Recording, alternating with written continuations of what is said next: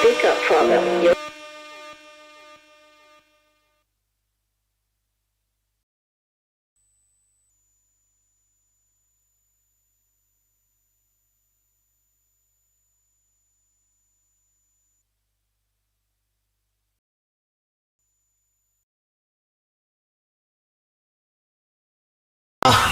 Radio with DJ Kuda, the hottest DJ in the manosphere.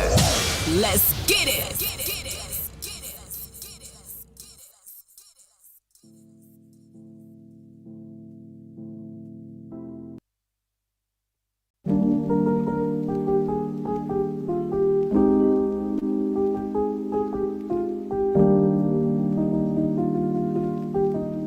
Get out of here, you damn nigga!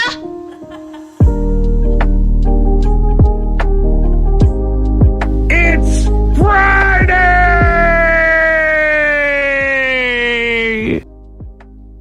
All right, what's going on, man? Shout outs to everybody here. It's Player Talk Radio. I am your gracious host, DJ Kuda, right back at the helm of today's show. Got a great show for you guys today.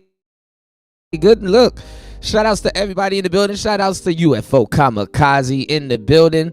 Shout outs to UFO. Hold on, give me 1 second. Let me get my foghorn ready for everybody. Good look, everybody. Hold on. Shout outs to UFO Kamikaze in the building. What's going on? D-Mac the trucker in the building. Hold on, y'all. Here we go. Shout outs to my truckers, man. I do it for y'all, man. Y'all hit your horn on the road. I got you. Thank you for rolling with a brother, and thank you for letting a brother roll. You dig what I'm saying? Shout outs to my truckers in the building. One more time. Shout outs to Raven Knight in the building. What's going on, player? Yo, UFO, you had me dying laughing in the back while I was mixing the music, man. I was like, oh my God. He said, man, listen. He said, watch him have the audacity to criticize Tory if he dates snow bunnies after this bullshit. And then, you know, Raven, he came in with the alley-oop, and he said he was probably coming to that conclusion, UFO, that night, and it would have got him into it. Probably that's what got him into the situation. You know what I'm saying? They were trying to say he was looking at Kylie. You know, and you know what? I'm not gonna lie, man. Luck is crazy, man. You know, being a guy with some experience. You know, I'm gonna stop saying a player because it for some reason. Actually, I'm not gonna stop saying a player, but it rubs people the wrong way, even though they know it's true. But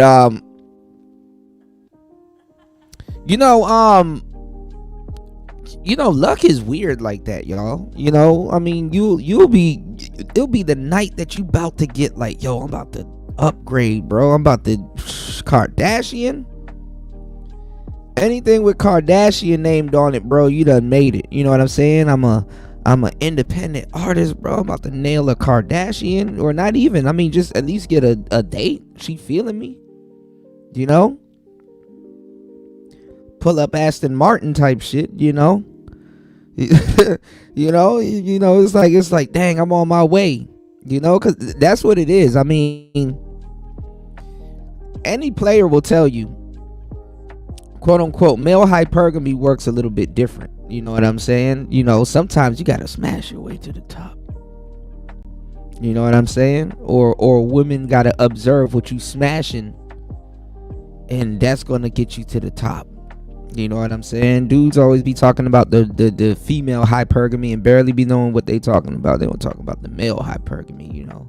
It's like, dang, you know, dealing with Megan and all this other stuff is what got me in the vicinity, you know, around shorty. You know, and yeah, you know, you probably about to upgrade, and then boom, this bullshit happens. You know, sabotage it all. You know, she starts seeing red, sabotage it all. That shit happens, man. Girl, thank you, girl. Sprinkle. I'm talking about some real deal, real life shit, man. Now listen, y'all. Y'all know for a Fendi fact, I got a show for y'all today. You know, now it's soon. The more the show gets, the more the show goes in. And please, y'all, hit the like button, support the show, because the more the show progresses, it's gonna get crazy. You know, I wanted to do the show a couple of hours ago,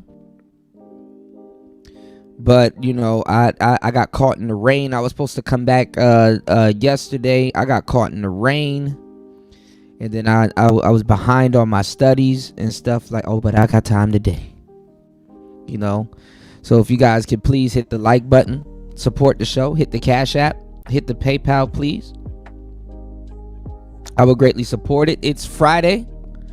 And I would greatly appreciate it. You know what I'm saying? I got y'all on today's show. We got Suge Knight. I wanted to do the show immediately, but we got Suge Knight. He called in on the Piers Morgan show, and we're gonna go over that. You know what I'm saying? Chiming in on the Diddy case. The Diddy case done got even more crazier. They're calling for a mistrial. You know what I'm saying? They're calling for a mistrial. And you know,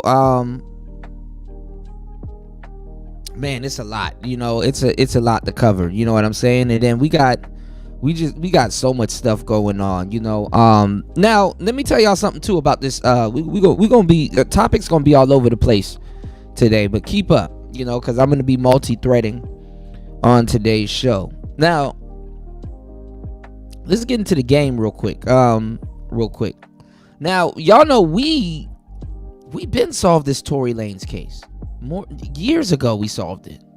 Here on Player Talk Radio. You know, that's the perks for being a thinker, you know, in a real player. You know what I'm saying? Everybody that comes through, hit the like button. You know, that's been a part of the Player Talk Radio and, you know, the player universe and supporting the shows. Y'all already know we already covered all of this stuff. This ain't no new footage. We covered this Megan Thee Stallion footage. This ain't no new footage. Everybody like, oh, this is new footage. No, it's not no new footage. We covered this years back. You know, I just had to remember that I'm like, man, we covered all of that. But let me give y'all the game.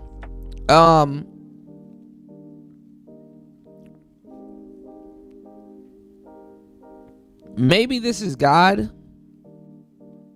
but I'm gonna tell you some real shit. You know, this helps out Tory because, especially at this case, especially at this point in the case, right? Megan, she wasn't frantic. You know, she didn't act like she got shot. And let me tell y'all something how dangerous this is, because this is a pivotal moment in the case. You know, so this was the thing, right? And I brought this up on the last couple shows about how people wanted black men to feel bad. You know, they were running with this whole trope that, oh, black men should feel bad because initially this is what sparked it earlier in the case, right? Hold on. All right, so earlier what sparked the case and what made people want to shame black men was Megan Thee Stallion came out and said that, oh, the reason why she told the police officers that she stepped on glass was because she wanted to protect the black man. She wanted to protect Tory. Remember that? Who was here around that time? Remember that? That, oh, I told the police that I stepped on lie. I lied to the police. She literally said this. She said she went on live, and we went over her live. We went over Tory's live also. And she said on live that she lied to the police. You know, this woman been lying her ass off, you know. She said on live that she lied to the police because she wanted to protect Tory. And she was running with the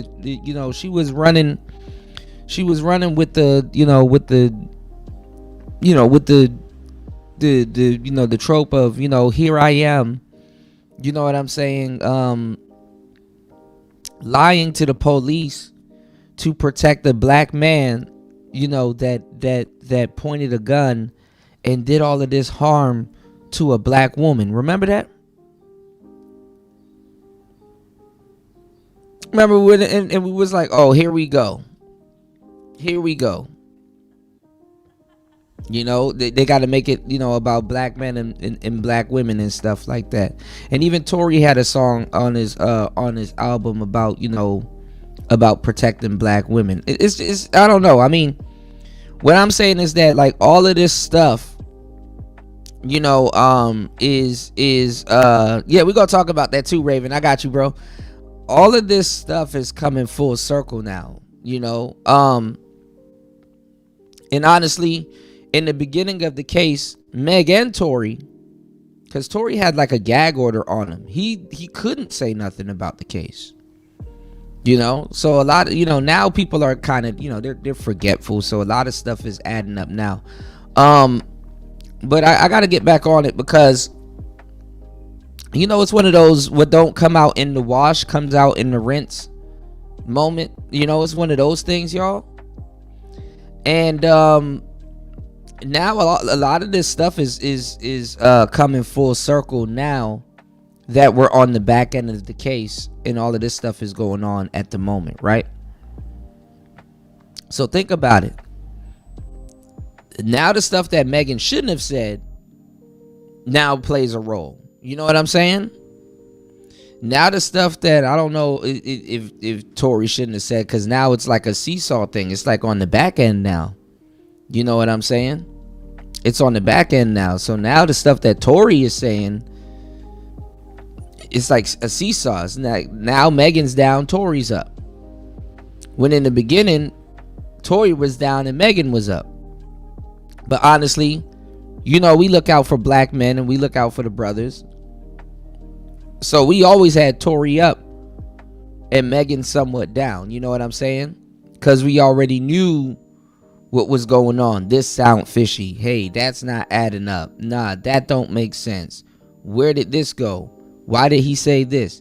Blah, blah, blah. You know, we really put it out there. You know what I'm saying? So now everything is coming full circle.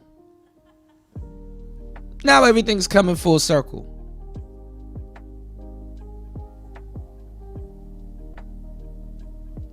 Everything's coming full circle now. So Megan, there's footage out here that we're gonna take a look at. And you know, Megan, she you know, obviously she lied to the police. You know, that's she, first of all, she's been going on a lying tour. You know, a lying spree. And you know, and I ain't gonna lie, she in super debt with she gotta be in super debt with Rock Nation.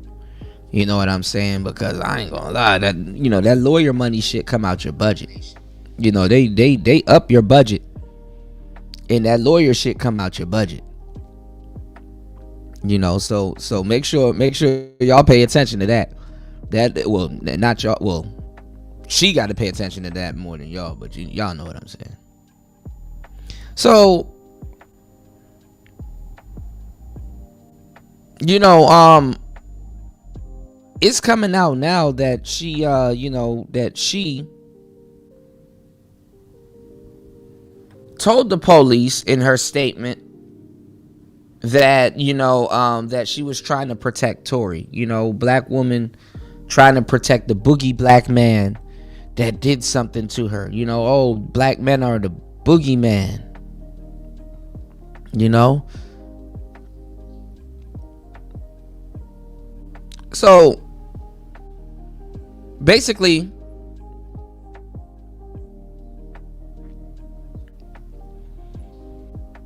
she basically lied. And then, you know, the police even said that, oh, you know, she stepped on glass. They were watching her, you know, stepping on glass and leaking and shit like that. You know what I'm saying? So it's like, well, you know, is there blood in the car? You know, she even said that, she even said that,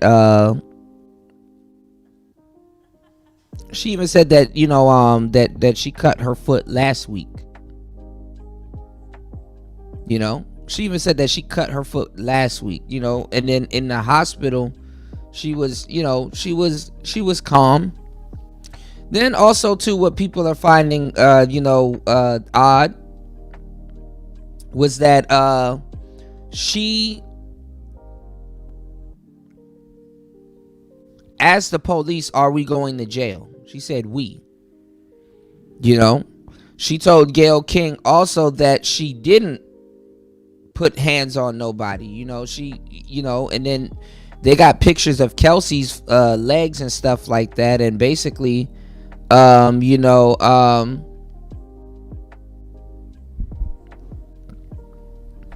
got pictures of Kelsey, and Kelsey's legs is all scratched up. You know what I'm saying? So basically, she was fighting. Is she gonna go to jail for fighting? Did Kelsey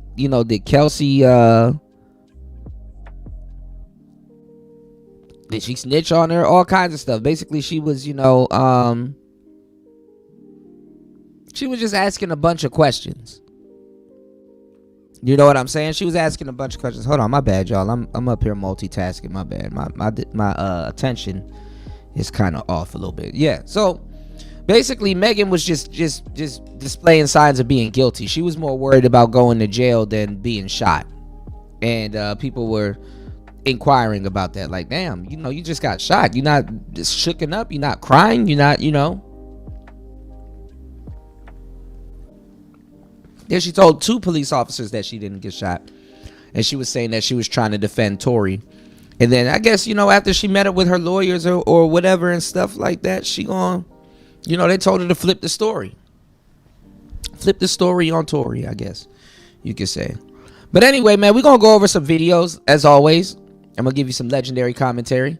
And we're going to definitely, go over, hold on, y'all. We're going to go over, the case. We're going to go over the Diddy case also. Suge Knight called into Piers Morgan. So that shit going to be crazy. Let me see what else we got. Larry Hoover. We're going to talk about Larry Hoover. We're going to get to maybe a little bit of the Travis Hunter situation. Let me see what else we got. And we got to go over another part of Diddy's case. You know what I'm saying? Because there's some people missing. Like I said, Capricorn Clark gave her testimony. Man, crazy news out of LA. There's some speculation going around that Nipsey Hussle, let the rest, but Nipsey was on some Diddy shit too. So it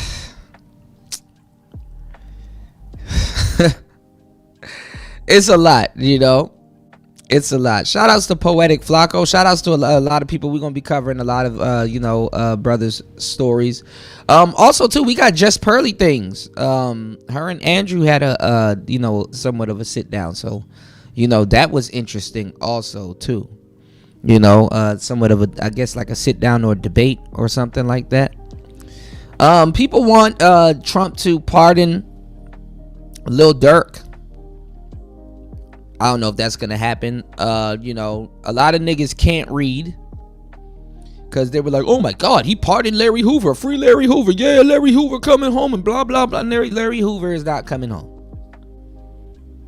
All right, he still got 200 years hanging over his head. So he out the Fed is just taking it step by step. You know what I'm saying? And I done showed y'all a minute, I done told y'all a minute about that, a minute ago about that with Charleston White reaching out to Kanye to try to get Larry Hoover out of that jam. You know what I'm saying? Kanye is in with the GDs, so it's a lot going on, there. Also, too, man, I was watching this live stream. I can't believe I was watching it. But y'all niggas gonna learn, man. You know, shout outs to Global, what's his name? Global CZ.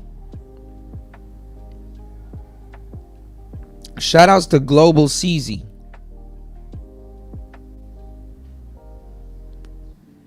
But he oh, I got the Kelsey pictures right now. Thank you, bro. My brother sent me, my boy sent me the Kelsey pictures. Okay. I got the pictures of all of them. Kelsey, Tori, and Megan. Good looks, bro. Y'all please hit the like button and support today's show. Dang, she scratched the fuck out of Kelsey's legs. I didn't see these pictures. Good looks. I'm about to put these in the Discord. Let me do this. Y'all join the Discord. I re-downloaded Discord. Hold on. Y'all join the Discord real quick. Hold on real quick. Let me put the link in the chat so you guys could go to the Discord. So you guys can actually see what I'm saying. Hold on.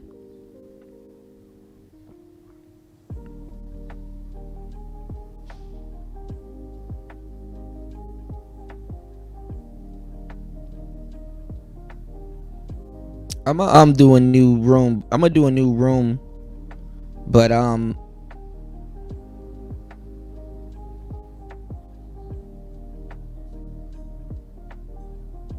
gonna do a new room where I can do this, but I want y'all to join the Discord right quick. Here's the Discord link. I'm about to post the pictures in the general section on today's show, but I'm gonna do a room. Okay.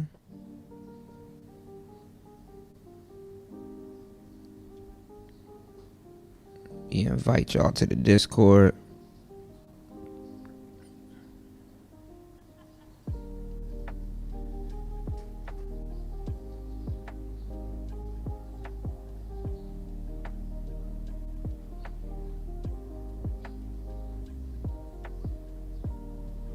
Give me 1 second.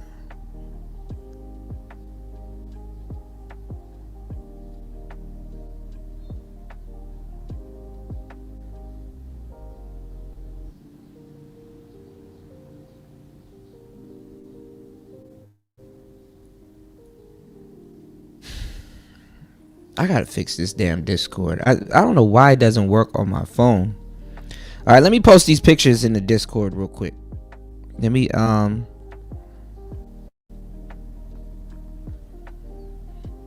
y'all don't laugh at these pictures too, cause these I ain't gonna lie, the last picture is funny real quick. The last picture is funny. In hindsight, the last picture is funny. Make sure y'all join the Discord. Hit that link. Shout outs to Unfriendly Stoic. I didn't know he dropped something in the Discord also. Okay. Hold on.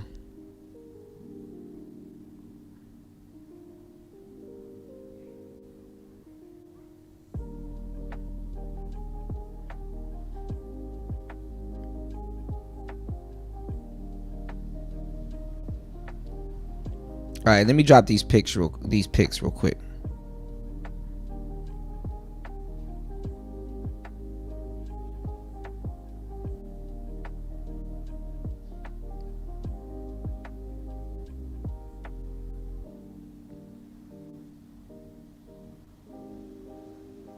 Dang, she scratched up. Damn, Kelsey thick as hell. She scratched up Kelsey's leg like a motherfucker. Hold on, y'all. Y'all know I gotta get put through hell before I can send anything.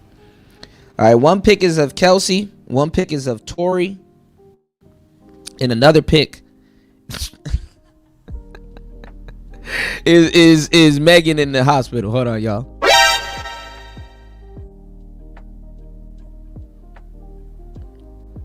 So we got Kelsey in the first pic, Tori in the second, and Megan in the third.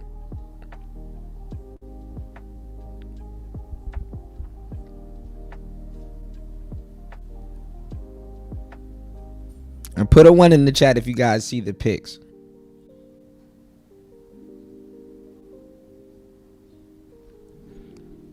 Hopefully you guys are following me on Discord. Hold on.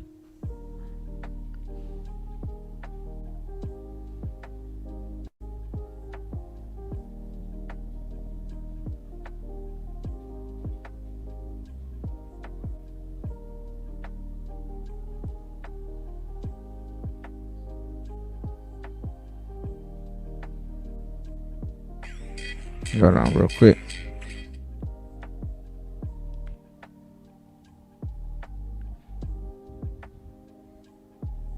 All right, there they go.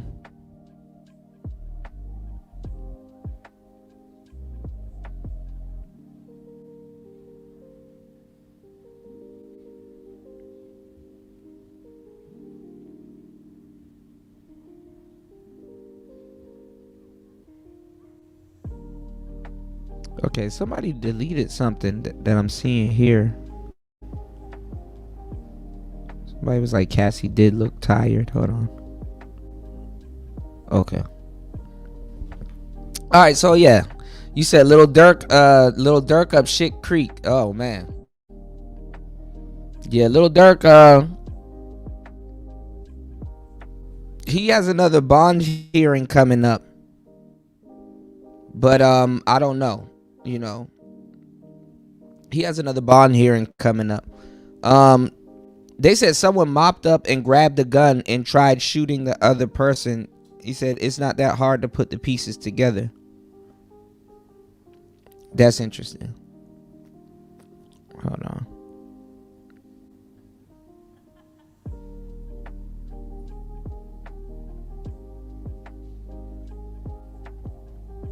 So look, the woman that's working on behalf of Tory Lanez, she put up the website. You know, she has the website up. You know,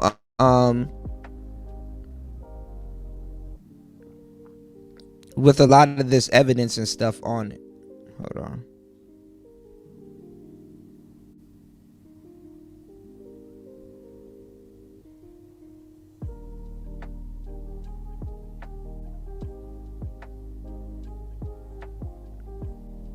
Okay, I can't find it. Dang.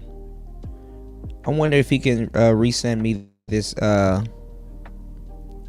this video with Cassie, because I might need that for the next segment. All right, anyway.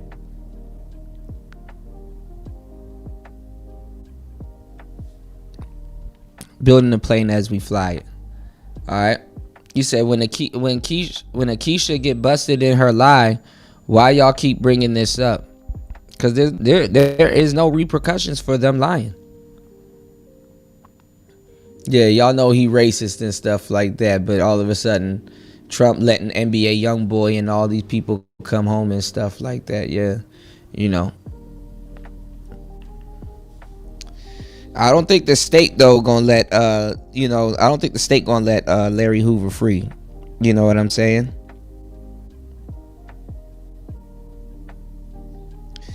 Yeah, man. Happy 68th birthday to Sinbad. I forgot to,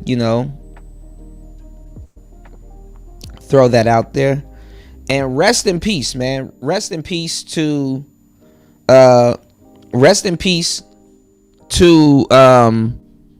of the members of Kool and the Gang passed away. So I want to give a big rest in peace to him.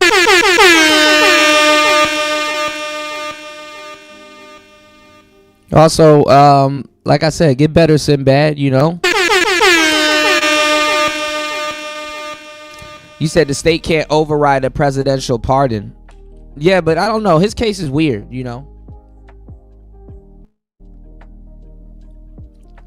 He's still got 200 years hanging over him.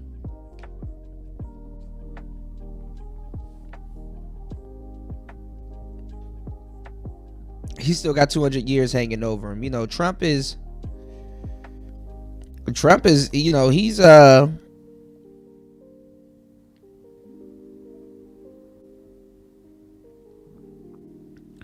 you know, and now all of a sudden niggas want to fuck with Trump and shit like that. You know, he's on this legendary pardon run and stuff like that. And a lot of people don't agree with him.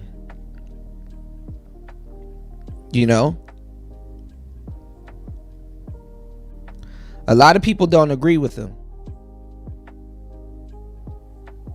A lot of people don't agree with him. You said Biden's son would have gotten the same. He probably, but that's what I was saying too. He probably would have pardoned Biden's son just out of spite. You know, he probably would have pardoned him out of spite. I don't put that past him, you know, Trump, you know. Hold on, y'all. Man, y'all, man, I'm getting. Hold on, I'm about to post some more pictures in the Discord. Hold up.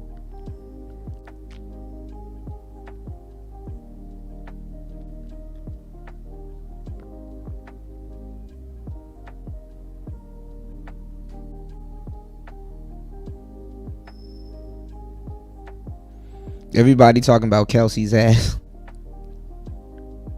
That's funny.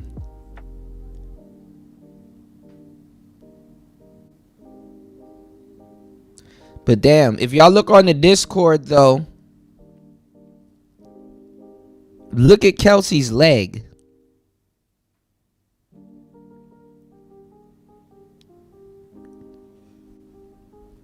Kelsey's leg is scratched the fuck up like she got into a fight with a damn Wolverine. Yeah, this case, Tory got railroaded.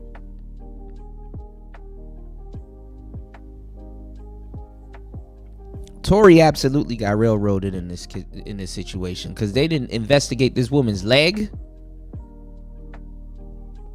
Come on now, this bitch got a whole Wolverine scratch on her leg. I want y'all to pay attention to that. I want y'all to take a look at that, you know. So y'all head over to the Discord. The link is in the chat so y'all can, you know.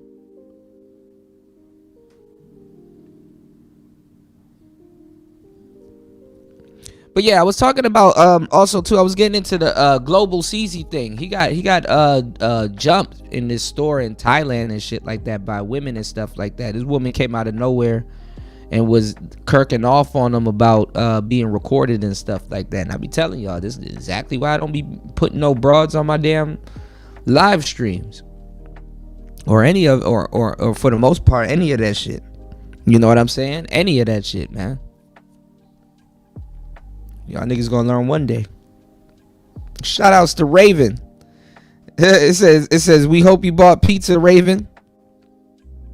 Shout outs to everybody joining the Discord. We're gonna start doing shows in the voice chat rooms in the Discord. I just needed to do some after show you know, topics and stuff. I just need to cover a couple of other stuff. Here we go. I'm posting another picture in the Discord of Megan's foot.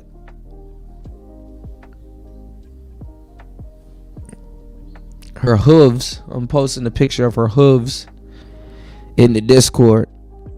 You know, so y'all head over to the Discord. That way when I go live and I post it in the Discord, you guys can see it, because you know YouTube don't be putting out the noti. Okay, all right, let's get into it. It's Player Talk Radio. All right, hold on, let me see. All right, give me 1 second. We multitasking. Shout outs to everybody over on Kick. Hit the like button, support the show.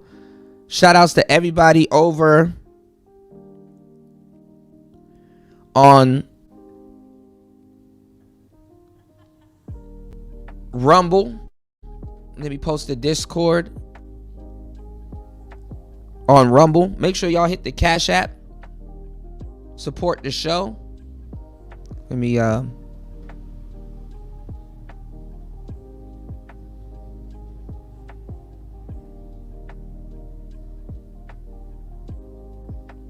shit.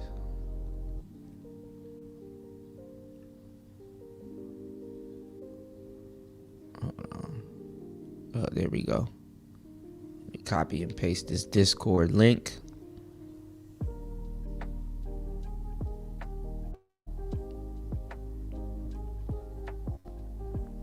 Go over to Kick real quick. Rumble. Oh, I'll go to Kick too. You can post the Discord link in Kick also. Really, it's supposed to be posting it everywhere, but hey, it is what it is.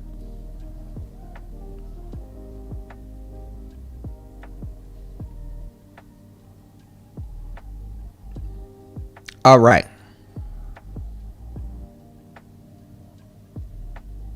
Yeah, you see, Raven. You see Kelsey's legs. Y'all see Kelsey's legs? Like what? They're the case right there. They got the evidence right there. Shit, Kelsey's leg look worse than Megan's foot. It's just that Megan's foot is swollen up.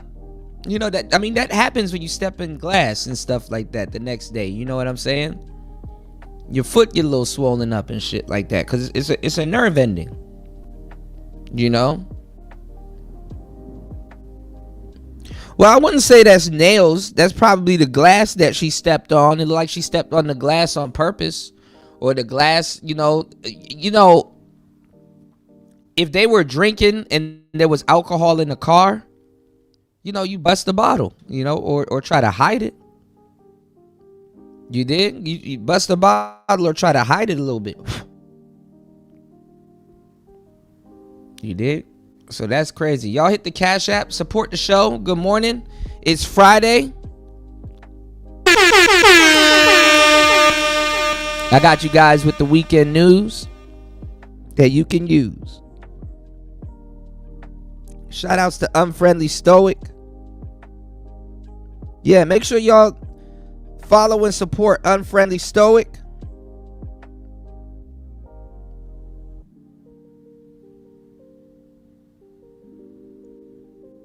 Shouts to my brother Unfriendly Stoic. You said she looked funky. Man, she thick as hell. But all right, let's get into it. Give me 1 second. Okay, you guys. 7 votes on the poll. 100% says yes, he's innocent. Interesting.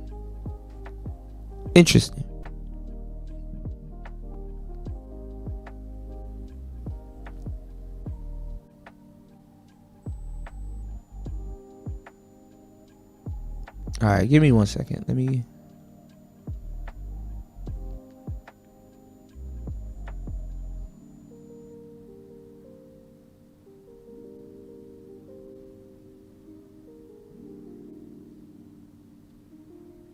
We'll go over the mediocre tutorials and reviews first, and then we'll go to Poetic Flacco, because all of them had different points of views too that I want y'all to take a look at. Give me 1 second. Now, like I said, this footage is old. We went over it years back, and we solved this case, you know. So let's get into it. Y'all hit the like button. Support the show via Cash App, via PayPal. Head over to the Discord and do me a huge favor and head over to hempforfitness.com. That is hempforfitness.com. It's player talk. Let's get it. Shout outs to our sponsors at hempforfitness.com. Are you looking for the ultimate fitness boost? Hempforfitness.com has you covered, delivering premium THC, CBD, and hemp products straight to your door. No mailbox is safe because they deliver anywhere in the U.S. Use code TUBE-10 at checkout for 10% off your order. And here's the best part. Mention CUDA and get 2 free gifts with your purchase. Use code TUBE-10 at checkout for 10% off. Mention CUDA and get 2 free gifts with your purchase. You can't beat that. Whether it's recovery, energy, or performance, we've got all your THC, CBD, and fitness needs covered. Hempforfitness.com. Your one-stop shop for a stronger, healthier, and happier you. Fuel your journey with nature's best. That's hempforfitness.com. This is not medical or health advice, but it is gems and nutrition for a happier, healthier you. Don't be late. The results are great. hempforfitness.com. So head over to hempforfitness.com. That is hempforfitness.com. All right. It's Player Talk Radio. Let's get it. Let's go. This just in, breaking news. Guys, I cannot believe all of the things that are coming out here today in regards to the Megan Thee Stallion, Tory Lanez case. But just as I told you before, we're going to be going over all of it as it comes across my desk. But the more evidence that comes out, the more that this case deserves to be reconsidered, as the evidence is pointing to a different truth. And it's not a truth that involves Tory Lanez being convicted and sent to prison for 10 years. The more information that comes out, it's obvious that there is so many key inconsistencies here, in conjunction with unreliable testimony and missing evidence, and that Tory Lanez has been convicted on a flawed as well as incomplete narrative. Now, you may be seeing a bunch of videos on the internet that might be giving you a little bit of a clip here, a little bit of information here. What I'm going to provide to you guys here today is a complete list of everything from the moment that Megan was interviewed by the police officers to this new evidence, all the way to provide you the inconsistencies in everybody's testimony. If you still have anyone in your life that just simply believes that Tory Lanez is guilty beyond a shadow of a doubt, send them this video and implore them to watch the entirety of this video.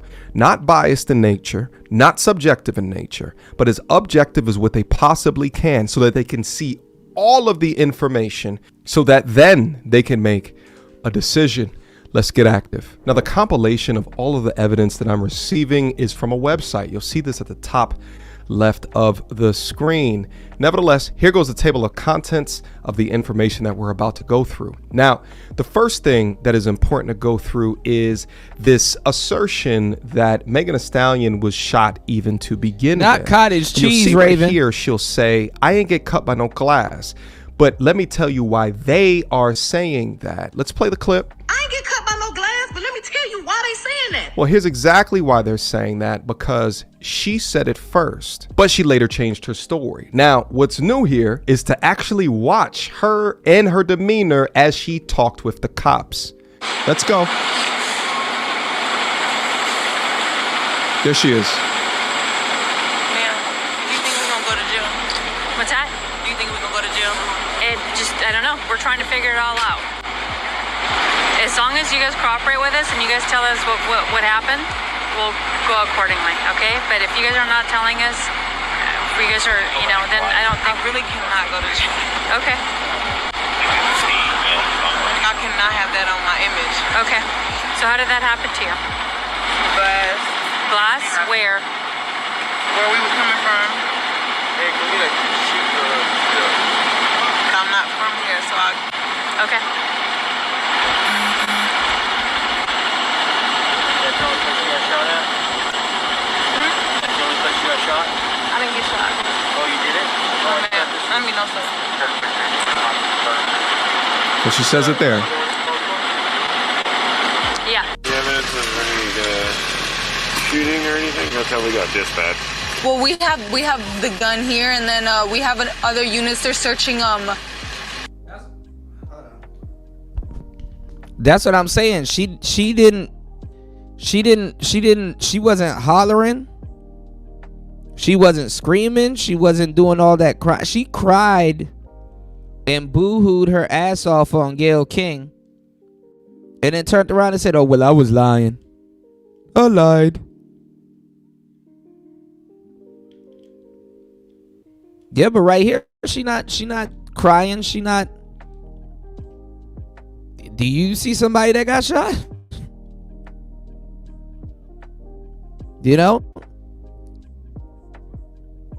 Tory, it's like he got gutted by a pig. I told y'all that, nigga, shit. Let somebody be stabbing me like that, nigga. I don't know what type of noise I'd make. We both gonna be surprised.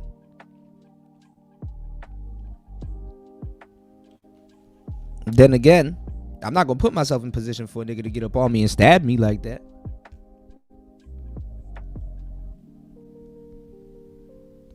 I don't think you could just run up on me and stab me, nigga. I will fight back. I do fight back, you know?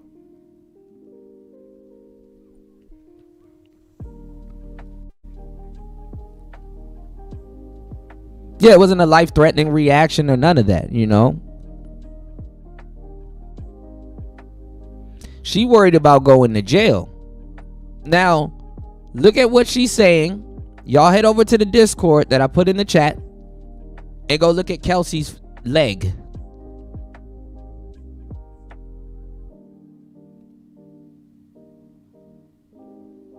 It looked like Kelsey was trying to kick her or something like that, and she grabbed her leg and shit. When Megan got a hold of them legs, nigga, why didn't they look under Megan's nails for DNA?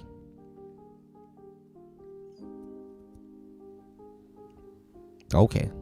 The house where it happened, so that's all we have so far. So nothing happened in the vehicle. No, we don't have any casings, no. Okay, from what you've been told. Okay. And then there's some cash over, looks like. Was the person who got caught with the other people here that you have in handcuffs? Were they all together? They were all together. Yes, they were all in the same. You know, that's what I'm saying. That shit is crazy. But let's go. Car. Okay. And then, do we know how she got cut? I believe when she stepped down, there's a glass. She dropped right a glass then bottle. this is another thing. Then this is another thing. On top of that, you don't know if it's Kelsey or Megan's blood. Well, you should be able to know if the hospital did what they were supposed to do. It was like, oh, there's 2 DNAs on you. There's her blood and your blood. She stepped on it and cut herself, and getting out of the vehicle. Okay. So her friends didn't cut her then. Right. Well, yeah, she'd be running to the police. There goes the bottle right there.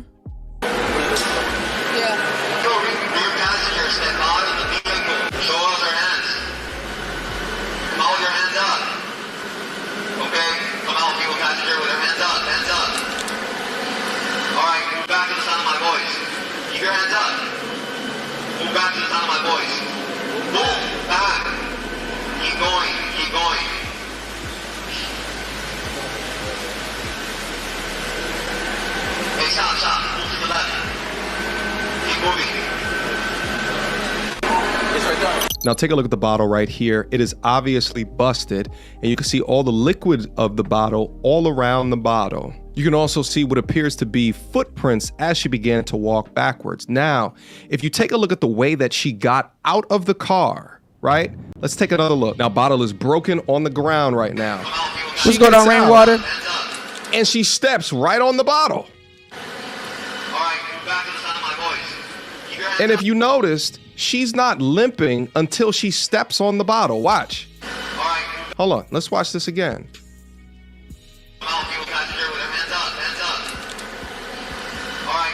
You can audibly hear the bottle break,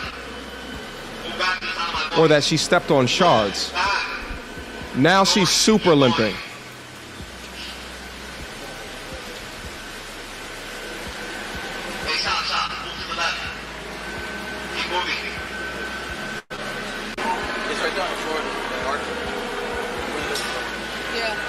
So with some of the officers visibly watching and audibly hearing her step on glass, and with her own admission that she had stepped on glass, that's how it came up to begin with. Now, line number 2, remember how she was saying that the police officer was being so rude to her within the hospital? Let's listen. I get to the motherfucking hospital, the police being so rude to me. Well, what's going on? Like, da-da-da-da, you're being detained, da-da-da. Ma'am, I'm being detained, I'm leaking, but I'm still not saying what happened. Shit crazy. Now let's watch a snippet of what actually happened at that hospital. And so what happened with you were just one ball stick on the left. I really cut on my right foot. I just stepped on gas the other day. Now she says she stepped on glass just the other day. So you were already hurt. So we thought you were and at that point, your friends were running down from the next lie, Megan claimed that she was trying to keep all of this off of the internet. So, since y'all hoes so worried about it, yes, this nigga Tory shot me. You shot me. And you got your publicists and your people going to these blogs lying and shit. Stop lying. Why lie? I don't understand. I tried to keep the situation off the internet. Now, that also was a lie. 3 days after the incident, Megan took to Instagram to post this message here on the left about being shot. Day later, she contacted the authorities. About a week or so after that, she made vague public statements in regards to the incident. By the way, Tory was quiet this entire time. Then after that, she did the infamous live stream where you can poke holes through her story like Swiss cheese. Then a month after that, Tory finally said something. And then Tory gave us his side of the story a month after that. And yet another lie. Megan Thee Stallion in that Gayle King interview said that she never put her hands on anybody, right? I never put my hands on anybody. Uh-oh. I never raised my voice too loud. Like, this was one of them times where it was like, That's crazy. How you get up there and lie to another black woman? Girl, thank you, girl. Sprinkle, sprinkle. How you lie to, how you ride? Why you ride so much?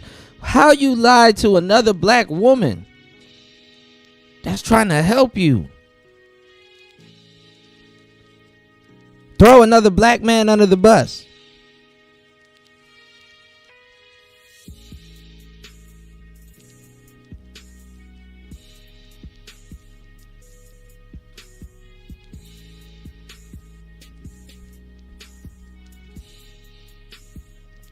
She lied the whole time.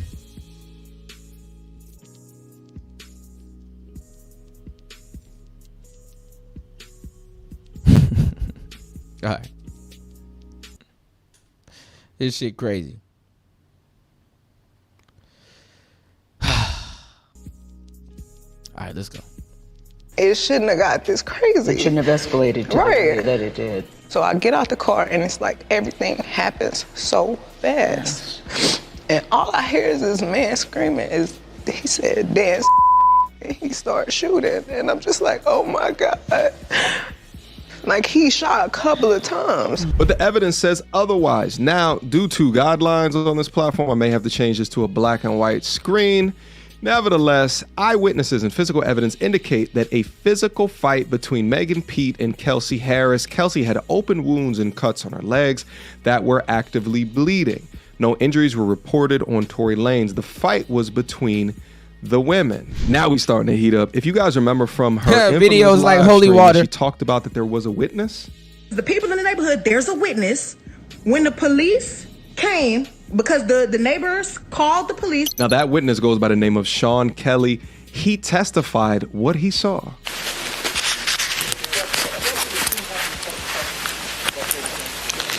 Wait, no, it didn't. No? They shot out of the car? The windows were open, that's why it sounded like either way. Yeah, I didn't No, really they were on my side.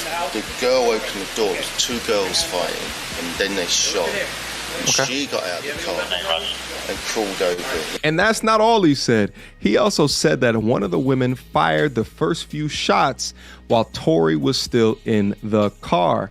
Let's review the testimony. Question, okay.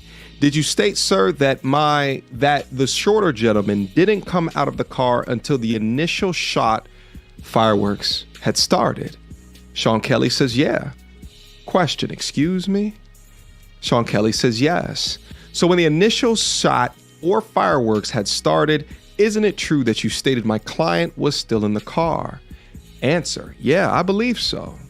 The shorter gentleman was in the car. He's repeating it.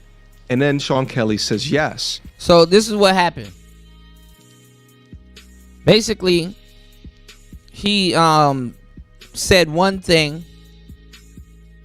He said one thing after after she got that she got shizat.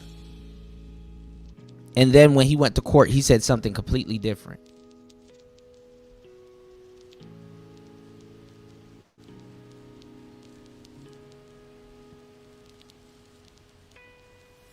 And Tory Lanez and his family was talking about it. Well, not Tory Lanez, but his family was talking about it. His dad. Okay. And did you state that initially you saw the two girls fighting? Sean Kelly says I did, yes. Did you state that after you saw the two girls fighting, you saw one of the girls shoot? He says, I believe so. But thereafter, did you say that the shorter guy got involved at that point, trying to take the gun away? Megan's lawyer said, objection. The court overruled that. Overruled means that they want to hear the answer to that question. He repeats it and says, is that what you said? The witness says, yeah. So the witness is saying Tory tried to take the gun away, which was the exact same new written testimony from Kelsey's security guard. This is additional audio of Sean Kelly explaining exactly what happened. Pay attention. The doors of the Escalade open and the girl come out and pull open the passenger door and started screaming and yelling at somebody in the car. So the girl who came out of the passenger, you're talking about the front passenger? No, the rear. The rear passenger.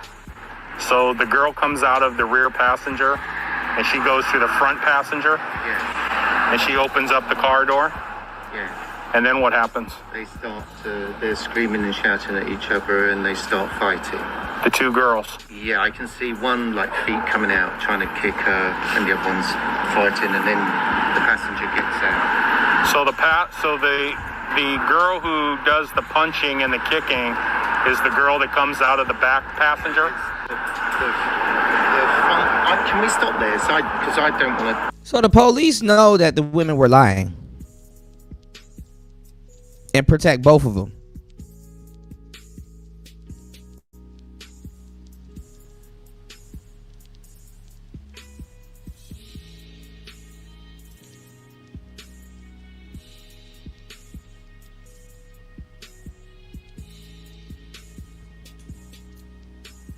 Y'all hit the like button, support the show. An hour and 19 minutes into the madness. Hardest working man on YouTube. HBO, help a brother out by sharing the show. It's Player Talk Radio. Let's get it. I'll tell you, and then I want to get my son's on his own. Yeah, I understand. And it's loud with the cars. I don't really want to. So basically, the car stopped. The girl in the back got out, started screaming and shouting, ripped the door, pulled the door open, but pulled it so sort of viciously. That's why I presume the driver got out. She starts screaming. She starts hitting the girl.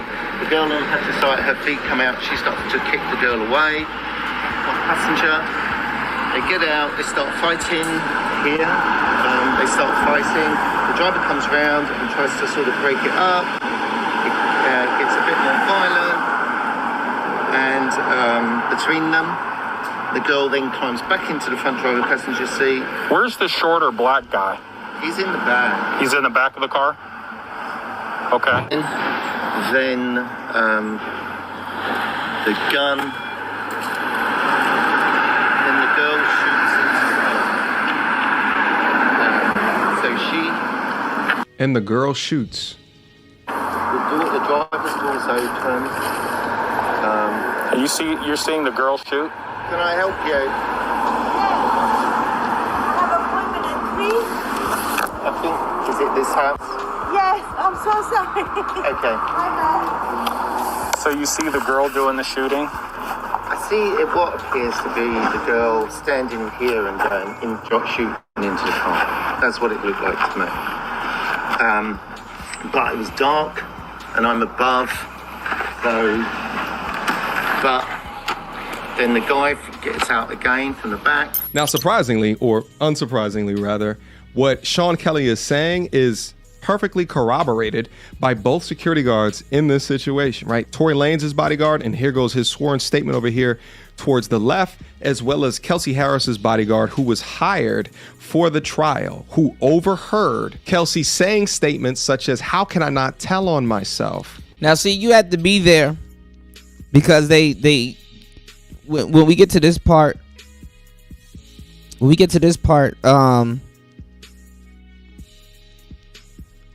of the case, they start switching shit up. You know what I'm saying? They start switching shit up. So they don't know. They're pretending like they don't know who the gun is, like whose gun is it? And they're really trying to say that it's Tory's gun, but it's not Tory's gun. It's his security guard's gun. You know what I'm saying? And his security guard, he went missing. He not there. So hey, it is what it is. And how am I protected if I tell certain things? So it's a lot more clear why she wanted immunity. Together, the statements of Smith, James, and Kelly paint a consistent picture. 2 women were fighting. A woman fired the gun. Tory tried to de-escalate the situation. Now let's take another look to re-examine Kelsey's testimony throughout all of this, which has been inconsistent to say the least. Kelsey Harris initially told prosecutors that she witnessed the shooting, but later recanted on the stand, admitting that she lied under pressure. Her Fifth Amendment plea and contradictions compelled the prosecution to introduce her prior statements in full, highlighting their unreliability. Her credibility was compromised, raising reasonable doubt. You can see here in image 14, I can't tell you the time, but yes, July 12, 2020. Question, and you saw what happened during the shooting, didn't you? Answer, I mean, again, no. The way I was positioned, honestly, no. Okay, in September, where you interviewed with us, it was not a blur, correct? Again, I said things to protect myself that night. Question, okay, well, you said, answer, that day. Question, you said it's a blur. You're trying to protect yourself, but you're telling us that you didn't see anything or you didn't hear anything. It's a blur. Is that right? Answer, I didn't see anything. So again, when I spoke with you, I said a few different things. Question, did you shoot Tory? Or excuse me, did you shoot Megan? Answer, no. Who shot Megan? Answer, again, I was getting out of the car. All I heard was shots I did not actually see. Question, did you tell us that when you looked at maybe the second or third gunshot, that's when you see Tory and he's in the front seat and he must have jumped over into the front seat and he's leaning over the door over the window? Do you remember telling us that? Answer, again, our interview was not 100% truthful. Now we're going to switch gears here slightly and speak about, did Tory even touch the firearm at all? All right. A forensic expert testified that 90% of DNA on the weapon belonged to an unknown male, not Tory Lanez. His DNA was not found on the magazine. Software used for analysis had documented instability and potential for false matches. An expert testified that if Tory had fired the gun 5 times, his DNA would be expected on the weapon, but it wasn't found. Female DNA was found on the gun.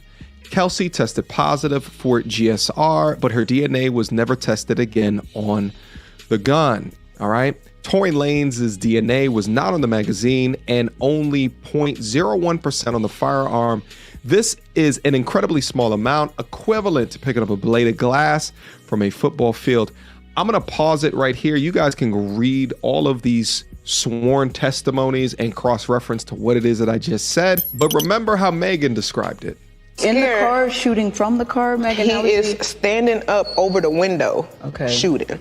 So not only were the bullets never found, but then also they didn't find DNA on the firearm itself. We have sworn testimonies, spoken and written accounts from different people that say that a female fired the firearm. Yet we still have people that believe her story beyond a reasonable doubt. And all I hear is this man screaming, he said, dance. That was a lie as well. Now, both Sean Kelly and Kelsey testified that they did not hear Tory make that statement. And here goes the 2 testimonies right here. I get to the hospital, the doctors do x-rays on my feet. Oh, ma'am, you got bullets in your feet, got bullet fragments in your other foot. I'm thinking the doctors is the police, so I'm still trying not to tell them, like, nah, I didn't know I got shot. You know what I'm saying? I'm scared. Like, I've never been shot before. I don't have to lie about that. You thought the doctors were the police, Megan? You talking about these doctors right here? By the way, none of these doctors were called in to testify in court. The first doctor, Dr. Anthony Lafredo, described the injury as a laceration from broken glass. There was no mention of gunshot wounds, fragments, or ballistic trauma. He also described Megan as pleasant and no acute distress. Interesting. Moving on to the right, Dr. Milton Little diagnosed bilateral gunshot wounds based on imaging. He removed 3 small fragments under general anesthesia and called wounds superficial, yet performed surgery. Now, this is the thing. The doctors don't know where the fragments are. They disappeared, y'all. Didn't put them in a Ziploc bag, no nada. Doctors don't even know where the fragments are. Anyway, claims fragments were bagged and given to police. Now, when it comes to what these fragments were, we did also watch her step on glass. Remember that? But yet the fragments just seemed to poof, disappear, huh? Now enter the plastic surgeon, Dr. Anna Howell, described wounds as superficial and cleanly closed. X-rays showed no fractures, minimal residual shrapnel. Dr. Howell treated for cellulitis, infection, discharged without mention of ballistic trauma. Of these doctors, one of which she thought these were police officers, the police, as she said, only one said gunshot. Now, in regards to these fragments that went missing, at preliminary hearings, detectives stated bullet fragments were missing. Prosecutors later claimed that the LAPD had them, an inconsistency suggesting evidence mismanagement or miscommunication. Prosecutors claim that the LAPD still has the bullet fragments allegedly removed from Megan's foot. Yet during the preliminary hearing, Detective Ryan Stogner stated that the fragments were missing. If LAPD had the fragments, why did the lead investigator testify in this manner? The chain of custody comes into question with a clear error.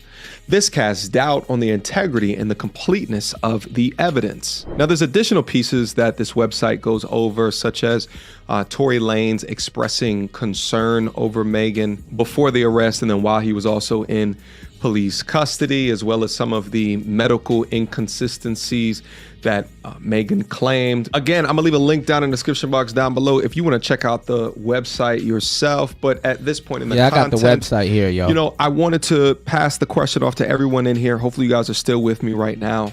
I want to be able to lay out all of the evidence that we... Shout outs to MTR. I got the website from earlier. What's going on, UFO? Yeah, shot glass. I just now saw what you did there, bro. Hey, yo.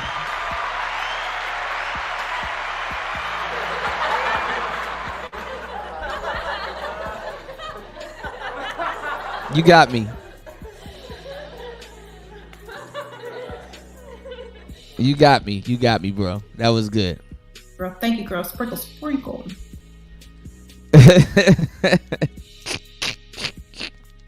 A lot of people, that's gonna go over a lot of people's head. A lot of people didn't pick that one up. Shot glass fragments. Shot glass fragments are huge, man. I've seen people fuck themselves up in many ways with a shot glass. Shout outs to the new people in the building. Shout outs to everybody over on Rumble. Please hit the like button. Support the show by hitting the Cash App. Hit the Cash App, y'all. Join the Discord. The Discord is in the chat. Oh, shoot. What's going on, Anthony? Hold on, my bad. Shout outs to everybody over at Kick. Shout outs to everybody over at Rumble. What's going on, Ant? Welcome to the show.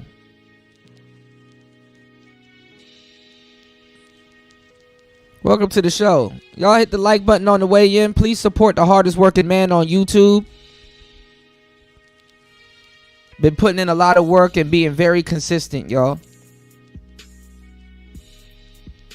So the name of the website is 36 Hours Later. Here we are. We are on the website. And there's a petition at the top.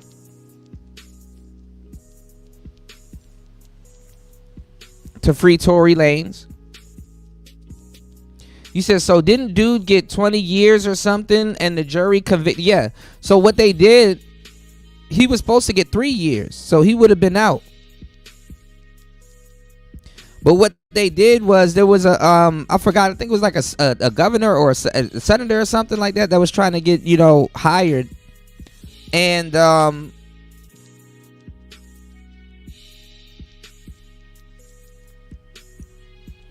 he put a gang enhancement on it. You know how in not even a gang enhancement, but you know how California got those enhancement laws, not just for gangs, but they put an enhancement on it, you know.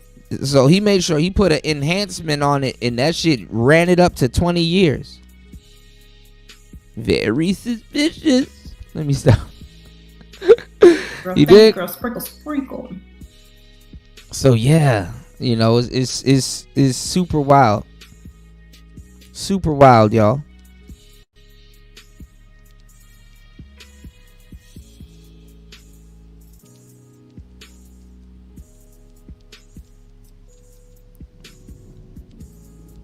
Okay, it's thunderstorming out here, man. Y'all hit the like button, support the shows. Player Talk Radio, let's go. Let me see if you guys can see this.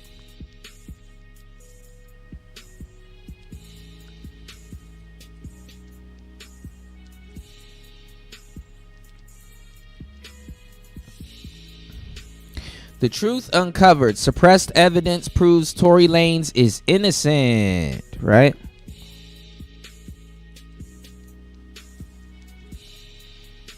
You said Ant Salute? Hold on. Oh, yeah. You said I was kind of hoping for the Knicks this time, dog. You said the Knicks won last night, right? I don't know. I haven't checked any of the basketball stats. Shout outs to Mace. Shout outs to my brother Mace Taggart. If you guys haven't, please subscribe to Mace's channel. I know Mace would know. But good morning, everybody. Let's get into it. It's Player Talk Radio. It says the truth uncovered. Suppressed evidence proved Tory Lanez is innocent. For best viewing results, please turn your phone and refresh your page if you are on mobile. Okay. They got all the, the photos and stuff from the court here. And it says the truth becomes clear when facts come to light. Key inconsistencies, unreliable testimony, and missing evidence prove Daystar Peterson, formerly known as Tory Lanez, was convicted on a flawed and incomplete narrative. Though Megan Pete's own words, or through Megan Pete's own words, my bad, y'all, police reports and experts' analysis, the facts suggest that Tory Lanez did not fire the weapon and tried to stop the conflict. The case deserves to be reconsidered as the evidence points to a different truth. Then they have a fact check. Then they have a fact check list. It says Megan told police and doctors she stepped on glass, not shot. Video and officers confirm Megan stepped on a glass bottle, not hit by gunfire. Sean Kelly testified 2 women fought in the street. One fired first. Tory was still in the car. Kelsey tested positive for gunshot residue. Her DNA was never tested against the gun. Kelsey received free rent for a year after the shooting. Who paid? And why? EJ said an object in the girl's luggage looked like a gun. Megan claims she spoke in response to Tory, but the timeline proves that she went public first. Tory's DNA was not found on the magazine, only a 0.1% on the gun. Statistically irrelevant. 90% of the DNA on the gun belonged to an unknown male. probably his security guard, not Tory. Tory's jail call apology was about the drama of sleeping with two friends, not a shooting. Tory has repeatedly said, "I would never do anything like this." No bullet fragments on X-ray, no nerve damage, fractures, or joint trauma in Megan's medical records.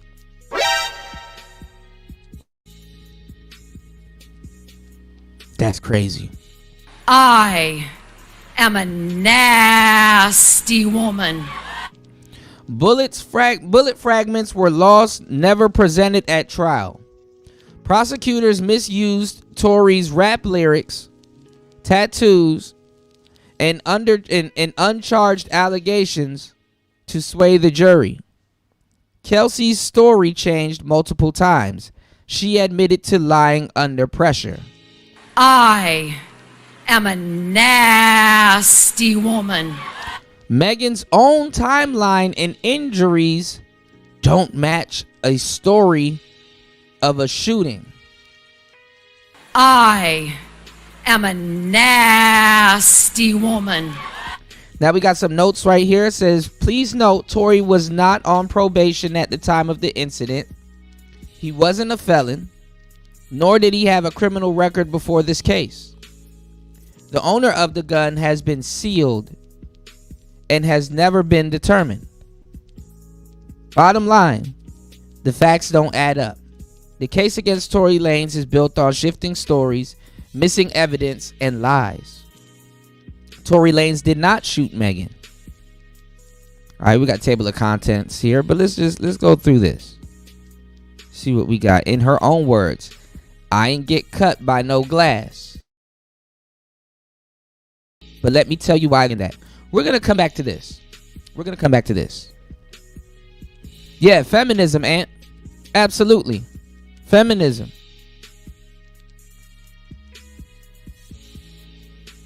Absolutely.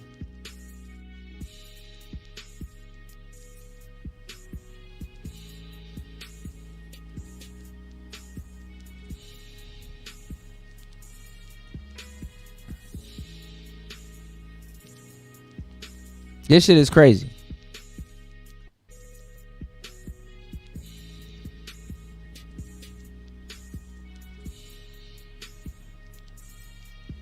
Let's get into Poetic Flacco real quick, because I wanted to bring up his recount of it.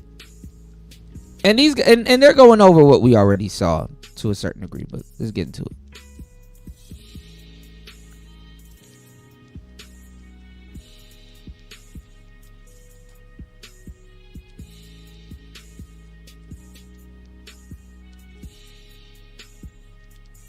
Y'all hit the like button on the way in.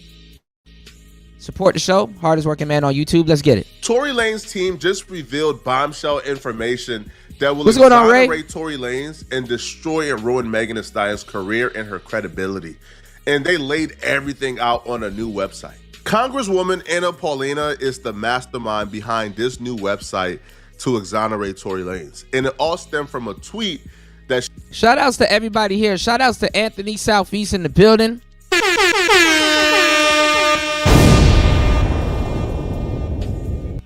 Shout outs to Ray Hanma in the building. Good to see you, bro.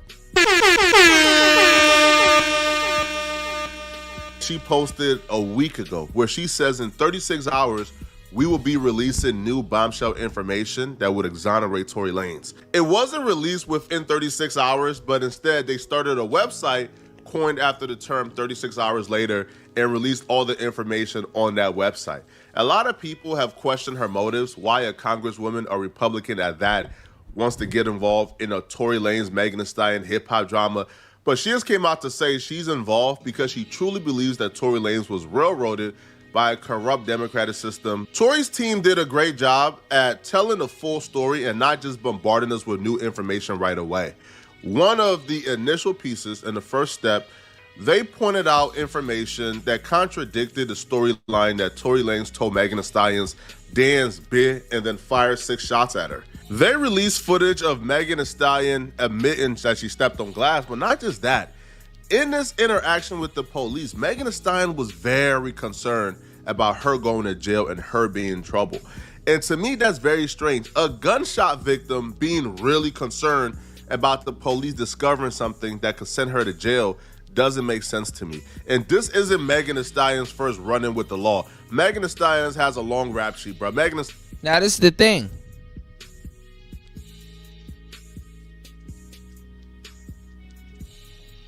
Megan was fighting.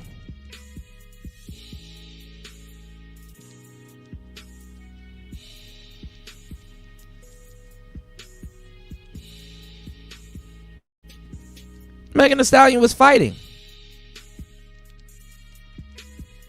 Go look at Kelsey's legs. I put it in the Discord. I dropped the link for the Discord.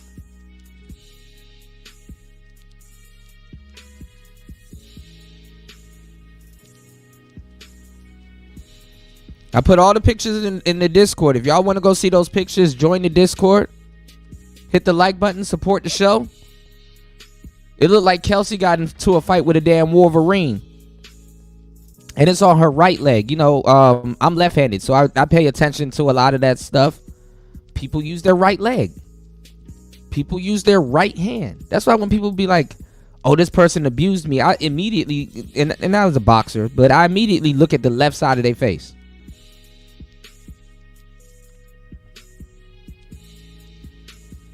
You know, people kick with their right leg. That's why if you go look at regular stance, your left hand is forward and your right hand is because they believe that it has more power. Usually if you get into a street fight, the first thing somebody's going to do is use their right hand. And then you got a lot of people, I know, I don't know, for some reason I think it's just a DMV thing, but I know a lot of people that, yeah, they're right-handed and they stand unorthodox. You know, some people, I get the logic behind it. Some people try to, you know, I want my dominant hand to be in the front. You know, cool. You said I'm going to reach out to Republican Luna and see if her organization can. Oh yeah, Ray, that's a good idea. I remember you were telling me about that. That's a good idea. All right. So let's get it. Let's get back into it. You know, go look at Kelsey's legs. I posted the pictures in the Discord. Let's go. Stallion has multiple mugshots out there. So Megan Thee Stallion understands the law. If you did nothing wrong and you are the gunshot victim, why would you be going to jail for getting shot? Oh, I'm going to check that out, Ray.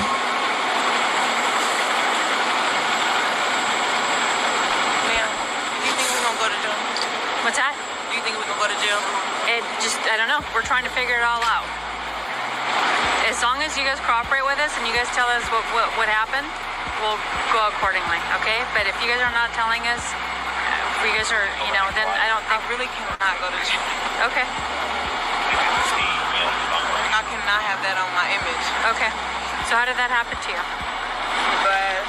Glass? Where? Where we were coming from. But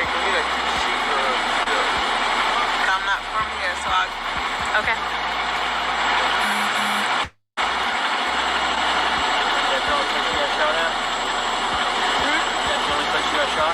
I didn't get shot. Oh, you didn't? Oh, man. I mean, no stuff. She was also very concerned about her image and how this story would make her Yeah, I did see that. The storyline of getting super drunk at Kylie Jenner's house, trying to fight Kylie Jenner, fighting your best friend, fighting a man that night, being exposed for sleeping with the man that your best friend is doing a sneaky link with, that looks bad for you. That looks horrible. And then stepping on a glass because you're super intoxicated and you're just drunk looks horrible. But the storyline of this really angry man shot at you because you stood up for yourself, now that storyline looks wonderful for your career. So you could understand how that got concocted as soon as she picked up that phone and called Rock Nation about the quote-unquote incident afterwards. I can almost tell you how that conversation went, bruh. Don't say nothing. let's intervene. Let's try to get this all cleaned up. Because looking like a horrible drunk who was sleeping with your best friend's man looks crazy. Now, the police didn't just take her word for it. The police did their investigation at the scene. And at the scene, they discovered enough evidence to show that Megan Thee Stallion stepped on glass, which is why when the police charged Tory Lanez initially, they only charged Tory Lanez for gun possession because they found a gun, I think, on the passenger side of the vehicle. Shooting or anything? That's how we got dispatch. Well, we have the gun here, and then we have other units. They're searching the house where it happened, so that's all we have so far. So nothing happened in the vehicle. No, we don't have any casings. No. Okay, from what you've been told. Okay. And then there's some cash over. Looks like. Was the person who got caught with the other people here that you have in handcuffs?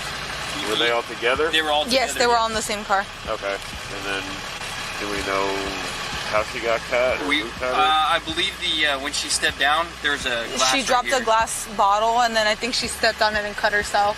Okay. Getting out of the vehicle. Okay, so her friends didn't cut her then. Right. Oh, well. Yeah. So her dropping a glass bottle is not considered her trying to get rid of some evidence?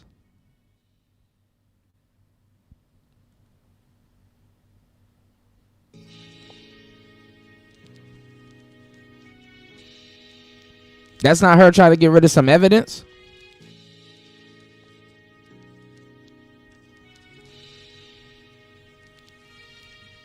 Y'all just gonna, she dropped the glass bottle.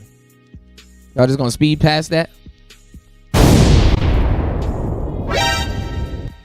Okay.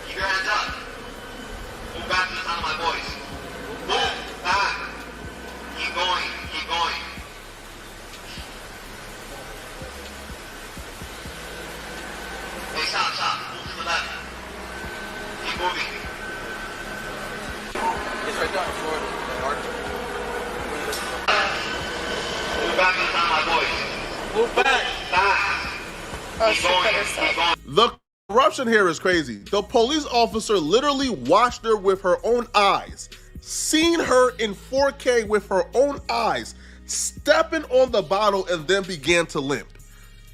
She stepped on the bottle in front of the police officers. You just heard her say, oh man, she just stepped on the bottle and she cut her. So if they watched her step on the bottle, cut herself open, probably had some fragments go in the open wound because she's walking on literal glass at the time. How does this equate to Tory Lanez popped at her? Now, I do believe a gun was shot that night. Don't get me wrong. A gun was indeed shot that night.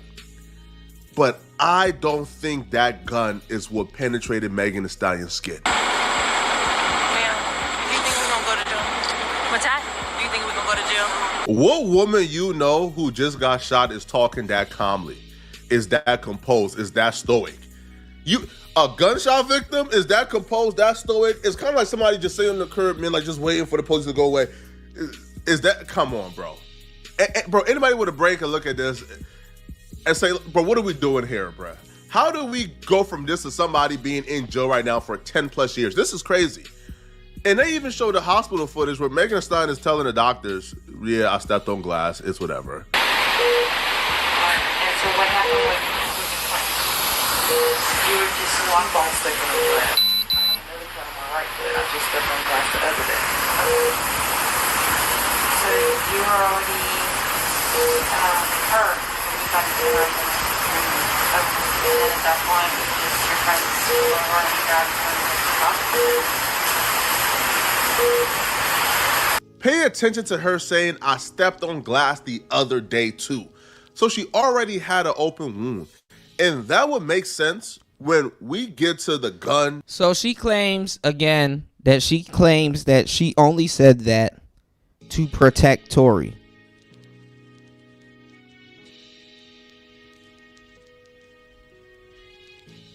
But who's really being protected?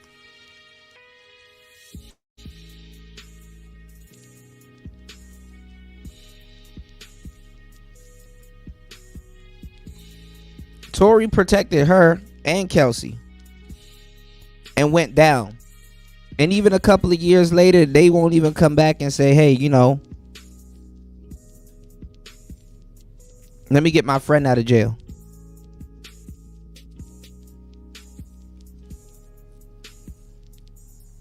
Even if they know they you know, the government was in on it and helped them break the law, both of them.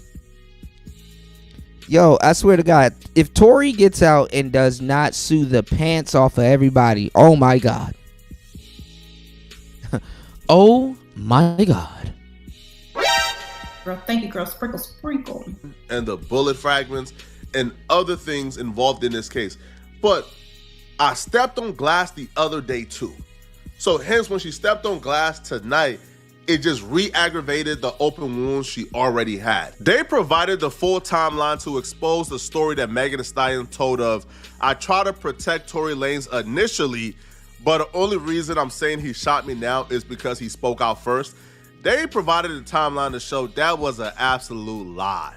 She did not say she stepped on glass initially to protect Tory Lanez, and she didn't change her mind because Tory Lanez spoke out first. That's a lie.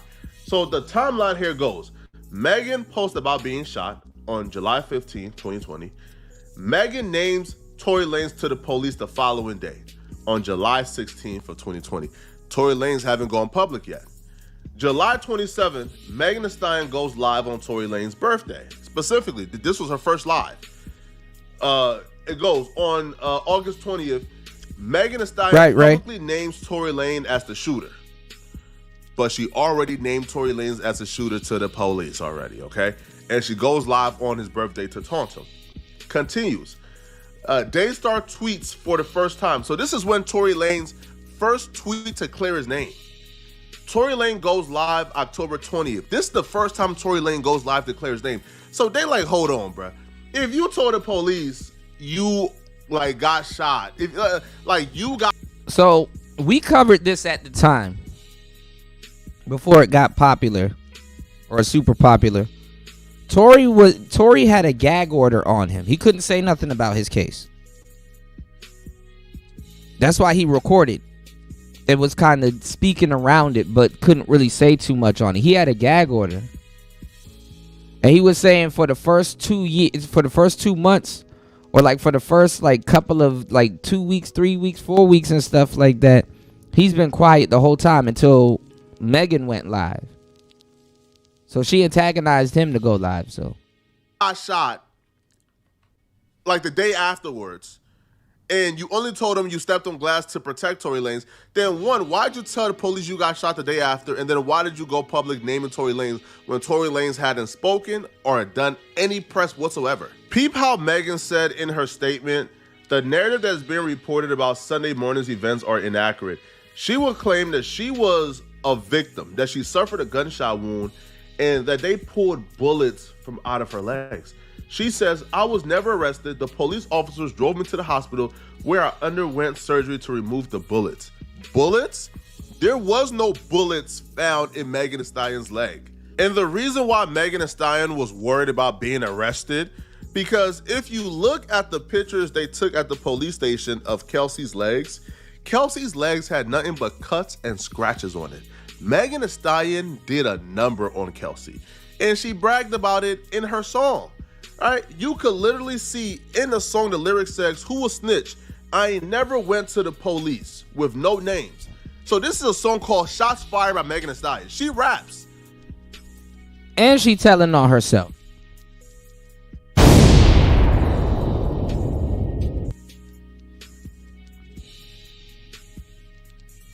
And she telling on herself.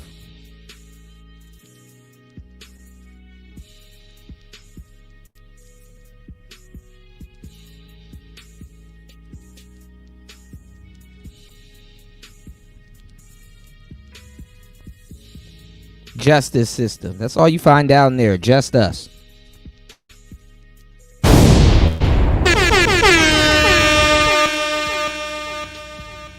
Are y'all here? Good morning. Put a 1 in the chat if this is crazy.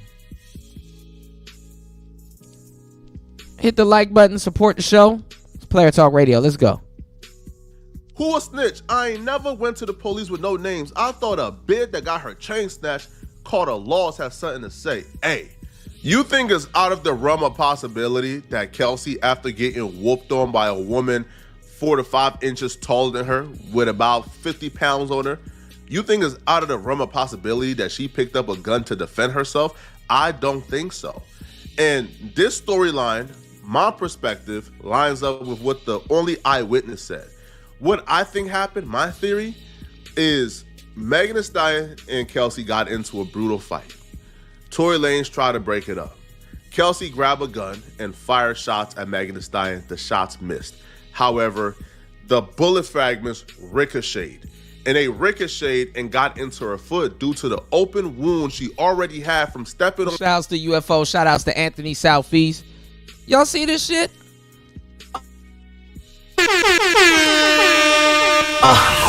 Now you know you gotta break the game down a little bit more because they might be slow. See this shit, Chris G? Welcome to the show, man. Good to see you, man.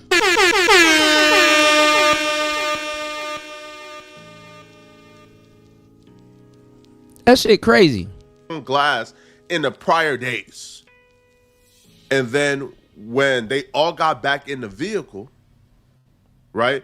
And when they all got back into the vehicle, Making it hot. What took place was Megan Thee Stallion then hopped out the vehicle, stepped on glass further, re-aggravate the wound, made the wound look so much more crazy. The police said, what the heck is this? That's what happened. That's the only story that makes sense, and the eyewitness account backs that up. Here is Sean Kelly, the only eyewitness of this case, telling the police that he's seen Kelsey shoot Megan Thee Stallion or fire shots at Megan Thee Stallion. The shots missed. You said, why the jury convict dude, a bad lawyer? I want to hear it from that perspective. Well, on the website, which we're going to go back to, because we're super thorough, hardest working man on YouTube.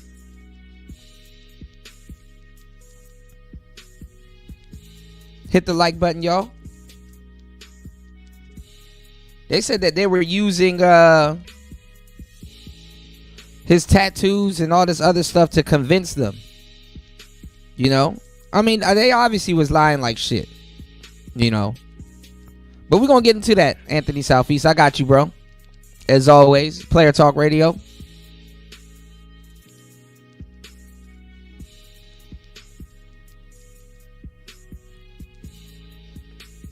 And then evidence start going missing. Those bullet fragments, those went missing.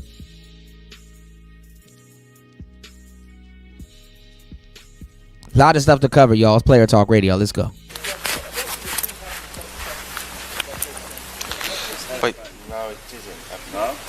They shot out of the car? Well, the windows were open. That's why it sounded like either way. Yeah, I didn't No, really they see were it. on my side. The girl opened the door. Two girls fighting, and then they shot. This is the witness. Okay. She got out of the car. Doors of the Escalade open. So this is the thing, though, and when this witness that you're going to be listening to, guys, when he got to court, he changed up his whole story. He changed up everything. It was influenced by the prosecutor. So let's get it. The girl come out and pull open the passenger door and started screaming and yelling at somebody in the car. So the girl who came out of the passenger, you're talking about the front passenger? No, the rear. The rear passenger. So the girl comes out of the rear passenger and she goes through the front passenger? Yeah. And she opens up the car door? Yeah. And then what happens? They start they're screaming and shouting at each other and they start fighting. The two girls? Yeah, I can see one like feet coming out trying to kick her and the other one's fighting, and then the passenger gets out. So the girl who does the punching and the kicking is the girl that comes out of the back passenger. Can we stop there? Because I don't want to. I'll tell you, and then I want to go. My son's on his own. Yeah, I understand. And it's loud with the cars. I don't really want to. So basically, the car stopped. The girl in the back got out, started screaming and shouting, ripped the door, pulled the door open, but pulled it so. Now this is his statement.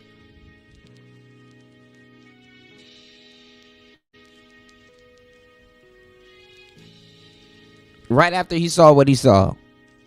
And you know, the police, they're like, you know what, if Tory don't want to talk, Megan don't want to talk, Kelsey, who somewhat was, you know, you know what they say, it's like a carton, you know, it's like a, you know, when you have cases and stuff like this, it's like a carton of eggs. One of them gonna crack. If you look at Kelsey cracked, to tell you the truth. She was on some fuck that bitch. You know, she was the more volatile one. Obviously, she had the gun. And maybe rightfully so. I don't know.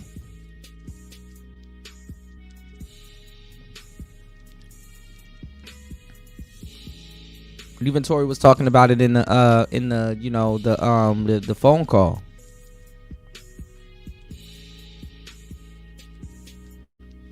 But if everybody want to play dumb, just lock them all up. That's how the court, you know, that they you know, the laws play like that. What's going on, Insane One? Good to see you, bro.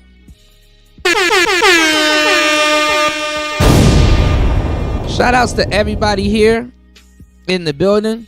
Please hit the like button. Hardest working man on YouTube. Hit the Cash App. Support the show. It's Player Talk Radio. You're now listening to Player Talk Radio with the coolest DJ in the manosphere. Let's go, DJ Kuda. Let's go. Insane One says, "What's going on, everybody?" He says, "Sup, everyone." He said, "Just stopping through, killing it in St. Vincent." Yes, sir. How's the weather down there, man? It's storming up here, you know. Monsoon season, almost about to be summer. Hot as hell during the day though. You said I'll be back in the States soon. Have a good weekend. Absolutely, man. Good to see you as always. You said and free Tory, he's a victim of the industry. I agree, man. Absolutely, I agree. Yes, sir. Shout outs to everybody over on Rumble. Shout outs to everybody over on Kick. Make sure you guys hit the Discord if you are on Rumble. Cash App and the Discord link is shared over on Rumble. Please hit the like button over on Rumble. You can hit the Super Chat on Rumble, or you can support the show via Cash App, HBO. Help a brother out.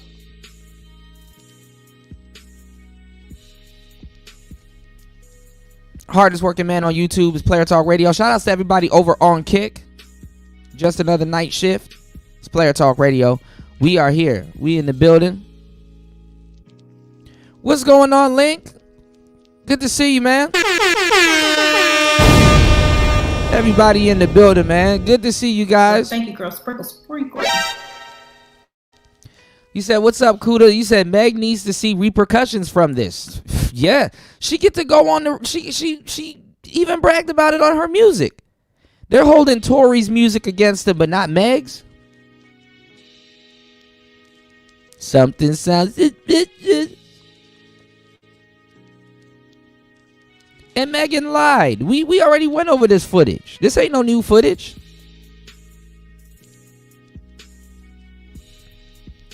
And then you see how they flip it.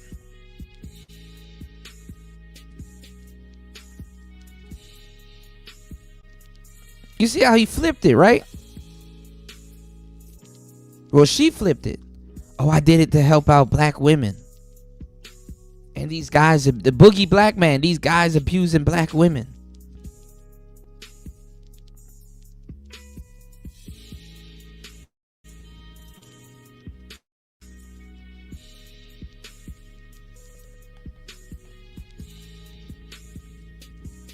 When in reality, it was two black women that put a guy that saved them. He saved one from death He saved one from jail, and he got put in jail. Damn, let me find out it's illegal to protect black women. Think about it. Insane One said, it's rainy season here too, Kuda. He said, but still some nice weather. I'm leaving here next month before Carnival, though. Man, I wish you could stay, man. Ain't nothing back in the States, bro. I'm telling you, man. Have fun as long as you can. Insane One says, I agree, Link. Yeah, and that's what I'm saying, Link. I think Tory needs to sue the fuck.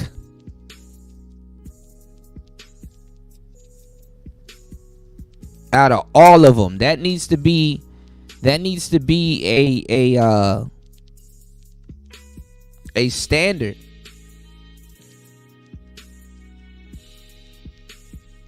Now, hopefully you guys are here and enjoying the show. 2 hours and 7 minutes into the madness. Please hit the Cash App. Hit the PayPal. Support the show because I got even more crazy stuff as we go. Y'all know I take care of y'all. Fully loaded clip.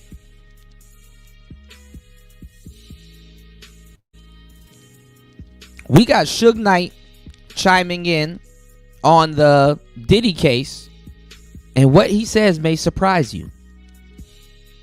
So make sure you guys tune in for that. We're gonna be here putting in this work, man. It's Player Talk Radio. Now let's get into this guy's statement. Right after he saw what he saw.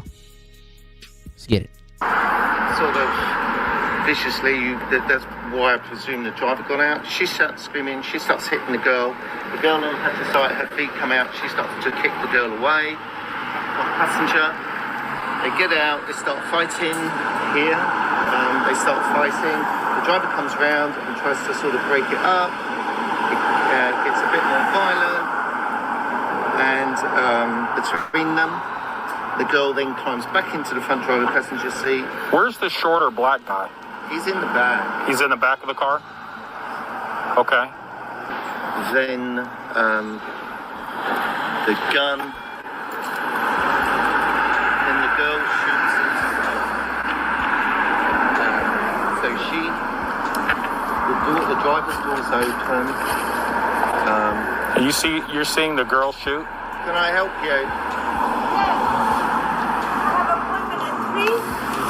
I think, is it this house? Yes, I'm so sorry. Okay. So you see the girl doing the shooting? I see what appears to be the girl standing here and shooting into the car. That's what it looked like to me. But it was dark, and I'm above, so. But then the guy gets out again from the back. And you want to know what happened to the only eyewitness who identified the woman shooting at Megan Thee Stallion? That eyewitness came to court. And when he got to court, the prosecutors took him upstairs. Now, the eyewitness was the defense witness. The defense was who called the eyewitness. The prosecutors didn't want to call the eyewitness. The defense called him. But when he got to court, Tory Lanez and his family watched the prosecutors take that eyewitness upstairs. And when he came back downstairs, he didn't speak to Tory Lanez, looked nobody in their eyes, went to the stand and completely changed up his story. When we sat outside, my wife and I, we saw this gentleman come in and we sat down and it was identified for us that, oh, this is Mr. Sean Kelly. He's sitting across from us on the other side of the hallway. And as we sat there, the prosecution came out, one of their detectives or investigators rather, and one of the prosecutors, they took this gentleman, they went upstairs, I believe it was to the 14th floor at that time. By the time this man came down, the witness they did not want to call, this man came down and his testimony became so embellished with other nonsense that people who saw it just looked at it and said, this is crazy. Imagine telling the police seconds, minutes after the incident, everything you just saw fresh on your mind, and then a year and a half later, you go to tell that same story you told the police, and then prosecutors walk you upstairs, walk you back downstairs, and your entire testimony changed. Now all of a sudden you seen Tory Lanez shooting. This to me is the corruptness that went on. Also, by the way, the owner of the gun, the prosecutor sealed that information. The owner of the gun, the name of the owner, got sealed. Nobody knows. All right. Tory Lanez's DNA was not found on the gun. It was actually 0.01% of his DNA found. But what that means is that's damn near like a billion black people, right, share like 0.01% of DNA. So his DNA was not found on the gun. The eyewitness is saying Kelsey shot Meg. Megan Thee Stallion is admitting, hey, listen, man, I stepped on glass the other day. I already had an open wound. The gunshots probably got fired at her by Kelsey. She probably stepped on bullet fragments that went into her foot, bruh. And also, by the way, the bullet fragments that got pulled out of her foot, those bullet fragments mysteriously went missing. They can't be found. They lost the evidence. You said Megan's nice looking, but if I'm in Capitol... You said Megan's nice looking, but if I'm in the Capitol in St. Vincent by lunchtime, there's a ton of natural stallions. Absolutely. Anomaly. It's not even an anomaly out there, man. And they're more exotic.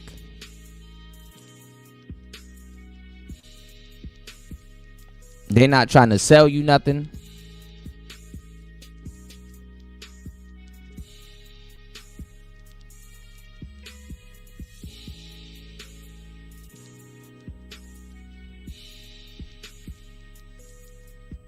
Correct, insane one. And Tory Lanez still got convicted in court. To me, this is the example of being railroaded. But let me know what you think. I really want to know. All right, let me know your honest opinion about this, bro.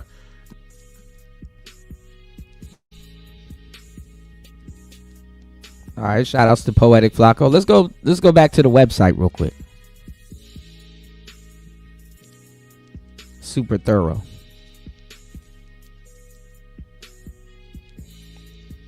So this is Megan Thee Stallion in her own words. I ain't get cut by no glass.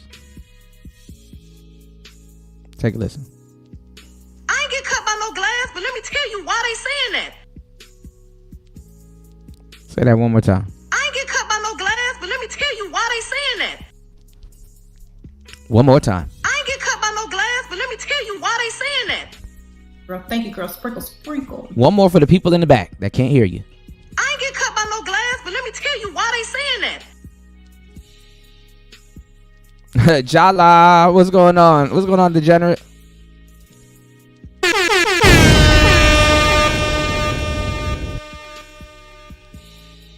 You said, oh, they're trying to sell you getting them a U.S. visa. Hey, look, you know what they said, Insane One? I don't know if it came across your desk. Trump cut it out. He cutting out that green card.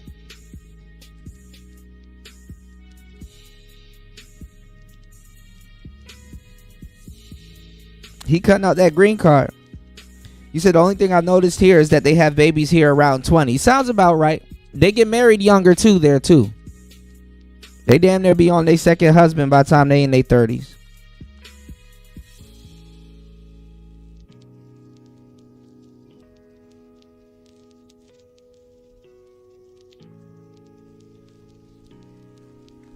All right, y'all hit the like button on the way in. Hit the Cash App. Support the show.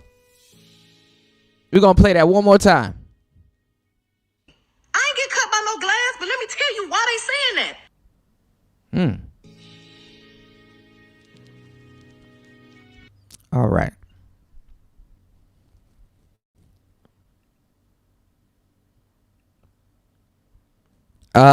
Ray said link. Do you mean the link? Do you guys want to come up, or do you mean link? Or brother Link in the chat. Oh shit. I don't know why I got rid of it. Hold on, y'all. Let me pull this back up.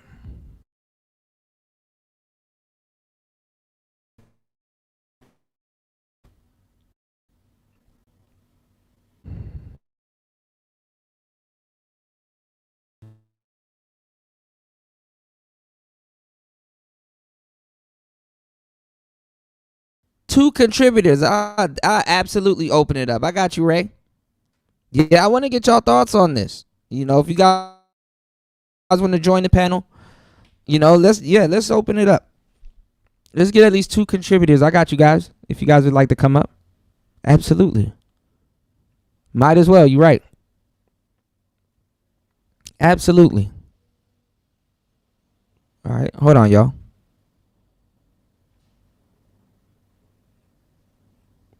Give me 1 second.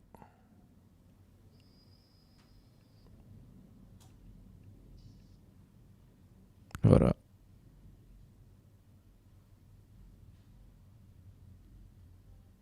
Pull this up real quick.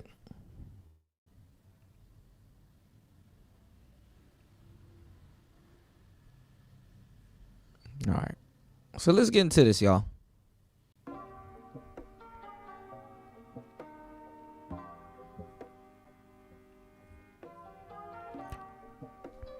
I ain't get cut by no glass, but let me tell you why they're saying that.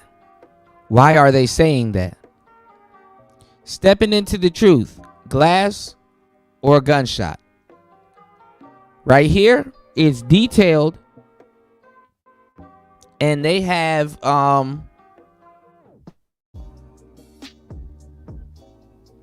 the voice clips right here. I'm pretty sure this is what this looks like. Take a listen.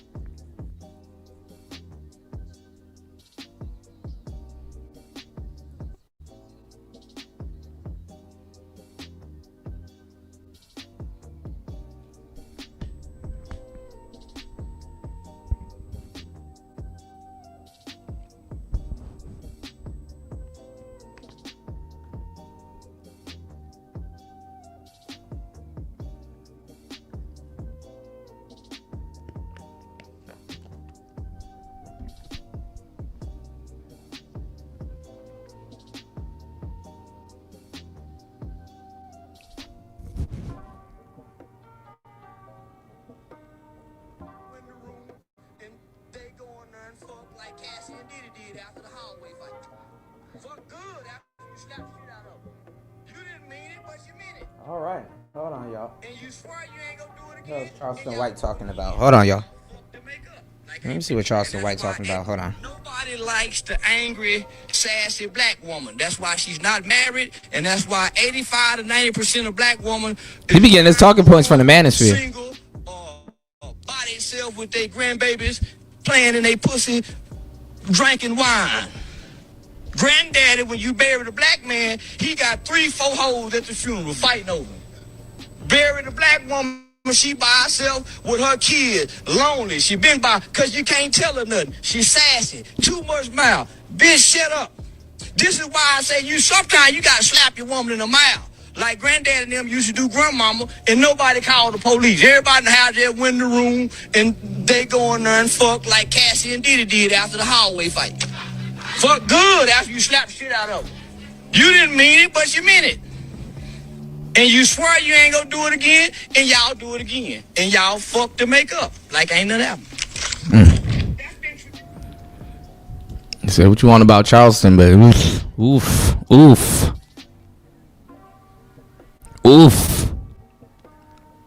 Let's open up the panel. It's Player Talk Radio. Let's get into some more of these clips real quick, y'all. See what else she got.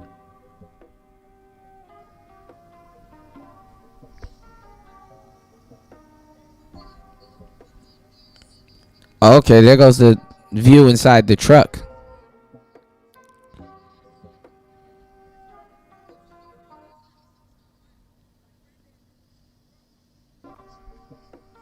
Look at that.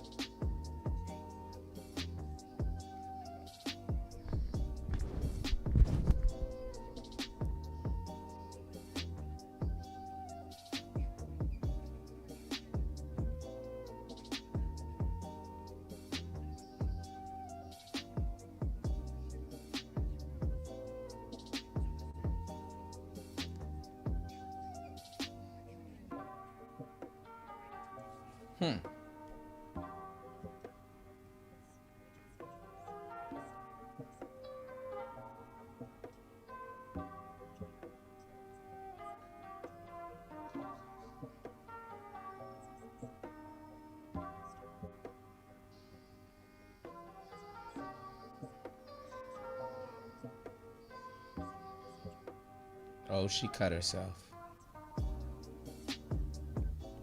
I can't have this on my image.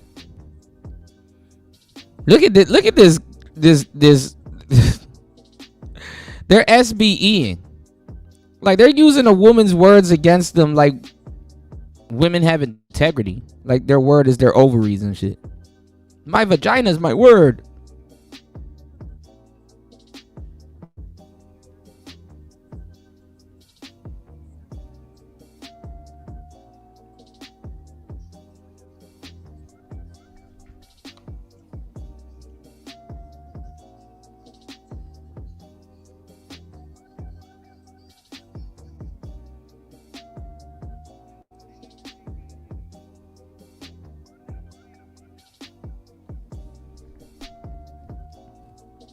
She was incriminating herself that whole time on that live. There's a lot of things she shouldn't have said.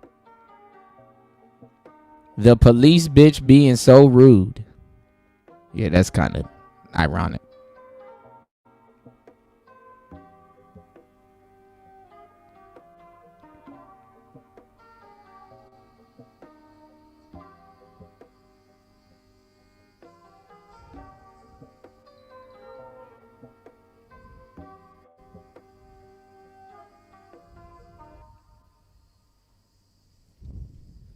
No repercussions for lying.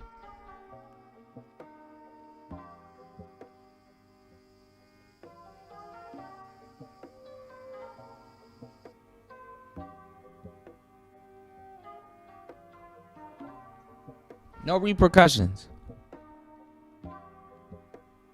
It's 3 lies. She lied in the beginning, then she turned around and lied, and then she lied.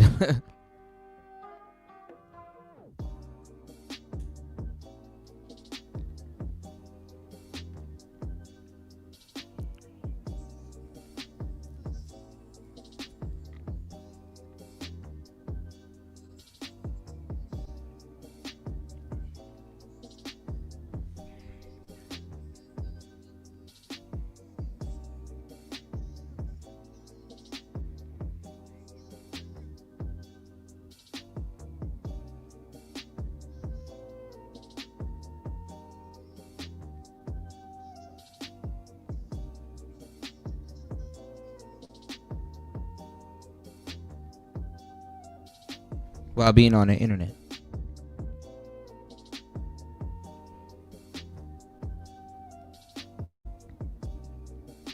Timeline contradicts the claims. This is well put together.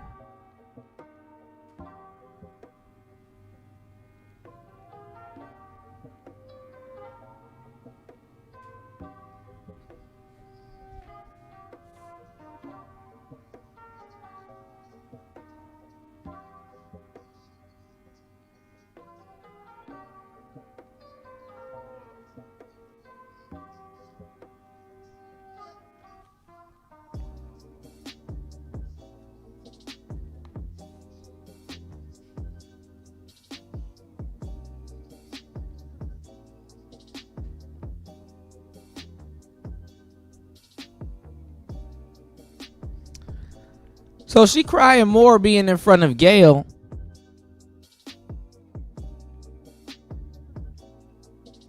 She's crying more being in front of Gail.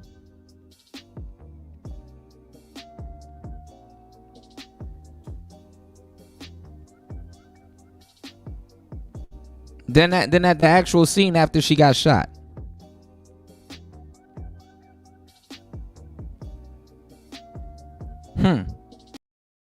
One drunk man is more intelligent than 3 women with PhDs. Thank you so much. That's Thank you so much. That's the thing. Thank you so much. That's the thing.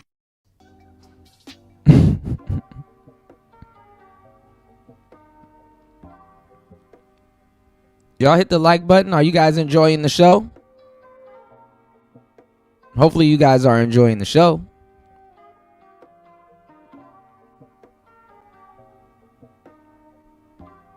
This is crazy.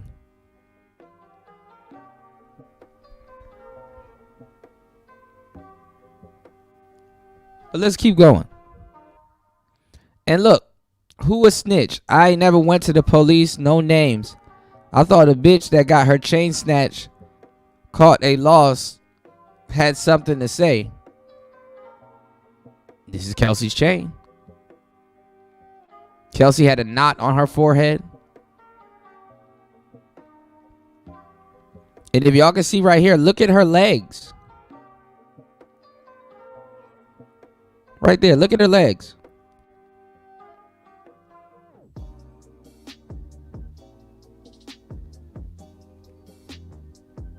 I thought a Wolverine said something. You're a victim. There we go, CSI. What's going on, Bronze?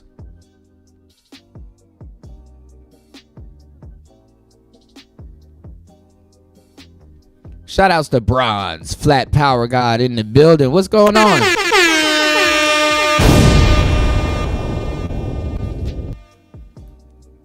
Two hours and 30 minutes into the madness. Please hit the like button, support the show. HBO, help a brother out.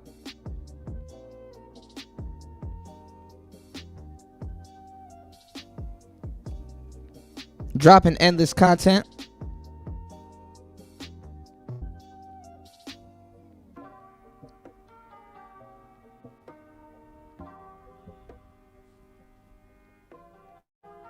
What's going on, Lord?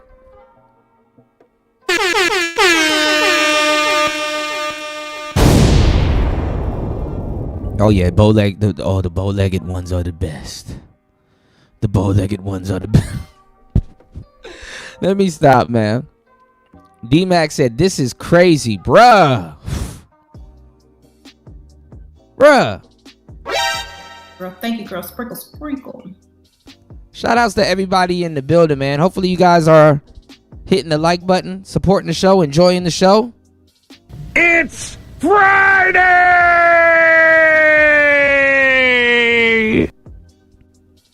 Hit the Cash App. Let's open up the panel. Fuel the show. Fuel the show.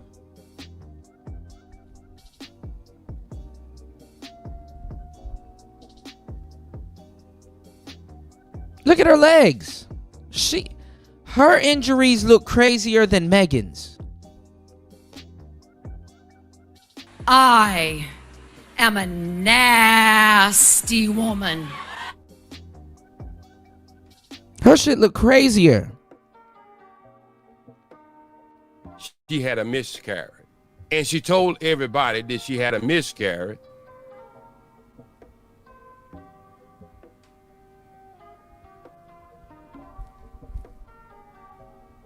And see, look at Tori's tattoos and everything. So they were saying that they used, you know, his image and some of the stuff that, you know, they were showing. They used it, you know, he already looked like somebody that need to be in jail to the jury. Then Megan get on her song and tell.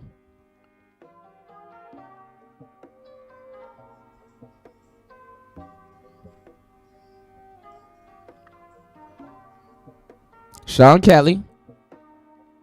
which is right here.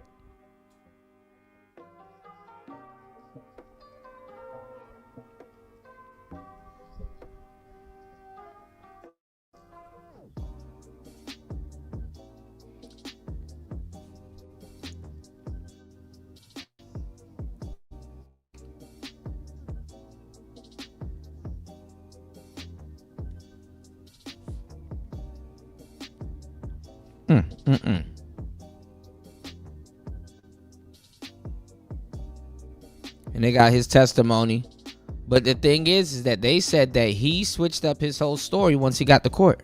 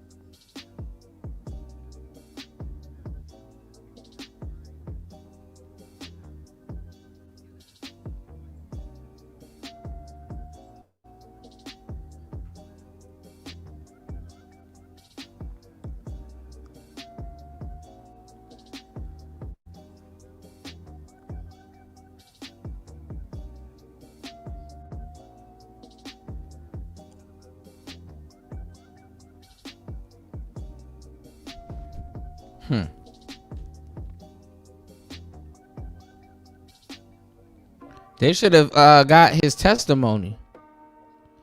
Isn't there a stenographer in these courtrooms? They should have got his testimony. How did he switch it up?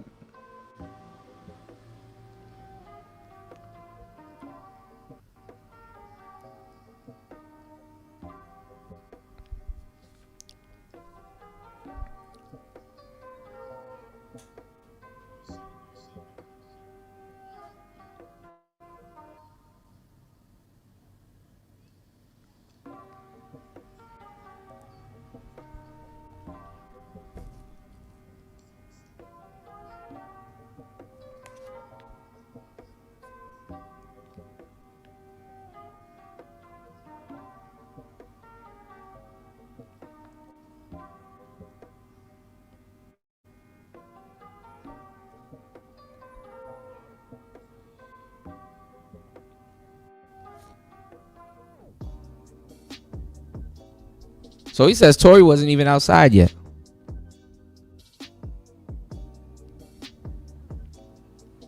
Yeah, this was well done.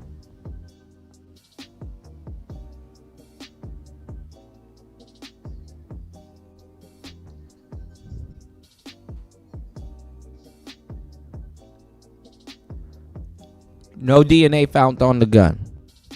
Why would I lie? Oh my God.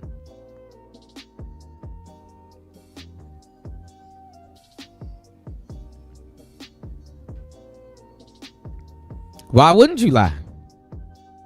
It's almost July. Why wouldn't you lie, Julier?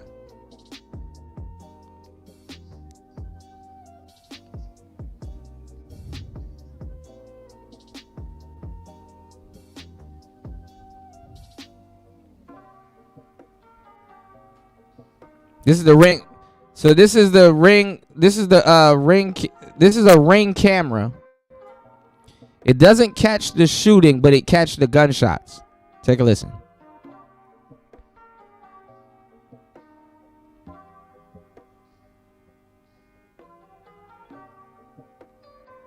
You can kind of hear him scuffling and yelling, but I don't hear dance bitch. Tell me, do y'all hear dance bitch? Let me kill the music real quick. Do y'all hear dance bitch? Let's take a listen together. Tell me what y'all hear.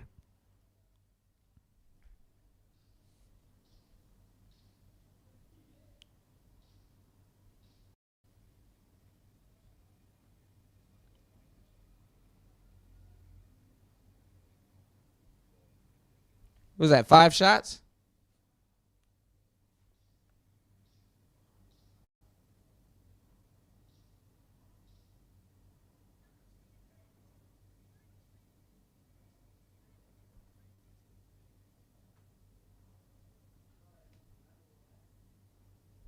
All right, so I don't hear dance bitch dance. I mean, if you were yelling that, you would hear that.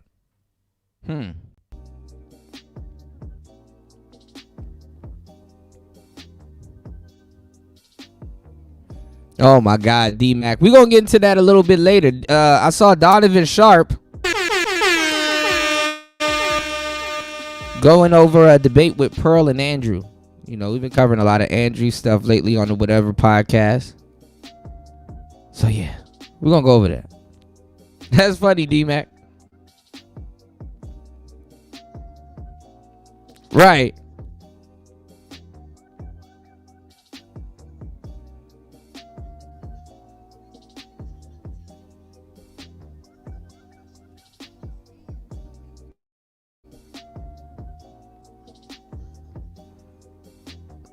So why are you so adamant about not telling the police the truth?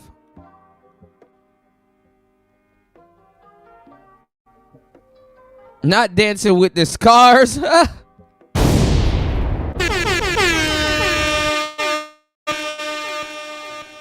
Why is she so adamant about going out of her way to lie to the police?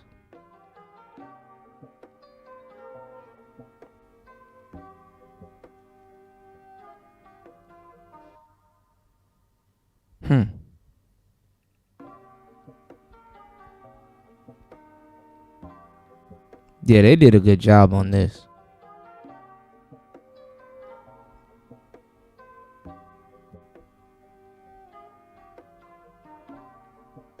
August 17th, she went to the club with an ace bandage on her left foot, despite claiming to have been shot in both hooves.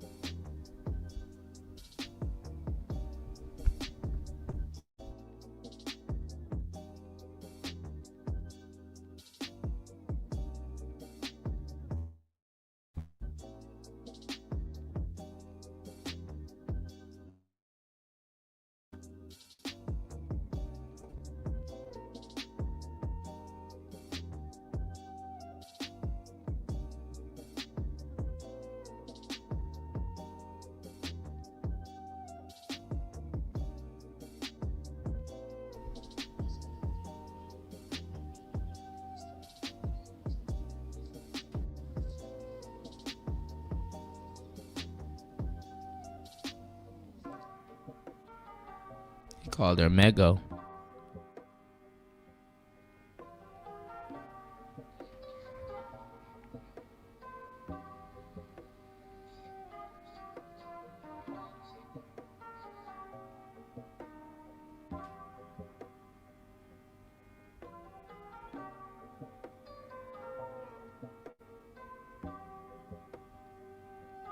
See, they intended to use Tory Lanez rap lyrics. Uncharged prior incidents and prejudice to the jury. See that? Shout outs to Anthony Southeast. See that? So they were using Tory's lyrics, uncharged incidents, mentioning Tory Lanez has the right not to testify, potentially violated his constitutional protections.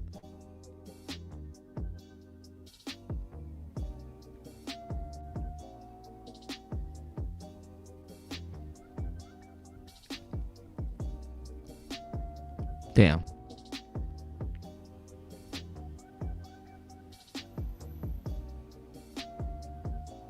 What's your thoughts on that?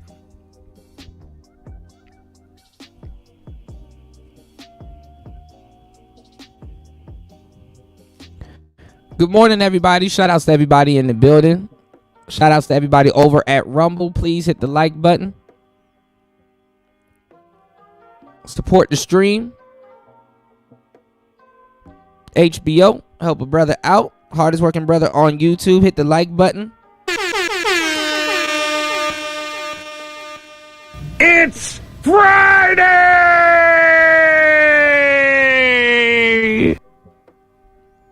We got a lot more topics to cover. Let's get into it. It's Player Talk Radio. Shout outs to everybody here.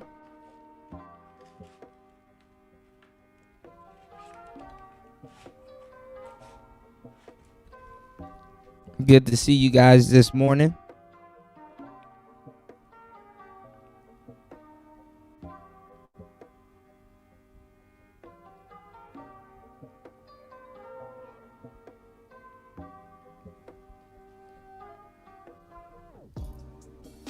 See what the next topic is real quick, y'all.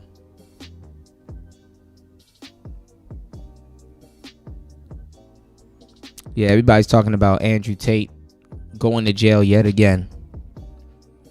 Them niggas need to go sit down, man.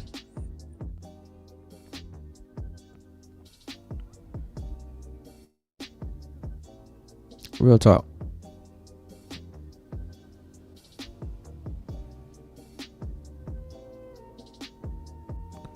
Let's cover this real quick. You said, bro, why Megan and the other chick ain't in jail yet? They lied under oath. If I'm Tory, when I'm get out, that's what I'm saying, D-Mac. He need to put cases on everybody. Denzel Washington voice. Put cases on everybody.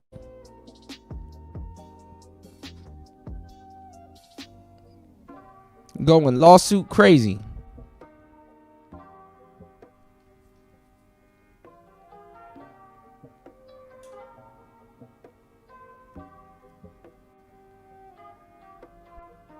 They could have worked something out. Let's go, y'all. Shouts to Jada Black. Shouts to Cameron. It is what it is. Let's go. Hello, guys. Jada Black here. Shout out to everybody tuning in. I want to talk about Cameron. Cameron and Mace has some things to say about Travis Hunter, NFL rookie Travis Hunter. He recently just got drafted. Right, he D-Mac. also recently just got married to his fiance. Now, y'all know that there was a big blow up in regards to his girlfriend on social media. I made videos on it. This dude is dumb as hell. And there were a lot of people, I think, that were trying to look out for Travis Hunter. I think there are stupid people out here who actually think that we dislike Travis Hunter because we tell him, bro, you got to be more careful. You're 21, 22 years old. Why are you looking to be in a relationship with somebody who has shown signs of not respecting you? I don't think anything is wrong with that, because I have seen over the years, and I've been doing content for over 10 years, I have seen athletes get, their lives wrecked by getting into these marriages with women who had one foot out the door. And I don't believe that there's anything wrong with saying, hey, make sure that you are with the right person. That doesn't mean that I or anybody else dislikes Travis Hunter, thinks he's a bad person, because that's the theme that I had seen from some of these comments. And also, a lot of you dudes are putting your cape on for his grown ass girl, now wife. She's an adult, okay? She's an adult who has become somebody's wife. She is marrying a guy who at some point is going to be worth tens, if not hundreds of millions of dollars. He's playing two positions in the NFL. So if he succeeds his first and his second year on the field, they're going to give him an extension. He's going to get way over 100 million. He's a young black man. if we say things that are critical of a person who's shown red flags, what, we not supposed to say nothing? Look at Xavier Worthy. Y'all remember that? Y'all remember the video I made about Xavier Worthy? Man, athletes, they're dumb when it comes to relationships in a lot of cases.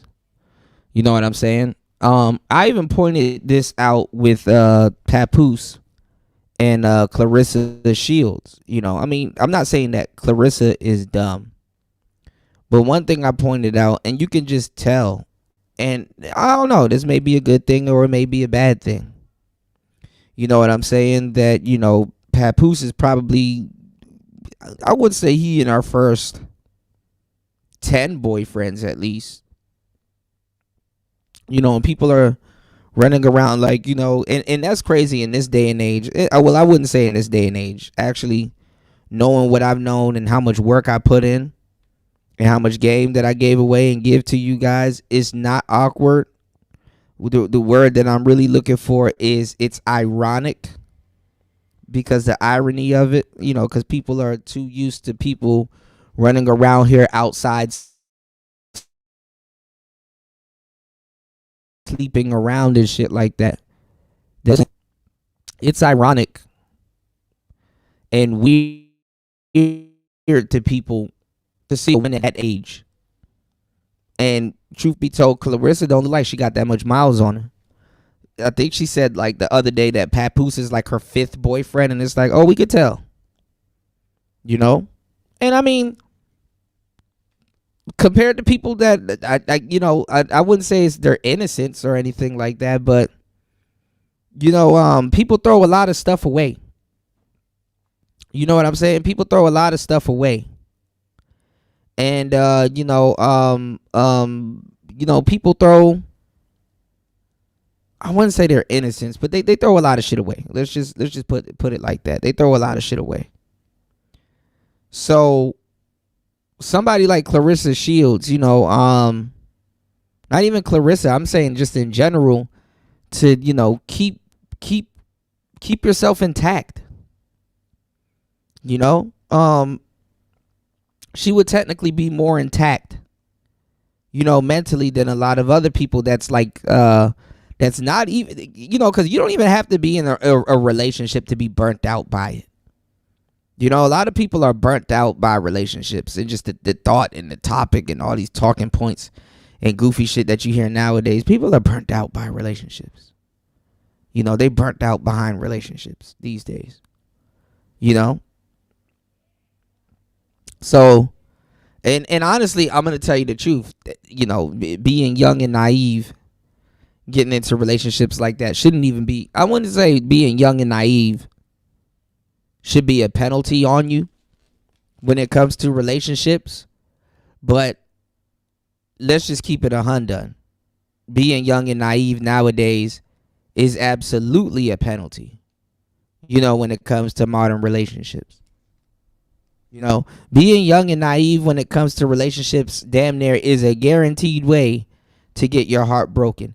And not by people that like you and people on social media that's gonna talk about you and your relationship and stuff like that. Being young and naive is also a penalty with the person that you're in that relationship with. You know, I mean, that's to a certain degree, that's a good amount of responsibility for who you're dating also. It's like dang, I got this person not necessarily in the palm of my hand, but it's like, you know, I'm entrusted with something that I may not be responsible with. You dig what I'm saying? I'm entrusted with something that I may not be responsible with. You know, so that's what that is. You know, that's that on that. You know, Braun said exactly. He dumb as hell. No prenup. She definitely ready to cash in a few years. Yeah. As soon as she get tired of his ass, see what contracts he got going on. If he injures himself, see what he really gonna make.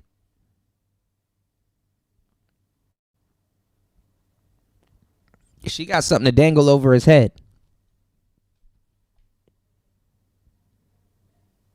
That shit crazy too, Bronze. You know, you right about that. Y'all please hit the like button, support the show. HBO, it's Player Talk Radio. Let's get it. Thought that he was gonna wife up a female that he had been dating for like a year or so, who didn't want him. Both of the stories that Travis Hunter spoke about him first meeting his wife, and Xavier Worthy, very similar. The women weren't that interested in them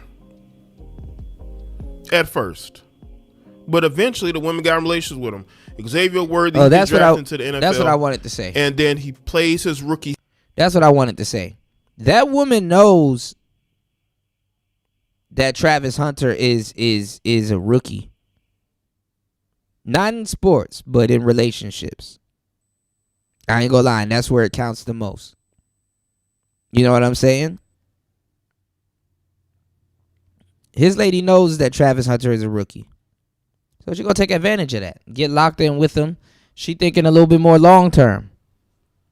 Season, and the next thing you know, he's having these issues with his fiance, who he wants out of his house. You know, a lot of women are opportunists. We're so used to them thinking short term that when you see their like how goofy a lot of it's not even goofy, but it's like when they start thinking long term and make a move.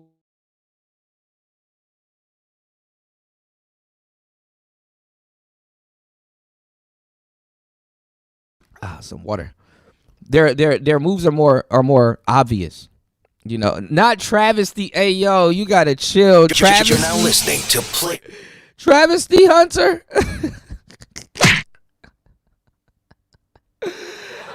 Oh my God. It's a travesty. Travesty Hunter. It's because he caught her cheating. And now she accusing him of putting hands on her when really she was putting hands on him. So we not supposed to say nothing about this. He's 21 years old, wanting to be married. So is he done dating women, period? I'm not a fan of marriage. Especially if you're gonna get married to somebody and not sign a prenup. So what you mean to tell me is that you love me, but not enough to sign a prenup? That's insane to me. Are you with me for me, or are you with me for money? And I'm gonna say this, and I don't care who gets mad about it. She wouldn't care about him. You said it's funny when it's funny when Jason Black called chicks heifers. I haven't heard that since my great grandmother back in the 90s. Yeah. Now you know what gets me? Skeezer. Skeezer gets me, D-Mac. I'll be laughing like hell when I hear she a skeezer or a scallywag. If he wasn't who he is now, if he was a football player that flamed out in college, 4 or 5 years and done, you think she'd still be with him? You think that?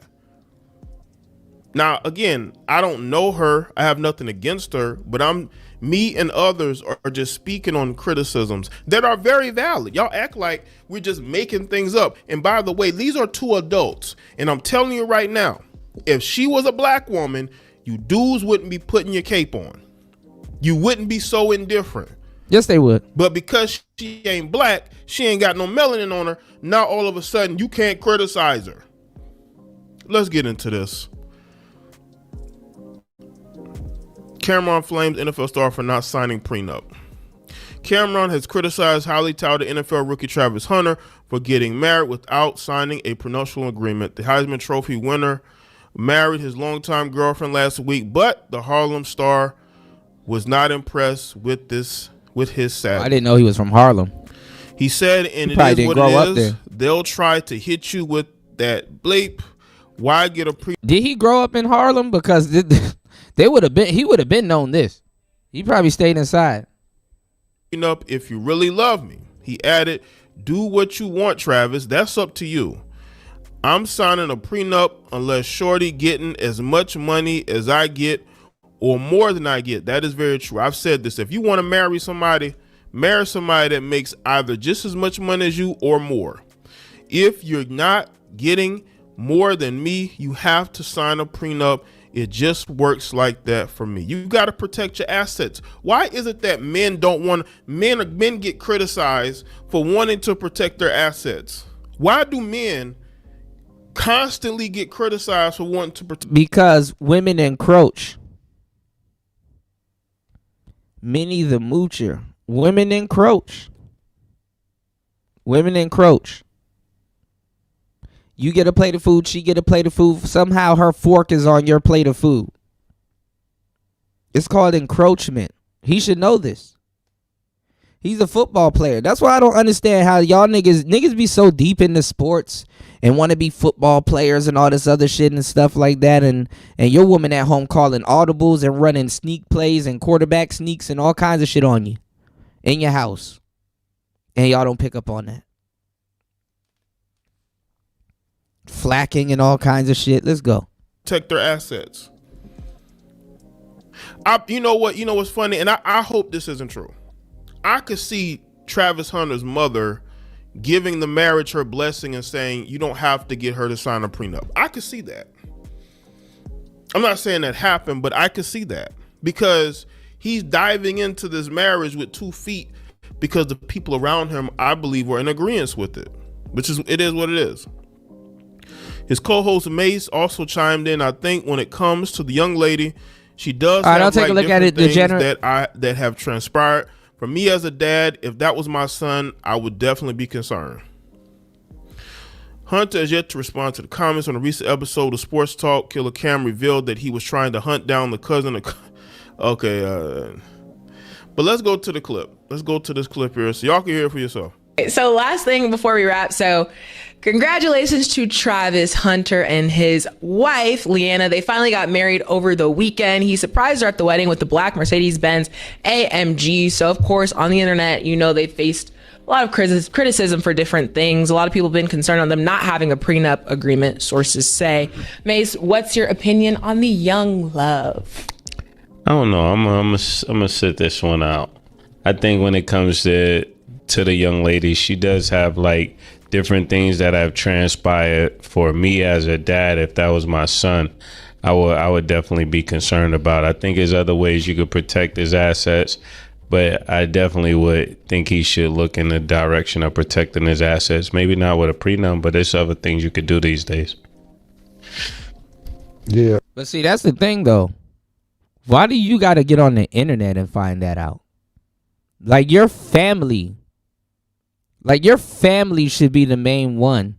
Your family should be the main one pushing you to get a prenup. Your family. Especially if you're a man, because guess what? That's their legacy. That's the family's legacy. Shit. Bring back parents paying for marriages, man. Because before they pay for it, that's going through like a whole nother process. Hey, Dad, this is the girl I want to marry. Okay, let's take a second look at this now. Your family should have been. That's when your family should kick in. Now you need to get a prenup. Let's oversee that, where our resources and our family's legacy is going. Hey, man. All right, let's go. They'll try to hit you with that shit. Why I get a prenup? If you really love me.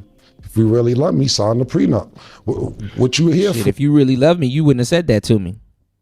Red flag. If you here for love, just sign this joint and you don't get none of my money because the love is free. What you need? What are we doing here? I'm not signing. I mean, do what you want, Travis. That's up to you. I'm not signing a prenup unless Shorty getting as much money as I get, or more than me. If you're not getting more than me, you have to sign a prenup. It just works like that for me. I don't get it. I don't know why love needs to be defined by a piece of paper. Why we can't?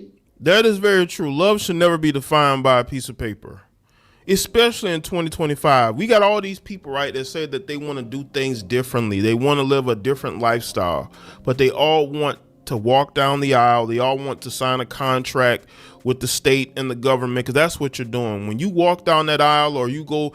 But see, this is the thing, though. When you're in that mode, and then you're young and stuff like that, it's like they hit you with the you don't want to leave. You see, how I'm gonna say this, the pressure to do that is a little bit more when you're older. But the fucked up part about it is that when you're older, you're a little bit more established, so you know not to do that. But at the same time, when you're older, you might be going through health problems. So your woman might be like, "Hey, you know, I'm here, I'm for you, I'm taking care of you, I cook for us, and blah blah blah. You know, if something happens to you, you know I got your back. Do you want to leave something for me?" Right? See what I'm saying? So it makes a little bit more sense, fellas, when you're a little bit older, because you know your health is kind of declining. You know, all kinds of stuff may be going on, and whoop-de-whoop, or you might be in good shape, whatever. But see, for a kid to make that type of commitment and agreement and shit like that, you know what I'm saying? It's like it makes sense, but it doesn't make no sense, because guess what? He in good health. I mean, obviously he can get hurt on the field or whatever, but you know, it's not like you know damn well you're not gonna cross the finish line with this woman. But then again, I could be wrong. I got to throw that out there. I could be wrong. Sometimes the relationship with the thought lasts longer than with the square woman. And these are facts plus tax. You dig what I'm saying? You dig? It could be facts plus tax. You know?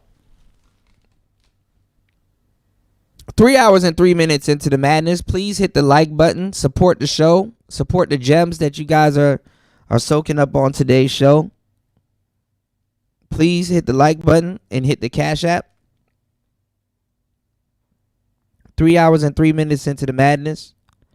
I want you guys to pay attention.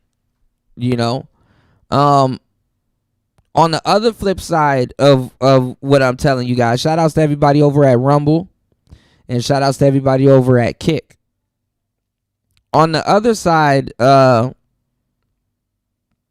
the game, like I said, you know, when you're younger and you got marriage and all this other stuff on the brain, it's like you're naive, and the first thing women are gonna fleece out of you is to say, "Hey, do you really love me? Throw the whole kitchen sink in. Nothing should be off the table. You got the password to it." You know what's funny? When you're that age, women think that the password to their cell phone is the equivalent of you of like having their full trust. He got the password to my cell phone, so he know what's going on. He got my undivided attention and trust. Why I gotta sign a prenup?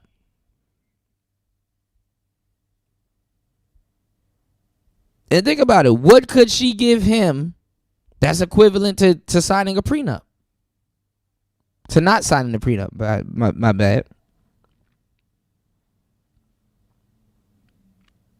And then you kind of will really see where your love is at and everything if you sit down with her and go over what should be in the prenup, like saying that she should get something, you know, because then think about it, some women can't see further than that, you know. Oh, she get the Benz, she get this, that, and the third. Don't even know y'all gonna be together for a minute, so he might get a Maybach, he might get a, you know, anyway.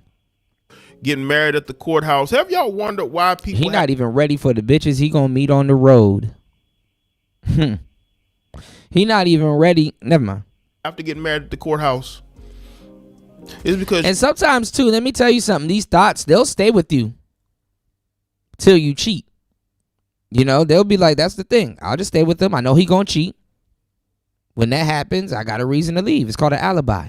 You're signing a contract with the government. That's what it is. Why do I have to sign a contract with the government to make things official?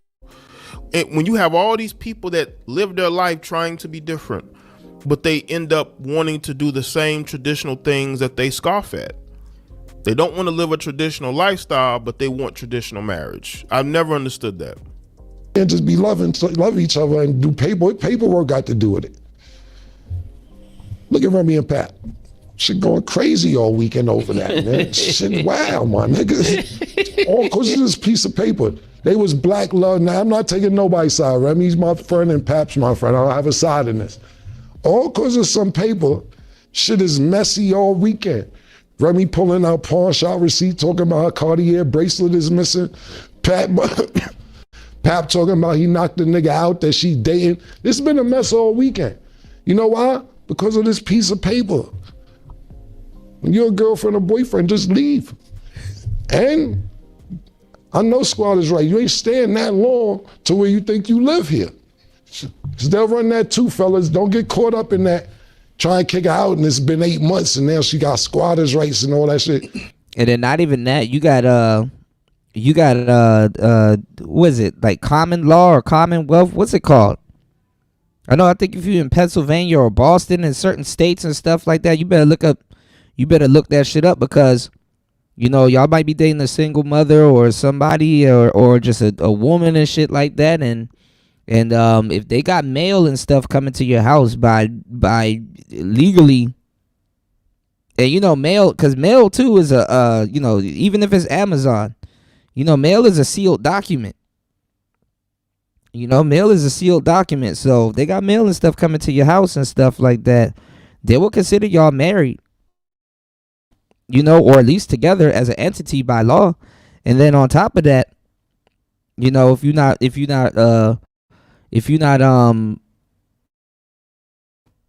ready, they will you could get taken to court for child support. So keep that in mind. Yo, get that 10-day joint, go home for 10 and come back for 10 if you really like her. Because at the end of the day, it's too many laws for the person without the money.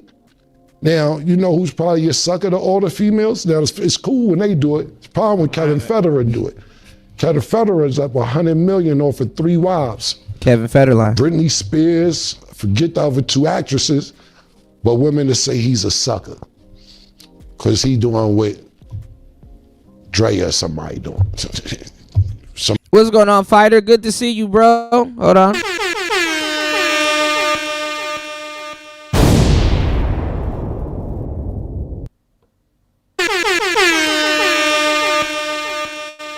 You said earlier when he said Harlem, he was referring to Cameron. Okay, I thought Cameron was... Yeah, I know Cam from Harlem, but I thought... And shout out to my girl Jay Green. I know she out there in Harlem too. I know Cam from Harlem. I thought he was speaking on this situation because I thought he was speaking on this situation because Travis may be from Harlem. I don't know where Travis is from, but yeah. All right. Shout outs to Fighter Complex in the building. Good to see you, man.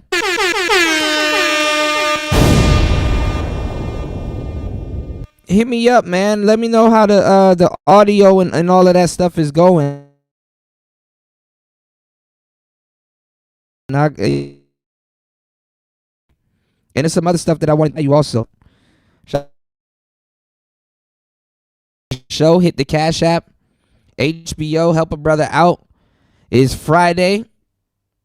Make sure you guys get to work safe. It's Friday! Listening to Player Talk Radio with the coolest DJ in the manosphere. Let's go. DJ Kuda. Let's go. Great to have you guys here. If you guys are enjoying the show and rocking with the show, please support the show. Let's go. Somebody with more money is doing. You know what I'm saying? And that's true. Like I feel like men get criticized if they live off a woman's money. If you are a feminist, not even. They're doing this right. They're criticizing Papoose right now because they believe that he's living off of Carissa Shields' money. I was putting together a pre-record. And I was gonna mention it, but I didn't. If y'all been paying attention to them now, I mean, you got Papoose. He riding Cullinan. If y'all know what a Cullinan is, he out here riding Cullinan and stuff like that. And they're like, oh, that's Clarissa's money. And even so, I mean, niggas got cars. Somebody got to drive, some driving finna be going down, But a lot of people are they counting the man pockets. And like I said, when you going through some type of divorce and stuff like that, yeah, man, you gotta move your money around. You gotta back that shit up. You know what I'm saying? Because he would have really been a power simp if he was, he said he wasn't shelling out no more money and paying the bill. She with a whole new nigga. Homeboy finna be in your house drinking up all the Kool-Aid and shit like that, And that's crazy too when your baby mama cheat on you and shit like that. Cause shit start missing and shit. She start blaming it on the kids. She started blaming it on the kids and shit. Your son drank up all the Kool-Aid. You damn near about to whip your son's ass for drinking up all the damn Kool-Aid. Whole time it's the side nigga. I am a nasty woman. Whole time it's the side nigga drinking up all the Kool-Aid. You done whooped the wrong person. Imagine a nigga beating your ass and every time he punch, what? Did you drink up all the Kool-Aid? That's what you really mad about? Yes. Why did you drink up all the You know I like the Baja Blast flavor. Or you're about women's empowerment. You said I saw Clarissa and Papoose a month ago in the city. They the same height. Hey. She a full-size sedan. And you want equality. Y'all notice women don't throw that equality around, that word around no more. Because they truly don't want to be equal. Right? Obviously. They want to take advantage. This is why these DEI programs are being rolled back, because for so long they just used to take advantage because they knew that they had that in their back pocket. They no longer have that. Marriage to me is a scam. Marriage is a way to siphon resources from men, not even women. You know what question I want to hear being asked to women, since like a lot of them are so smart? What does marriage in a matriarch look like? I bet you none of them can answer that question. What does a matriarchal marriage look like? And don't give me no lesbian, shout outs to Beachy. Don't give me no lesbitarian answer. Do not give me a lesbitarian answer. I'm talking about a woman married to man, marriage. What does that look like? It's designed in a matriarch to take resources from that man, especially if that man makes significantly more. And when he buys her expensive gifts, that's all going to be, if there's a divorce, I'm not saying that there will be, all that's going to be played into it. Nobody hates Travis Hunter. Nobody really hates his wife. They just are critical of the union, how it started, some of the things that he said out of his own mouth. Nobody made that up. And people have a right to be critical of it, whether y'all like it or not. Now, if this goes horribly wrong, a lot of you same people who are defending them, saying leave them alone, don't talk about them, what then? I've seen these types of things happen all the time.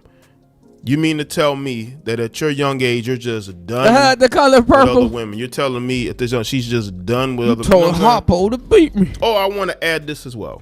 I noticed at the NFL draft, he kept her at a distance. When they would have the cameras on him in the green room, I think he was sitting next to his mother. She was off to the side. Y'all gonna have to start doing the Kuda Kaya experiment. You want to know if your girl is faithful? Send her to Streamer University, so she can be up there with cooking with Kaya, doing some shit that she shouldn't even be. You shouldn't even be in booty shorts around a bunch of niggas. For safety reasons. Fuck insecure reasons. For safety reasons. You know, she been getting away with murder with that nigga. Running circles around him talking about something. I need you to be more established. I need you to not be butt naked around a bunch of niggas. What's the more reasonable request? I need you to be more established. Fuck is we talking about? These bitches will feel some type of way if you were around a whole bunch of women with sweatpants on, but she could be in a room full of niggas with booty shorts on. Okay. Okie dokie. Karaoke. Let's go. I think since that whole situation, he's made a concerted effort to keep her in the background. But now that they're married, and once he's in the NFL, they're just gonna go back to the way things were, and it's gonna be magnetized now because now she is wife. So I hope it works out for him. He dumb as hell because he can't take her everywhere with him. It's too much dates. You can't even trust this woman to be out your damn sight. So let me know what y'all think in the comment section below. Let me know your thoughts. Like this video and share. Follow me on Facebook, X, Instagram. Check out all the videos on the channel. And I'll see y'all next one. All right, shout outs to Jada Black. I want the what's y'all thoughts on that? Y'all please hit the like button, support the show. What's y'all thoughts on that? I even saw a little Scrappy talking about the Remy Ma situation. I even saw a little Scrappy talking about the Remy Ma situation. He done came down off his simp mountain too. You know, Scrappy be simping like shit. But every other 5 years, he you know, every other 5 years he come out of nowhere. Every other 5 years he comes out of nowhere and you know, have some like, you know, crazy story. I know he had one, I think, with his mom and his sister or some shit like that. How his mother never, you know, loved him the way he needed to be and all this other stuff. And, you know, people was like, "Oh." All right, before we get into the Diddy stuff, rest in peace, Nipsey. Flacco, you better be careful, bro. You on the West Coast. But listen, y'all may have missed this story.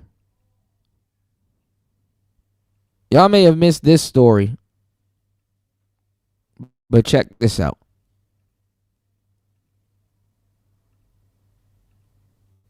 This Wack 100 and Nipsey Hussle situation just got 1,000% worse. Wack Ooh, 100 was able to find some Nipsey Hussle paperwork that makes Nipsey Hussle look a little different in a lot of people's eyes. But Wack didn't stop there. Wack was able to find the man who is claiming he had a threesome with Nipsey Hussle and his baby mama. And that man was able to come forward on DJ Academic's live stream and confirm everything Wack 100 has been saying over the past year. People, there are 4 words I hope I never have to hear in my lifetime. Silverback Sims. That's Wack 100 in a clubhouse room telling an audience, we got Flacco's paperwork. That usually means the end of your legacy, reputation, career, and everything you ever worked for, bruh. These are the charges that Wack 100 uncovered, that Nipsey Hussle was charged with these 2 things. Now, if you're listening via audio, come back to the screen and look at it. I can't repeat what the charges are because YouTube would demonetize this video. But these are the charges, okay? Dealing with MINORs, okay? Which is, now this is a charge that's automatically, bro, if you get a charge like this, bro, you really can't show your face no more around. But the charges were dismissed. So Nipsey Hussle was charged with it, but he was never convicted. They were dismissed. Now, people are saying that Nipsey Hussle pled to a lesser charge of something else, and those got tossed out in the plea deal. I think what's going on here is that Wack 100 is done fake kicking it. He's done fake being cool. It feels like Wack 100 was trying to be cool at some point. I think Wack 100 was trying to stop certain footage from coming out. And Wack 100 feels like, if I'm doing all this work to stop this footage from coming out, now y'all treating me as if I'm the one who's trying to put it out.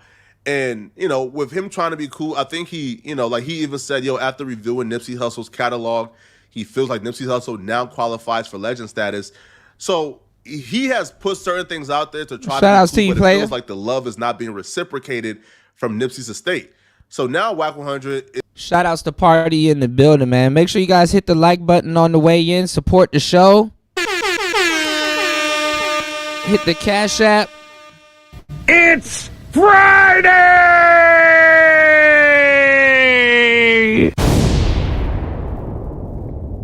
Let's go. Is in the thought process of, okay, I mean, if y'all hated me for trying to stop something from coming out, now I'm done trying to stop something from coming out. I'm going to put it out myself. So this is where things like this is now coming out. Now, Wack 100 was on Academics live stream, and he made Academics pull it up. And they had a conversation about this in front of like 20,000 people. Wait, it's another one in the. It's another one. Claim like he's not doing work, is it? Hey, yo, I've heard this story back in the day. People search because I know the that I know, homie. Okay, so chat, just what Wack just sent me. They said breaking news: some past charges. The only dog left on the yard. Zone Nipsey Hussle have surfaced. Big U gone. One of the charges included him playing on the field where the grass is barely even growing. Now, when you look at it a little bit closer, I don't know if you guys can see. It says unlawful sexual intercourse with the. Now, Wack, I got to be very careful here. This is very treacherous waters. I'm gonna have to do. No, that's public record. Is this public record? And you're sure that somebody else could pull it up? Because I do. I seen that many moons ago, my brother. It's a whole lot, though, bro. That just don't say, bro. That's right there from like 15 years ago. Wait, so that's like 08. What was the plea on it? Because I'm looking for the plea. I see he had a firearm. It says on there. It said nolo contendere. And by the way, so the charge underneath was lewd act on dependent on a adult by caretaker with force. Wack, this is serious allegations. Like, hey, listen what I'm telling you. All these people in your chat, that's 17 years ago, right? They probably couldn't even read or write. This is why when they say dumb act, you tell people Wack is Reggie Wright. We've been around, homie, and we still here. See, it's a lot of that was around, but they wasn't in the mix. You understand what I'm telling you? They wasn't in the mix. Wait.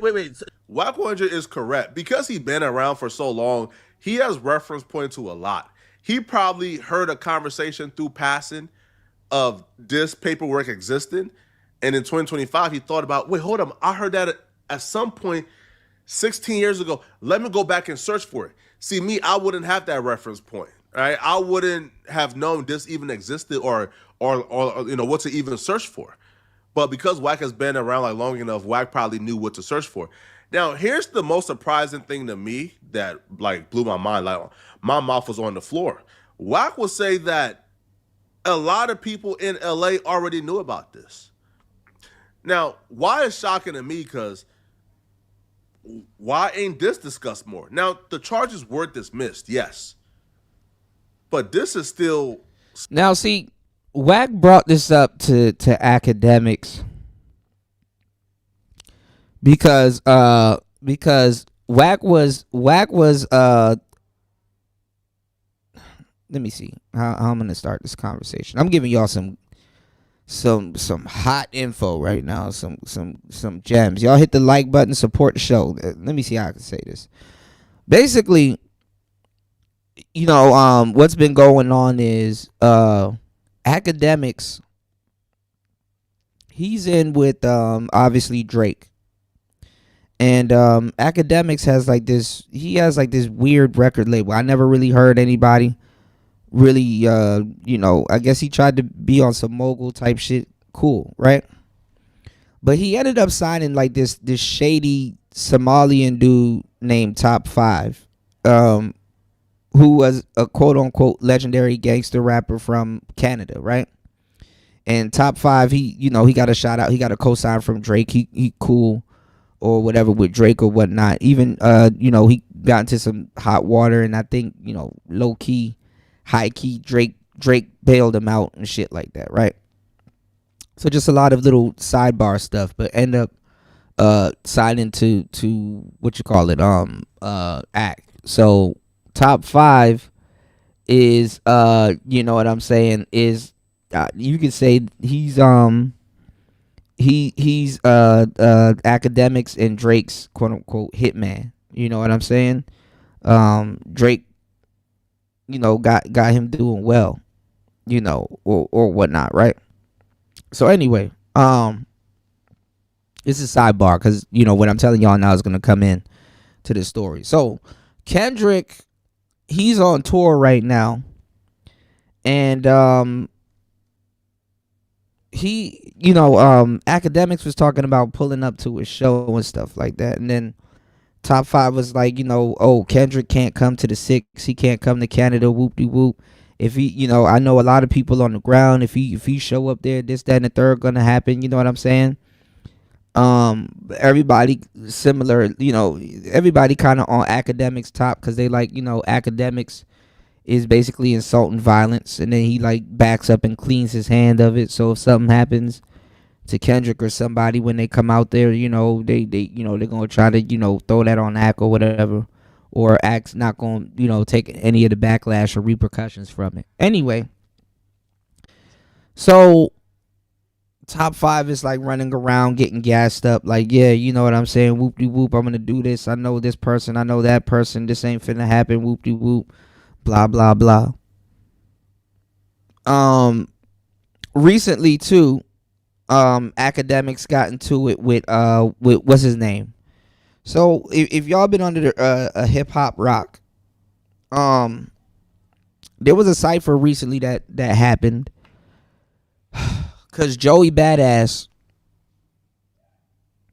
he responded to Kendrick, and he was in a cipher recently because I guess he wanted to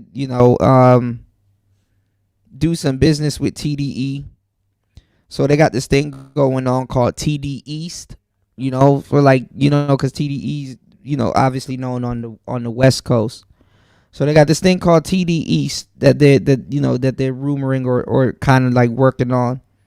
And he did a cipher with Big Sean and Ab-Soul. And Ab-Soul is signed to TDE.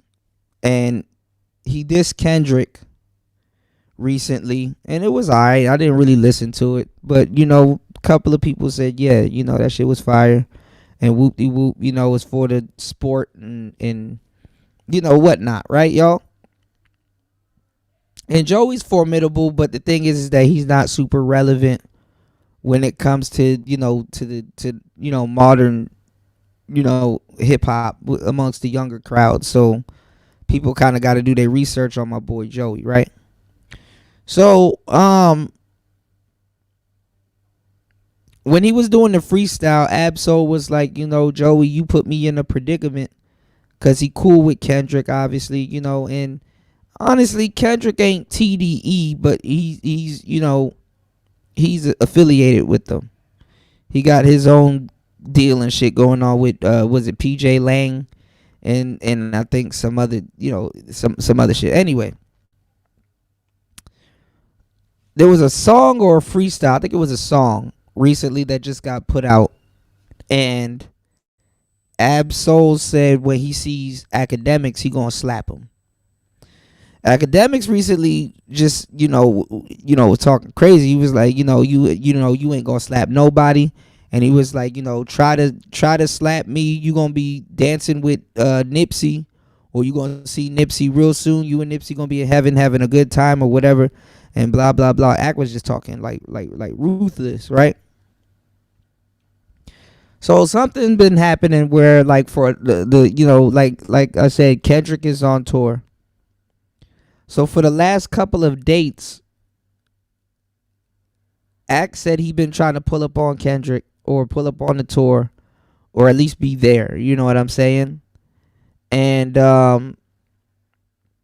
you know, people are looking at Act like, you know, yeah, this some, you know, what you talking about is some, you know, some sucker shit. Whoop-de-whoop, right? So Act is like running around trying to trying to, you know, yeah, Ab is, I fucks with Ab Soul. But it's just that they downplayed him. There's a lot of people on TDE that they downplayed. They downplayed my boy Isaiah Rashad and all kinds of shit. Yeah, Act said he got War Money, right? You know, but he got top 5 behind him, you know? So, I mean, originally, I think, if I'm not mistaken, Act was supposed to pull up when Kendrick gets to Canada or whatever. You know, there's this big stadium that, you know, I'm pretty sure sold out or whatever that, you know. But hold on, y'all. Let me, you know, y'all hit the like button, support the show. I'm giving y'all, I'm walking y'all down. I'm giving y'all some really good information on this, right? So, Act's been missing, like, you know, there's a couple of shows, like, and there's been times where Academics was live and the show was going on. So, you know, Act was saying that he didn't know, you know what I'm saying, that the show was, you know, they were live, you know, tonight and all kinds of shit. So he's like, oh, I didn't know. Damn, we here online and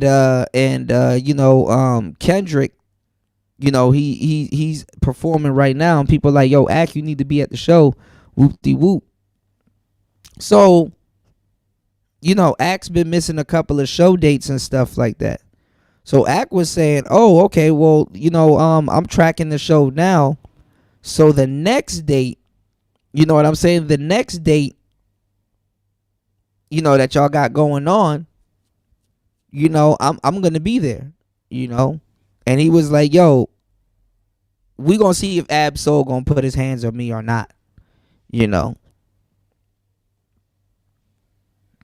We going to see if, Ab Soul going to put his hands on me or not. Then the next couple of days go by and Wack comes with this. Now, I want y'all to pay attention. Mind you, when Ab Soul was dissing Academics, he said, you going to be up there with Nipsey. You know, he said, you going to be up there with Nipsey. You know, yeah. So this is where we at right now. All right. 3 hours and 34 minutes into the madness. Please hit the like button. Support the show. Friday, May 30th. Dropping gems. It's Player Talk Radio. Please hit the Cash App and support the show. It's Player Talk. Let's get it. Let's go.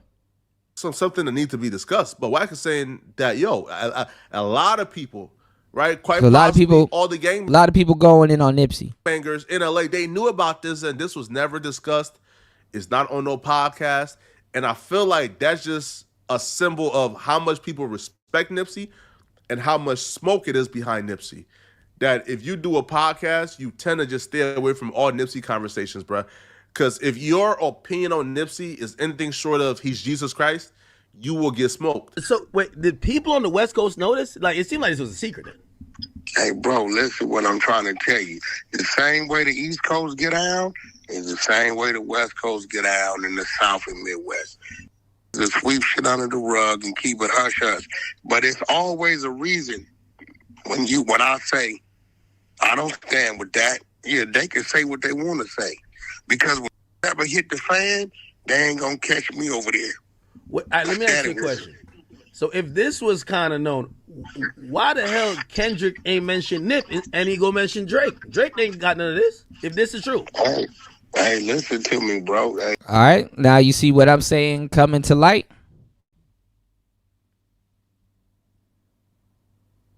Certified pedophile. You see what I'm saying coming to light? You see, I be giving y'all the game.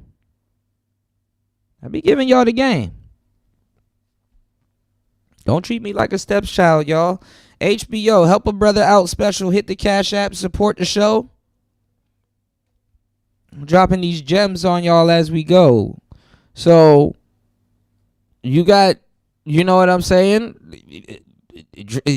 Act low key, acting on behalf of Drake, which academics always have done that, you know.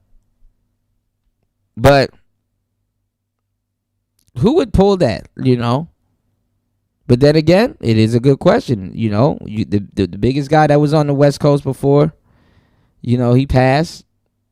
Why didn't Kendrick say anything about him? Since people have something against PDF files. Anyway, let's get into it. Hey, that's a topic for discussion. So you're telling me that one of the West Coast... No. Look, listen. Once again, Wack didn't break the story, but once I seen it broke, there it go. See. So you've heard about this before, or is this news? Like, I've never seen this before. I've been knowing this. I can show you on my phone how I've been knowing this. Wack is correct that he didn't reveal it, he didn't break it, but once it's out there, well, you know, he got the voice, he got the platform, he's gonna blast it, and that's what happened. But Wack didn't stop here. On this live stream, Wack brought somebody to talk to academics. This is the man that's in the infamous Nipsey Hussle tape that Wack 100 says exists. Now, Wack would bring this man on, and this is the man who was in the tapes with Nipsey Hussle. If you're unaware what tapes I'm talking about, Wack 100 was on a phone call with Hassan Campbell, letting Hassan Campbell know that he's been trying to stop certain people from releasing a tape where Nipsey Hussle is in a rendezvous with another man and his baby mama. Wack will say that Nipsey Hussle was doing certain things in that tape, you know, that you could probably give a side eye to if you look at it, right? Now, a lot of people have been questioning whether or not this tape existed. Now, I know somebody who don't like... Yeah, they lining people up, party. Who is from a similar gang, and that person confirmed... Yeah, I mean, that whole Joey thing, degenerate, is wild because you got Daylight responding, and it's like, nobody's really paying attention to it. That tape existed. That person confirmed to me that, you know, that tape, people around them have seen the tape. So, and that person is, you know, like, don't like Wack, and that person is from a similar gang as Nipsey Hussle. So when I heard it from that person and Wack, to me, it's like, okay, if both sides is confirming it at this point, I have no reasons to believe it's not true. So Wack brings the dude on, and bro, it's bad, man. It's terrible, bro. I guess, party, a West Coast Punisher. You know, a West Coast Punisher. It's giving Diddy vibes, man. Previously on Diddy Ball Z, after a freak off with Cassie, he finds out she's sleeping with rapper Kid Cudi behind his back. So you think you just gonna smash him and not let Pop watch? How big is it? After blowing up Kid Cudi's car, they now meet face to face. Can our heroes prevent Diddy from covering the entire world in baby oil? Or could a new challenger arrive to save the planet? Hey, Puff, you need to buy me a new Porsche. My money's gone. I haven't had a hit in years. Hey, yo, next time y'all hook up, make sure you record it and send it to me, Daddy. Wait, you're broke? Puff, please take me back. Tell me something. Was both of y'all bodies just shining like some lip gloss? We didn't use any baby oil. Man, what? You can't do a freak off without baby oil. Bro, you weird. Says the dude who'll be wearing dresses. I'm surprised Tyler Perry hasn't cast you in his autobiography yet. Just so you know, I was making a fashion statement. Maybe you need to stop hanging out with Jaden Smith. Puff, it's over. I'm done hooking up with all these men. Stop making me do exactly what I asked you for just because I wanted it. Wait. So how many guys? 1,000. Sometimes yes means no, okay? I am so confused right now. Cassie, wait. Don't leave me. You know I need a girl. I got that Tesla for you. Let's call Mr. Baby Leg over for an F.O. Man, I'm tired of y'all toxic relationship. When are you gonna pay me back my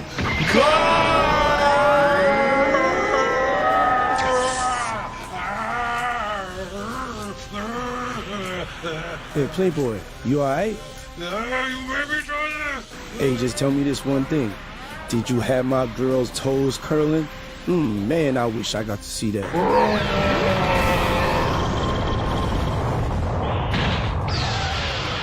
50, man, what are you doing here? Damn, Puff. I guess you won't be taking him shopping anytime soon. Hey, let me get some of that vitamin water to recover from my next freak off. There's no more baby oil for you, Puff. Does the carpet match the drapes? Bruh. Whoever gave you all this technology needs to be dealt with, man. What's going on, underrated? I was looking for you Wednesday, man. Shout outs to Underrated Darkness in the building. Good to see you, player.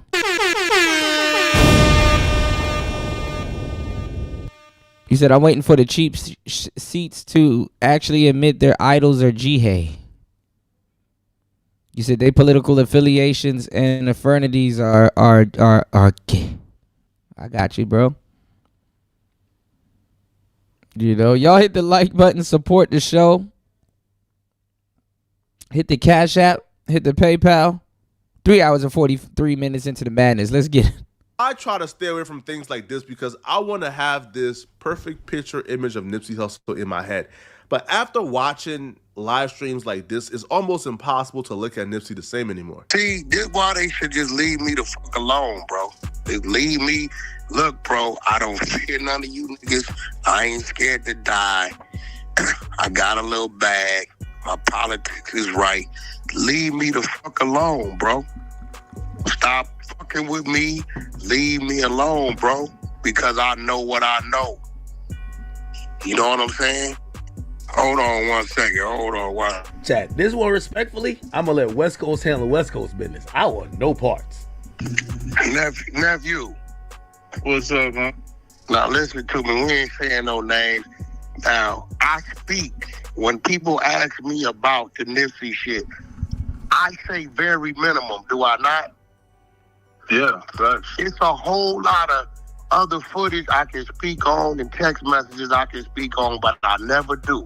Do I have you heard me tell a lie about anything, the minimum I speak on? No. I'm telling academics, you know why this man know academics? How? Because he's the man in the video. I don't believe dude was ashamed of his life. He wasn't. Nah, he definitely wasn't. You know what I'm saying? He wasn't. So it's all these other people that want to act like he was. Dude wasn't ashamed of his activities, bro. That was what that was when it came to that. Y'all making it like he gotta be. Nephew right here. He ain't ashamed. Nah, for sure. I get bitches. I don't fuck with no niggas, man. Niggas is cool. Listen, I guess if we ever do an interview, we'll get to the real conversation. But why do you think he picked you? What happened? Why do you think Nip picked you to like fuck his baby moms? Man, because I had motion.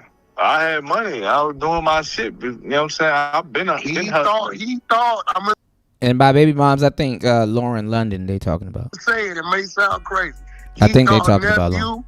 was the fly ass top of Hopefully his game. not, That's though. what he thought.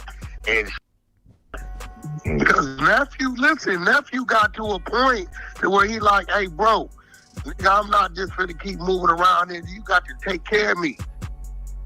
Nah, for sure. I knew a lot of people, you know what I'm saying? So it was like, and then he passed away and that shit just was shocked. That shit blew up. Like, I ain't know. I had forgot all about it and I was like, oh, shit. Requested a man to come into your bedroom with your baby mama, to me, that's bizarre. Now, if it's you and a homie, you know, a random chick comes over and y'all bust her down, to me, that's normal. The bizarre part comes in when you are calling in a man to come and deal with you and a woman that you're with. That's where we gotta really, if this is true, this is bad. Now, I was also surprised to learn that, because when I'm hearing this, for some reason, I just envisioned this was like 2011, like they recorded it on like a camcorder and it got out. No, apparently, according to Dude, he was filming this with Nipsey after Nipsey was famous. Hey. So did any of this happen while he was famous, or like he wasn't famous then? Like he was just... Yeah, he was famous. Yeah, we talking about the real Nipsey. Famous already. You know what I'm saying? You popping. You know what I'm saying? I was with Big Baby at the time. At one of the times, you know what I'm saying? Big Baby, that was my boy. Yeah, that's the home for the Clippers.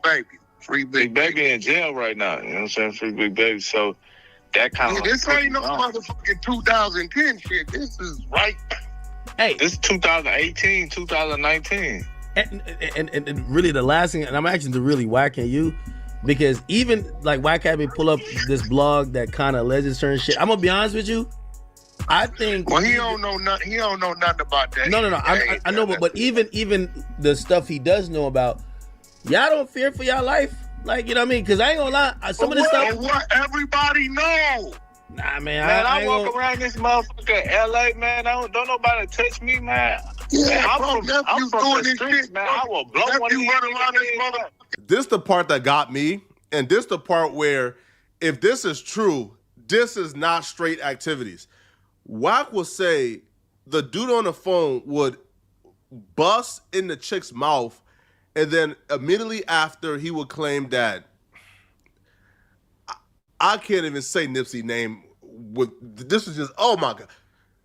Dude will bust in the chick's mouth, and then the person involved in the threesome too.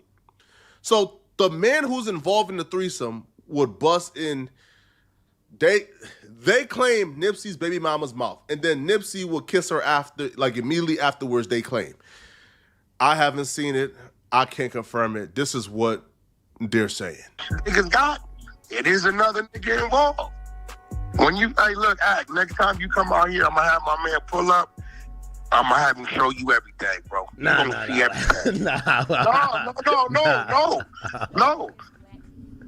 bro, because it's like... No. What? Like, I'm gonna take your word for it. I believe... No, listen. I'm going to be honest with you. The reason why I called you is like... there's times that where shit like... crazy. Yeah, Wax, I'm not going to call you a liar, but I'm like, maybe he's stretching the truth.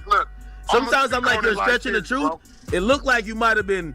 At the end of the day, next time you out here Act, I'm going to have my man... Nah, fuck all that. Because I'm going to be real. Like, what?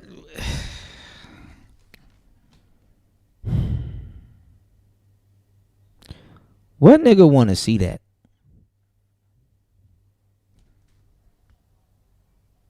Straight nigga.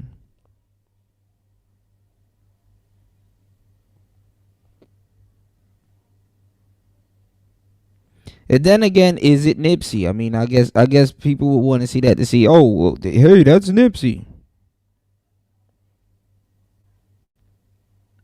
But at this point, like, what do you get out of this? He's gone. You know, he's gone. He's not here to defend himself. He's gone. Where War Master at, man? We need a wild War Master to appear. West Coast politics. West Coast politics, man. It's a lot of other descriptions I could give that I don't give. You get what I'm saying? You said on the video the dude ejaculates in a woman's mouth and Nipsey goes there to go kiss it. Like he's trying to, like, come on now. Like, you were exaggerating. Similar to the Diddy thing with the nipples. Oh, God. There. That's you. Act, put a 20 ball up on it. I'm not betting on no man's sexuality. I'm just shocked. Yeah. Well, what you mean? I put a dub on it. Nah, I'm good. I'm good. It's easy money. Nipsey's musical legacy, I don't think this will really affect. However, I do think this does has a chance to affect. But then again, a lot of street cats do street cat shit. I hate to say it, but that's street cat shit right there. you know, you know, messing with underage girls and stuff like that, like, or girls that lie. You know, that's street cat shit. Sometimes musically you'll get wrapped up in the people and like their music so much you forget that they're telling you in their music that you like, by the way, that they're a criminal. You know? Weirdo shit. Hey, I know a motherfucker ain't told you, but you weird, man. You a weird motherfucker, man, for real, man. Y'all gotta start keeping it 100 with people, man. Let a motherfucker know they weird when they weird, man. You weird, man. You weird.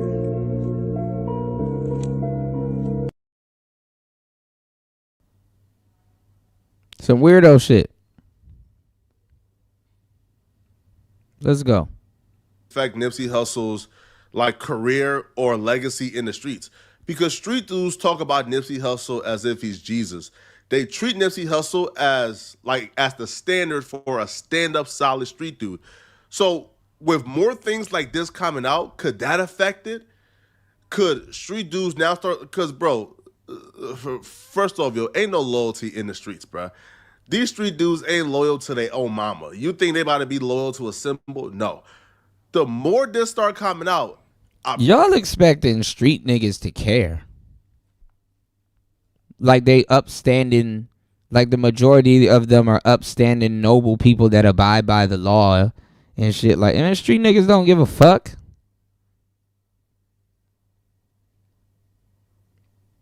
Well, you dumb as hell if you think street niggas care. They laid up with like some 16-year-old and some shit like that.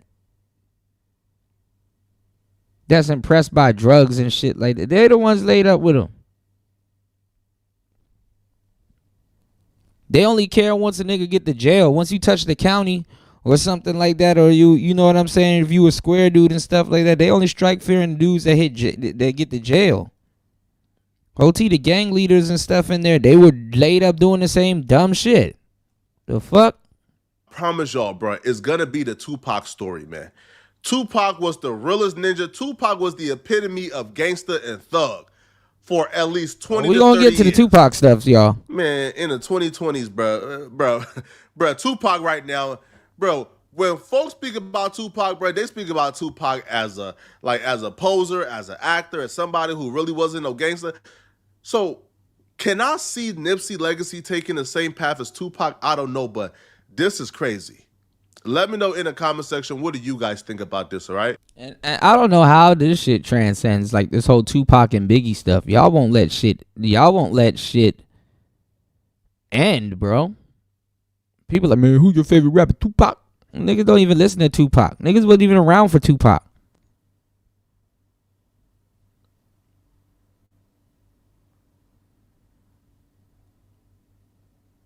What the hell? Niggas wasn't even around for Tupac.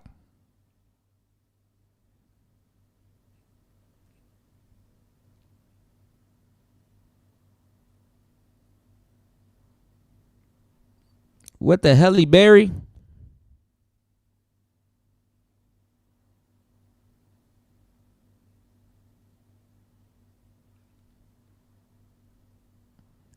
All right, let's check out some more Poetic Flacco. He's been on the road lately. We're gonna get to it. We're gonna get to some real shit. Give me 1 second, y'all. Y'all hit the like button, support the show. Diddy may have committed I'm going out my way to give y'all a good show. Let's get it. another crime while currently at trial. If everything is uncovered and Diddy is responsible, he could be seeing himself facing another charge. Diddy has an ex-girlfriend called Gina. He was dating her and Cassie at the same time. Gina was... Now, she bad too. She bad as fuck. And her and Cassie probably been done tag teaming. set to testify against Diddy. Then all of a sudden, she disappeared. Prosecutors can't find her. Nobody know where she's at. If Gina takes a stand and testify against Diddy, that's the nail in the coffin. Gina is the only woman so far who has gone public about her treatment from Diddy, and it's very similar to what Cassie is alleging. But the only difference here is Gina came out about 5 years ago against Diddy. She did a whole tell-all interview with Tasha K breaking down the treatment she received from Diddy, and it was horrible. At the time, we all thought she was a cloud chaser. Looking back, she was probably 100% accurate about everything she said. But Gina is currently missing. They can't find her. They can't bring her to testify in court. Damn, Where is Gina. Well, Diddy Go, Gina. long-term bodyguard Gene Deal, he believes he knows where Gina is, and he believes he knows exactly why Gina went missing. More to come, bro, because what the prosecution, the defense trying to do, the defense is trying to, you still got Gina, and the prosecution or the defense was trying to tell the We might gotta check she's this. not a witness. She's not a witness. Y'all hit the like button. Support the show. We might go into overtime, depending on how the show goes. We might have to go over this interview because I want to like Gene Deal a little bit more, but he just seems like a hater for the most part. A lot of those bodyguard niggas, they be haters. You know? Shit, Young Miami barely holding it down. She's low-key throwing them under the bus, too. Rick Ross, all them niggas done threw that man under the bus. He meant a lot to a lot of people. Well, he meant the bag to a lot of people. But, what's going on, Dollar Washer? Good to see you, bro.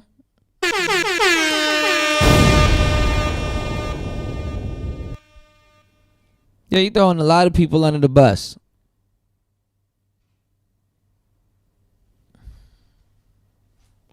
Here's the thing, though. This interview just came out. You know, y'all hit the like button, support the show. We might go over it. If y'all would like, we can go over this interview. Because I did see it, but I didn't get a chance to watch it. So I definitely react to it and watch it with you guys. Let's get it. They want the prosecution to hurry up to bring Gina in so Gina could paint the picture. Because recently he just started going to the trials. So everything was consenting because she's been paid off. And this is the one that disappeared, right? Yeah, this is the one who disappeared. This is the one who they could get her. There's nowhere she could go that the federal government, if they want you, that you can't be gotten. You understand what I'm saying? If the federal government wants you that bad, you'll be gotten, bro. It's too much technology. Yeah, pack that shit up. Imaging. There's nowhere she could go. She Asian. You know what I'm saying? Half Asian or whatever like that. She might like Chinese food, rice or whatever like that. She got to go somewhere to get something to eat. You know what I mean? It's crazy, bro. So now she come and she testified in behalf of Diddy. They want the prosecution to bring her in. They know she's a hostile witness. You understand what I'm saying? I don't want to be here, this, that, and other. She made a post, I'd rather be in Chanel and all this other shit like that. That's the girl who took off the payment. She took the $2 million payment from Diddy and them when she got on Tasha K. I think Diddy may have gave her $2 million or something like that. Got her in school, gave her an apartment out in LA, still was messing with him. Oh man, brainwashed. Like, this whole SBE rabbit hole goes super deep because y'all be making it seem like women give a fuck about justice. Women don't give a damn about no fucking justice. What's the concept of justice? They don't give a damn about justice. Do the right thing for who? That shit is a payday to them. Women don't give no damn about no fucking justice. But she did talk to the federal government. They do have emails and everything from her and her lawyer. So she had to not be these type of women, at least. You understand? It's a lot of stuff. They said they got 6 more weeks of testimony. She went from fully cooperating with the feds, sitting down with them, her lawyers going back and forth with the feds. She's meeting with the feds, letting them know everything they need to know. And then when trial starts, she don't want to take the stand no more. That's because that bag came in. So now she got gone because she understands that when she takes that stand and perjure herself, she could go to jail.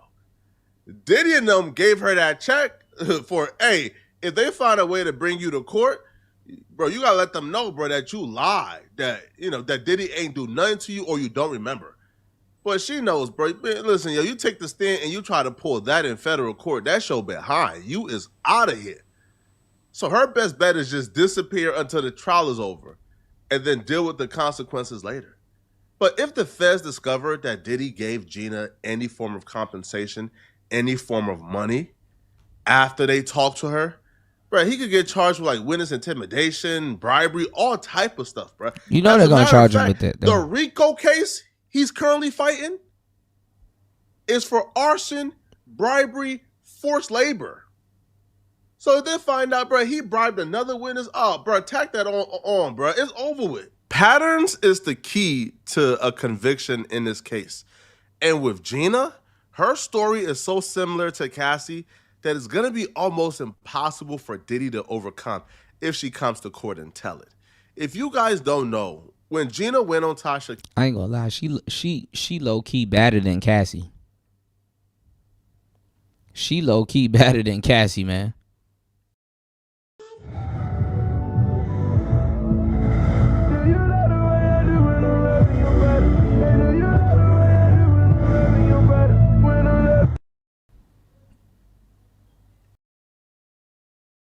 Oh my gosh, hey. Hey,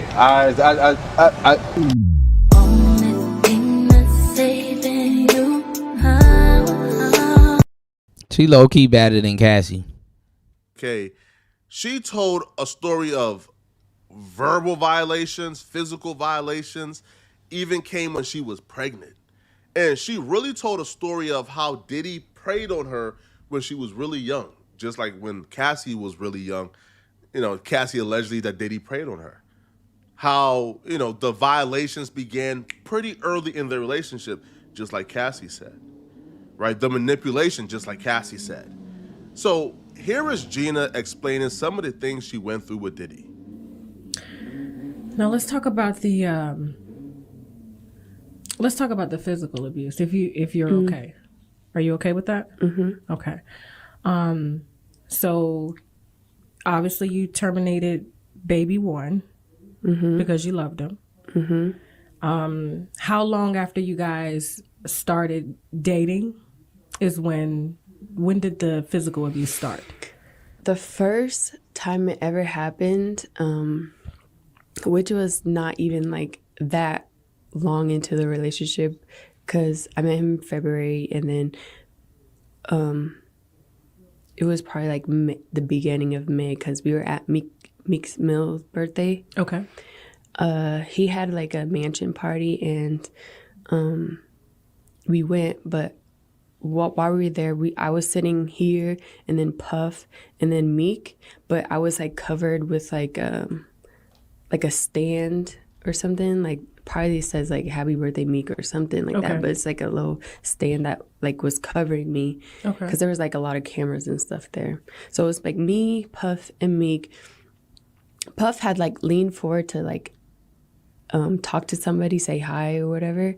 And so I turned over to Meek and I said, "Happy birthday." He put his hand out and then he was like, "Thank you." So I reached his hand and shook it.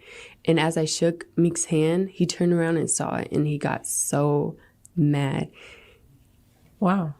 And then we probably like stayed like 20 minutes after that happened. And then when we got in the car, he like grabbed my hair. We were in the one of those Escalade trucks. Okay. So I was sitting on this side, he was on the other side, and he like grabbed my hair and like cussed me out for doing that. He was like, "Why? Can I cuss?" But these tatted up, ratted up, renegade hoes, they like that shit. These women, go listen to them and how they talk to nice guys. Do something, curse me out every once in a while. Do something. They always do that. They like niggas that grab their hair and curse them out and shit like that. See, in their mind too, crazy as this may sound, they don't think you a real man if you don't got the balls to do that. And they will tell you. You say he probably put the middle finger in her palm when he shook her hand. Or do that thing that nasty men used to do back in the day, that palm scratch thing. You know that palm scratch thing niggas used to do? Yeah, that shit crazy. What's going on, new? Shout outs to Shaka Nulu in the building.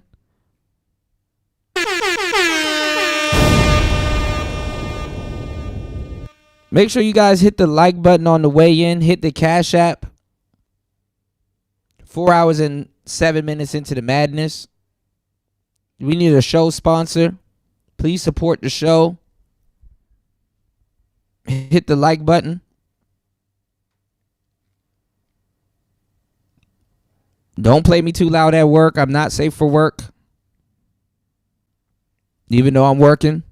Okay, you said, yeah, that's the middle finger. Okay, I got you. Yeah.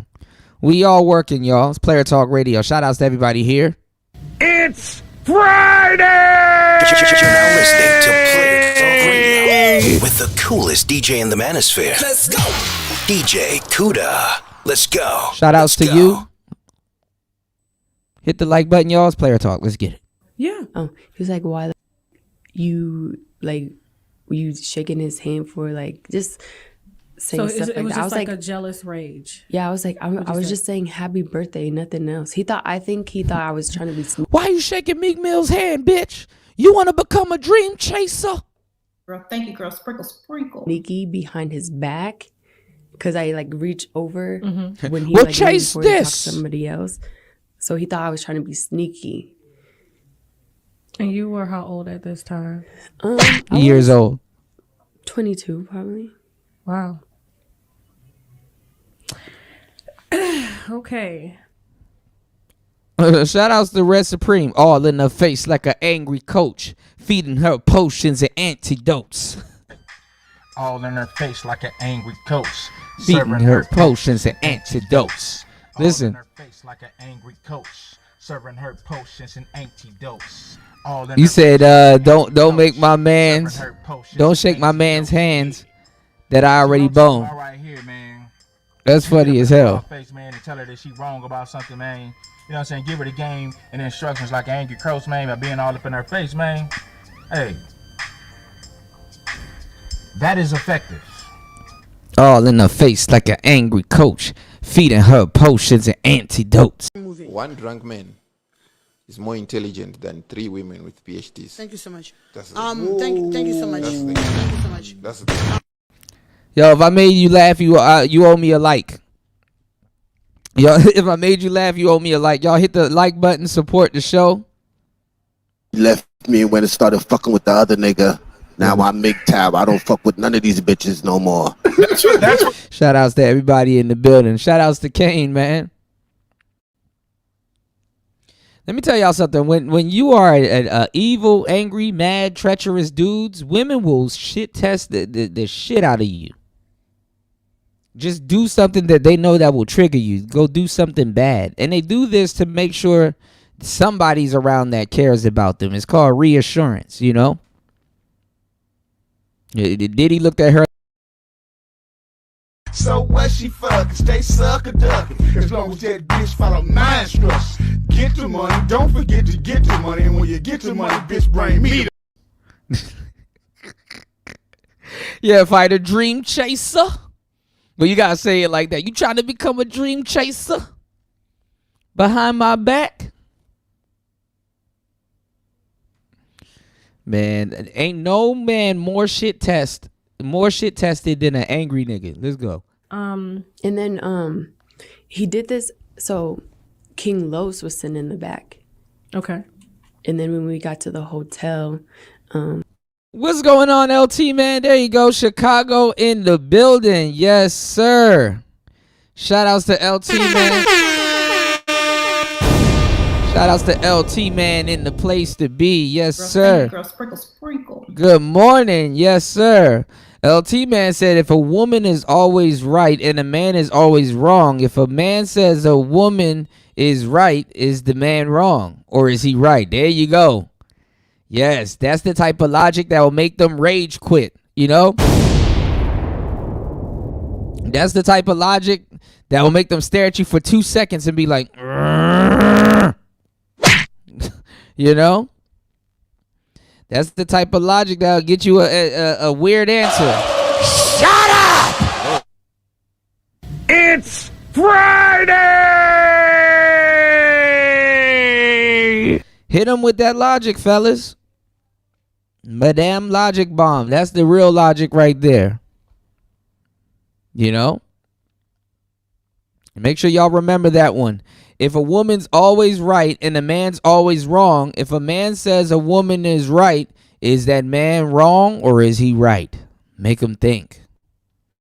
Make him emotionally put down some of that logic that they supposed to have. Shout outs to LT man in the building as always. Welcome to the show. Yes, sir.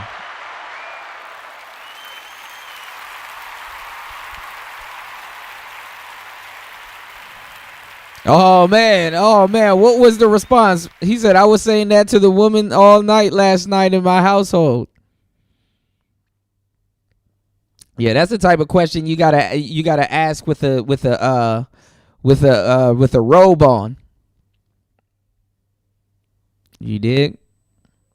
Shout outs to LT man in the building. Listen, y'all, I've had it pinned in the comment section. And on the screen for the last 4 hours, if you guys don't know, I need you guys to head over to hempforfitness.com. That is hempforfitness.com. If you got any questions about hempforfitness.com, make sure you ask LT man, who is here in the chat. You dig what I'm saying? And make sure y'all place y'all orders, man. You know, y'all missed out on Memorial Day. But, you know, it's the weekend. You guys have time, you know, have a chance to redeem yourself, you know. Speaking of redeeming, make sure you use code T-Tube10 and mention Kuda and get 2 free gifts with your order. Okay? Shout outs to everybody here. Fighter said, if a hoe's standing outside, does that make her outstanding? I don't know, man. Sugar Free, he got choked up with his own lyrics when the last time he got asked that. You dig? Yeah, just a little head scratcher, something to hold us. You dig? Just a little head scratcher. Every woman was saying that I was right and that she was right. But if I said that she was right and you said that men are all wrong, aren't I wrong? Exactly. Exactly. You dig? There you go. What's going on, Aunt T? Good to see you, man. How was your Memorial Day, man? Shout outs to Aunt T in the place to be. Hold on.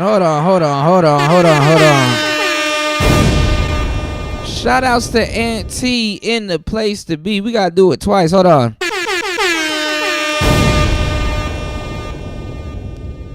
Yeah. Real players in the building, man. Good morning, everybody. Good morning, Aunt T in the place to be. Yes, sir. Yes, sir. Make sure you guys head over to Hemp for Fitness. There's something over there for everybody. Salute. Shout outs to Aunt T. And make sure you guys subscribe to Aunt T's channel. Aunt T in the building. Yes, sir. I was looking for you the other day, bro. Good to see you. Man, these cases are getting crazy. I'm like, man, I wonder what Aunt T thinks about this, you know? You dig? My algorithm is wild. But listen, this is gonna get deeper. You know, we got commentary from Suge Knight. So if y'all could do me a huge favor, hit the like button. Please support the show. HBO, help a brother out. Hit the like button, support the show. Suge Knight chimed in on this. But let's let's get through this real quick, and then we're gonna get to the next segment. Let's go. It got even worse, and he took one of my heels and tried to throw it at me, and then he it's kind of like mushed talking my to a face kid, and really hard, and made my nose bleed. This is eerily similar to the Cassie situation. Cassie told a story of Diddy being in a jealous fit of rage and attacking her in a black truck afterwards as well, and then dragging her to the hotel. It's the exact same story. But Gina told this story 4 years ago before Cassie lawsuit. Yeah, man, that shit is crazy, So, Auntie. Again, just us watching what Diddy did in that hotel, this story to me is credible, and I have no reason to think that she's lying. I feel like at this point, Diddy is guilty until he's innocent. When it comes to DV, the trafficking charges, I don't know. But when it comes to domestic violence, come on, bro. Come on, Diddy. All right, stop it. And the thing is this, too, though. He's doing this in front of other pause, people, so there Flacco. are eyewitnesses. You can't say come on, Diddy. Pause. God damn. Come on now. The Dawn Richards chick who testified Right, party. in her lawsuit, she actually recalled this story taking place because she was there. But her lawyers made a mistake and said that Cassie was in the story when it wasn't Cassie. It was actually about Gina.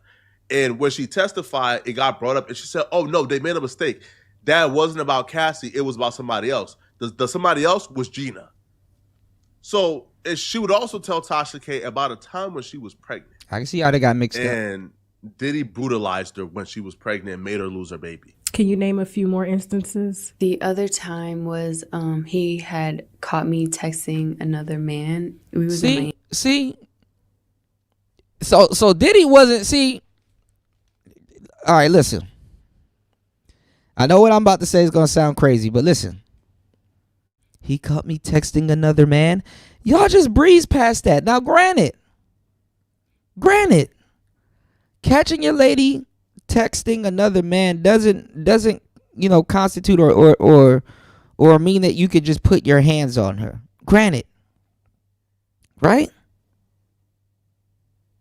Dude, you can't just put your hands on your lady. Don't hit your lady. She can hit you all day for no reason because you didn't take the trash out and shit like that. But how dare you put your hands? Oh my God, he caught you texting another man. See, Diddy wasn't fighting Cassie. Diddy wasn't fighting her.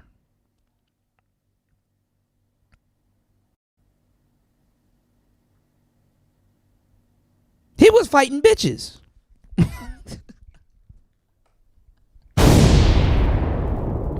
He was fighting bitches. Cassie cheating. She cheating.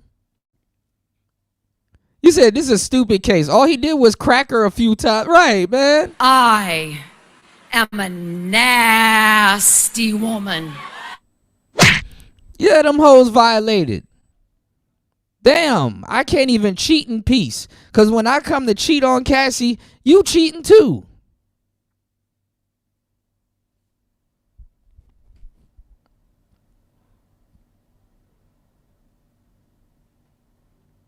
This shit is crazy. Why the fuck you lying? Why you always lying? Oh my God. Stop you fucking lying. And these women are telling the truth. Yes, I was texting another man. He left me and went and started fucking with the other nigga. Now I'm MGTOW. I don't fuck with none of these bitches no more. That's what Diddy should have went MGTOW instead of hand towel.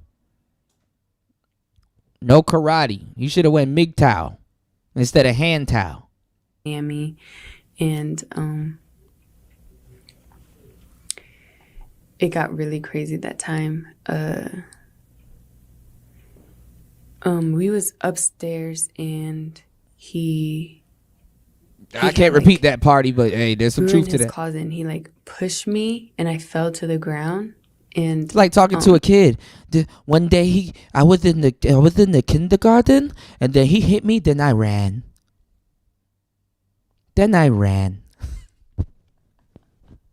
It's like talking to a fourth grader. One day he smushed my face and then I cry.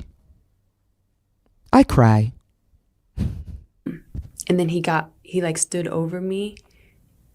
So I was like laying on my back and he stood over me and he started like punching me like this. Like he avoided my face, but he like started punching me like on the side of my head and I was just like covering my face. He hit me in the side of my head. I laugh. I laugh.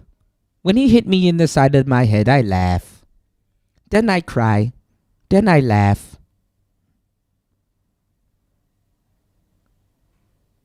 Like, if you were that scared, you wasn't scared enough to be cheating on this nigga? He left me and went and started fucking with the other nigga.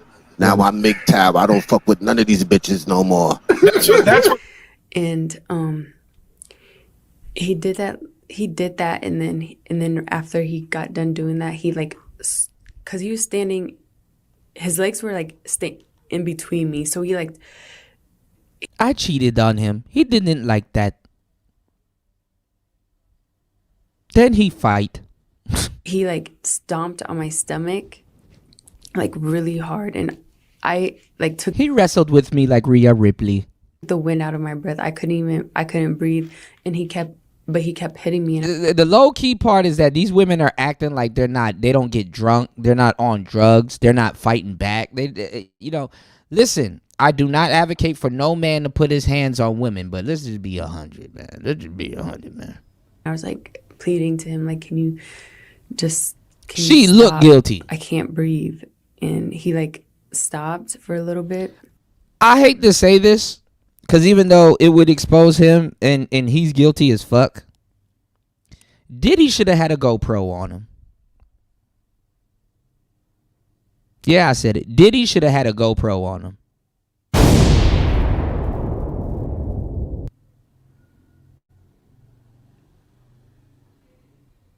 Diddy should have had a GoPro on him. Previously on Diddy Ball Z. After a freak off with Cassie, he finds out she's sleeping with rapper Kid Cudi behind his back. So you think you just gonna smash him and not let Pop watch? How big is it? After blowing up Kid Cudi's car, they now meet face to face. Can our heroes prevent Diddy from covering the entire world in baby oil? Or could a new challenger arrive to save the planet? Hey, Puff, you need to buy me a new Porsche.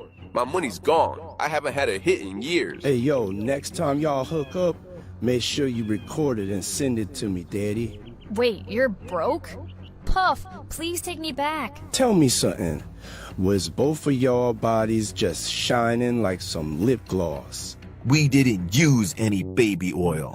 Man, what? You can't do a freak off without baby oil. Bro, you weird. Says the dude who'll be wearing dresses. I'm surprised Tyler Perry hasn't cast you in his autobiography yet. Just so you know, I was making a fashion statement. Maybe you need to stop hanging out with Jaden Smith. Puff, it's over. I'm done hooking up with all these men. Stop making me do exactly what I asked you for just because I wanted it. Wait. So how many guys? 1,000. Sometimes yes means no, okay? I am so confused right now. Cassie, wait. Don't leave me. You know I need a girl. I got that Tesla for you. Let's call Mr. Baby Leg over for an F.O. Man, I'm tired of y'all toxic relationship. When are you gonna pay me back my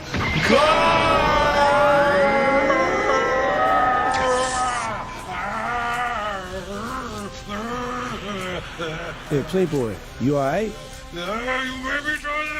Hey, just tell me this one thing. Did you have my girl's toes curling? Man, I wish I got to see that.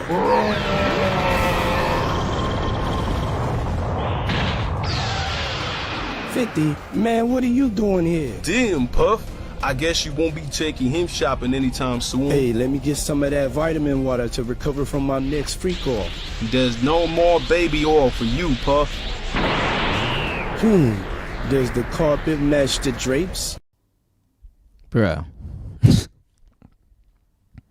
Yeah, I thought about that too before you commented. I was like, damn, that's probably his problem. He had a bunch of cameras and a GoPro on him. You said a kick-ass GoPro, pun intended. Yeah, the tapes kind of Yeah, he kind of did have that's a problem. You said you saw Stefan Diggs with the pink powder on the boat, Cardi with Cardi and the hoes. Yeah, the world on drugs. Listen, I remember because I used to live in Florida. I remember where you could ride and see South Beach, man. All of those buildings in Florida, complimentary of cocaine. Let's go. He like grabbed my hair from the back. She was snorting coke too, and like was like punching the back of my head, cause he was just avoiding my face when he was like hitting me. So he hit Cassie in the face and spared you. The next big fight we got into was I can't remember if it was like in November or beginning of December of last year. At that point I was like fighting back because I just had enough of his shit. And, yeah, you were fighting back the whole time. He kept like pushing my buttons, and I was just like trying to like calm the situation down before it got worse. And he just kept pushing me. And then so I left his bedroom and I went down to like the meditation room. It's kind of like a guest house, like it's like separate from his house. And he followed me there. And he like continued talking shit to me. And I mean, it is his house. I just got to the point where I was just so angry. Imagine following somebody in your house. A bottle of De Leon, and then I like smashed it on the ground, and he was like, see, that's where he drew the line. She smashed the De Leon. See, baby, you could smash anything else. You could have smashed the Ciroc. You could have smashed the Bel Air, but you smashed the De Leon.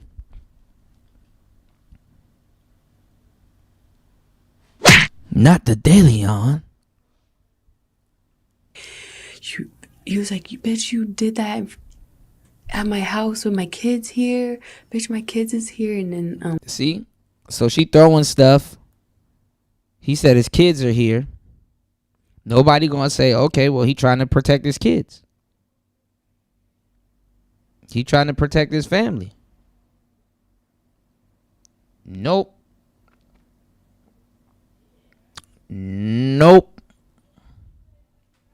I ran out the meditation room, or meditation room. Meditation room. Okay. And he chased after me. He pushed me to the ground outside, and he took my hair and like was dragging me across like the grass in my hair with my hair, and then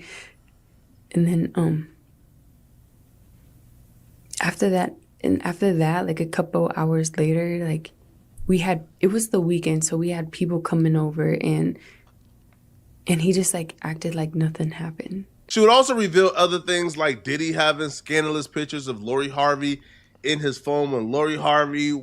Hit the like button, y'all. 4 hours and 30 minutes into the madness. She said he acted like nothing happened. Same way you act like when the check clears. What's the difference? Please hit the like button, y'all. Support the show. It's Player Talk Radio. 4 hours and 30 minutes into the madness. Shout outs to everybody over on Rumble. Shout outs to everybody over on Kick.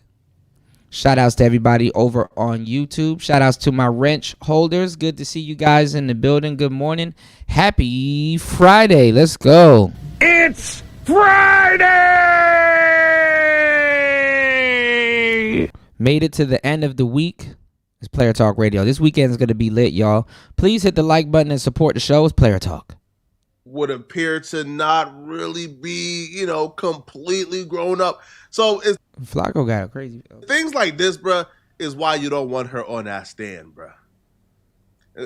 Now it's alleged, like Jane Doe just said, he gave her $2 million in like 5 years ago when she first started coming out with these stories. And she kind of stayed around too, because I remember in like 2023 or 2024, her and Young Miami was going back and forth on the internet over Diddy because Diddy was seeing her and Young Miami at the same time. So she came out, did this tell-all, talk about how horrific Diddy is, how bad Diddy is, how horrible he is, See, Diddy had to keep a Cassie because nobody could take an ass whipping like she. You know, you gotta keep. She'll keep it private and stuff like that. Sometimes you can't move on to the new girls. They'll tell. They went right back to Diddy after the $2 million cleared, and then when the fast came, she turned on Diddy, and now apparently she got paid again. So now she is on Diddy's side. Quadruple dip. Like chicks like this, I believe Diddy And did she was her cheating. wrong. Yes, Diddy did her wrong, but a lot of these chicks, they move like opportunists. They move like. And what have we learned throughout this whole Diddy trial, y'all? An ass whooping ain't gonna stop a woman from cheating. So don't do it. Don't do it. An ass whooping ain't gonna stop a woman from cheating. Shut up! They really don't have any interest in real and true justice. I feel like real justice is getting somebody held accountable for what they did to you. Justice isn't, hey, bruh, I'm going to use the pressure the feds got on you to get a quick payday and then act like we're cool. And then whenever you're back in some scandal, I'm going to utilize the information I have against you for another payday. It's like the infinite money glitch. It never ends. Y'all let me know in the comment section, man. Do you guys think Diddy paid this chick to go missing and not testify against him? Let me know in the comment section, all right? And if you're still watching. All right. What are y'all thoughts on that?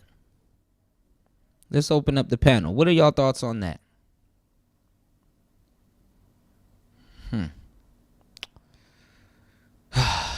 So what she fucking, stay sucker ducking. As long as that bitch follow my instructions.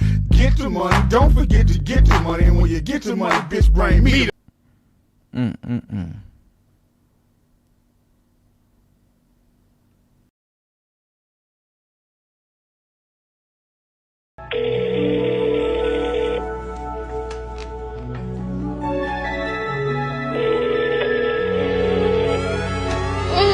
Hello. Hey, babe, what you doing? What time you get off?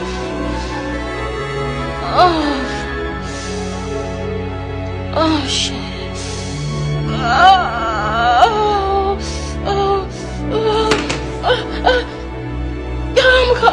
I'm gonna call you back. Oh.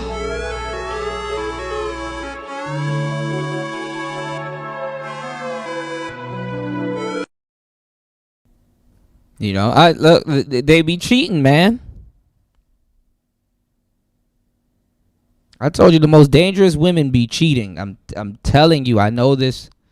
Like the most dangerous women on the planet be cheating. All right, let's get into the next segment. It's Player Talk Radio. I am your gracious host, DJ Kuda. Right back at the helm of today's show. It's Friday. Make sure y'all hit that like button and support the show. 4 hours and 34 minutes into the madness. Let's get it. Let's go.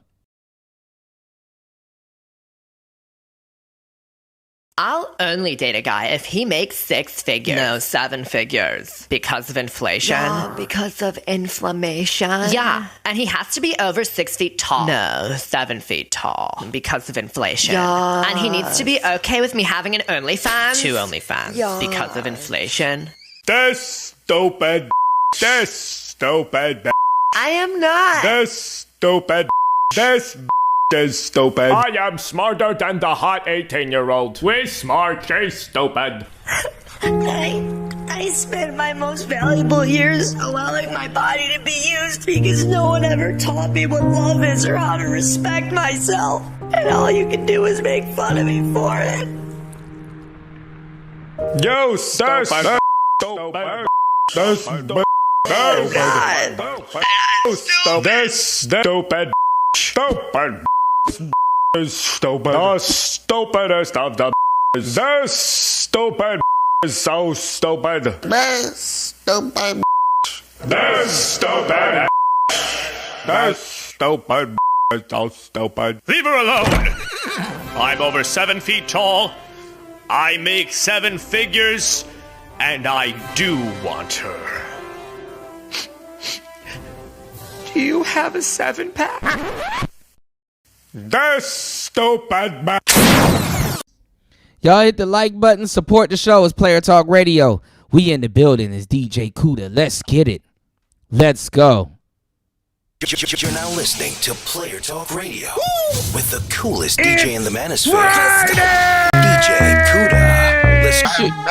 Yo, those dope boy Air Forces was nice, AM. Hey.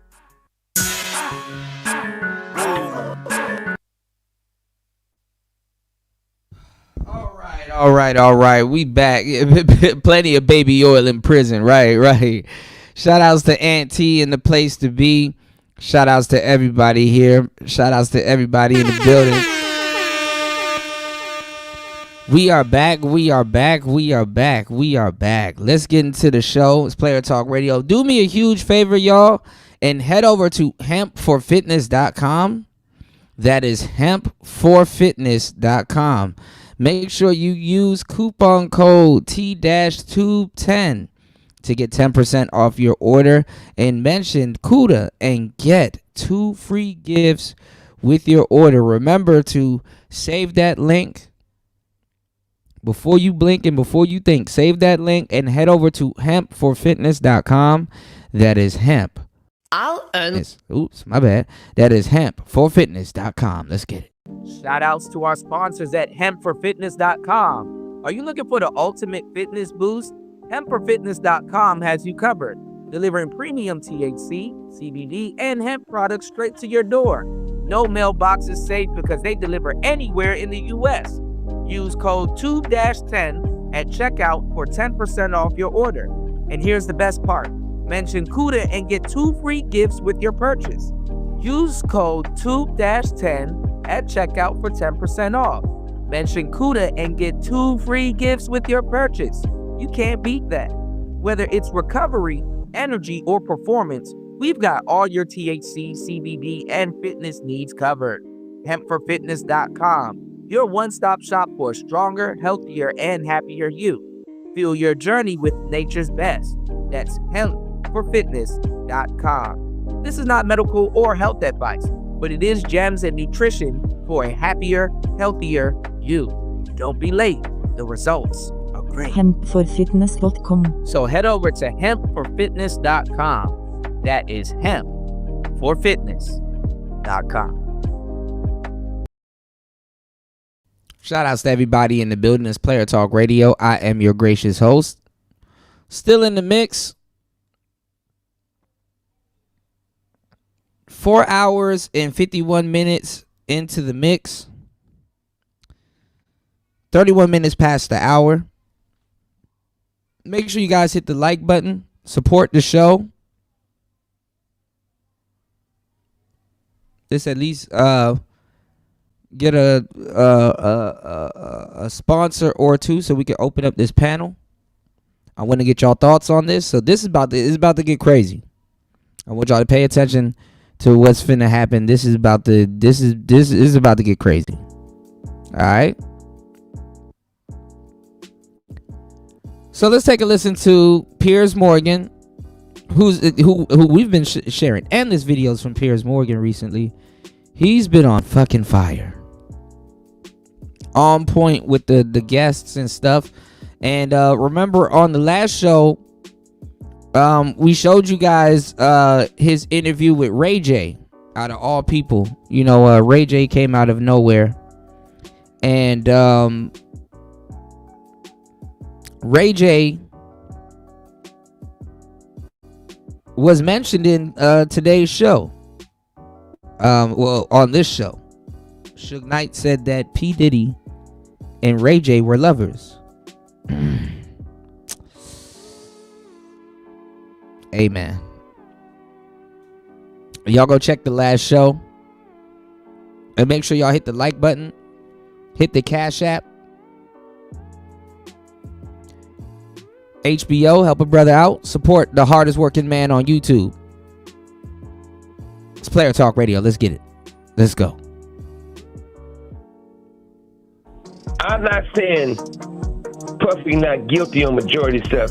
He'd probably be more happy in prison than in the streets, because at least in prison he can get all the baby oil he wants. Puffy didn't have sex with too many higher up people in the industry.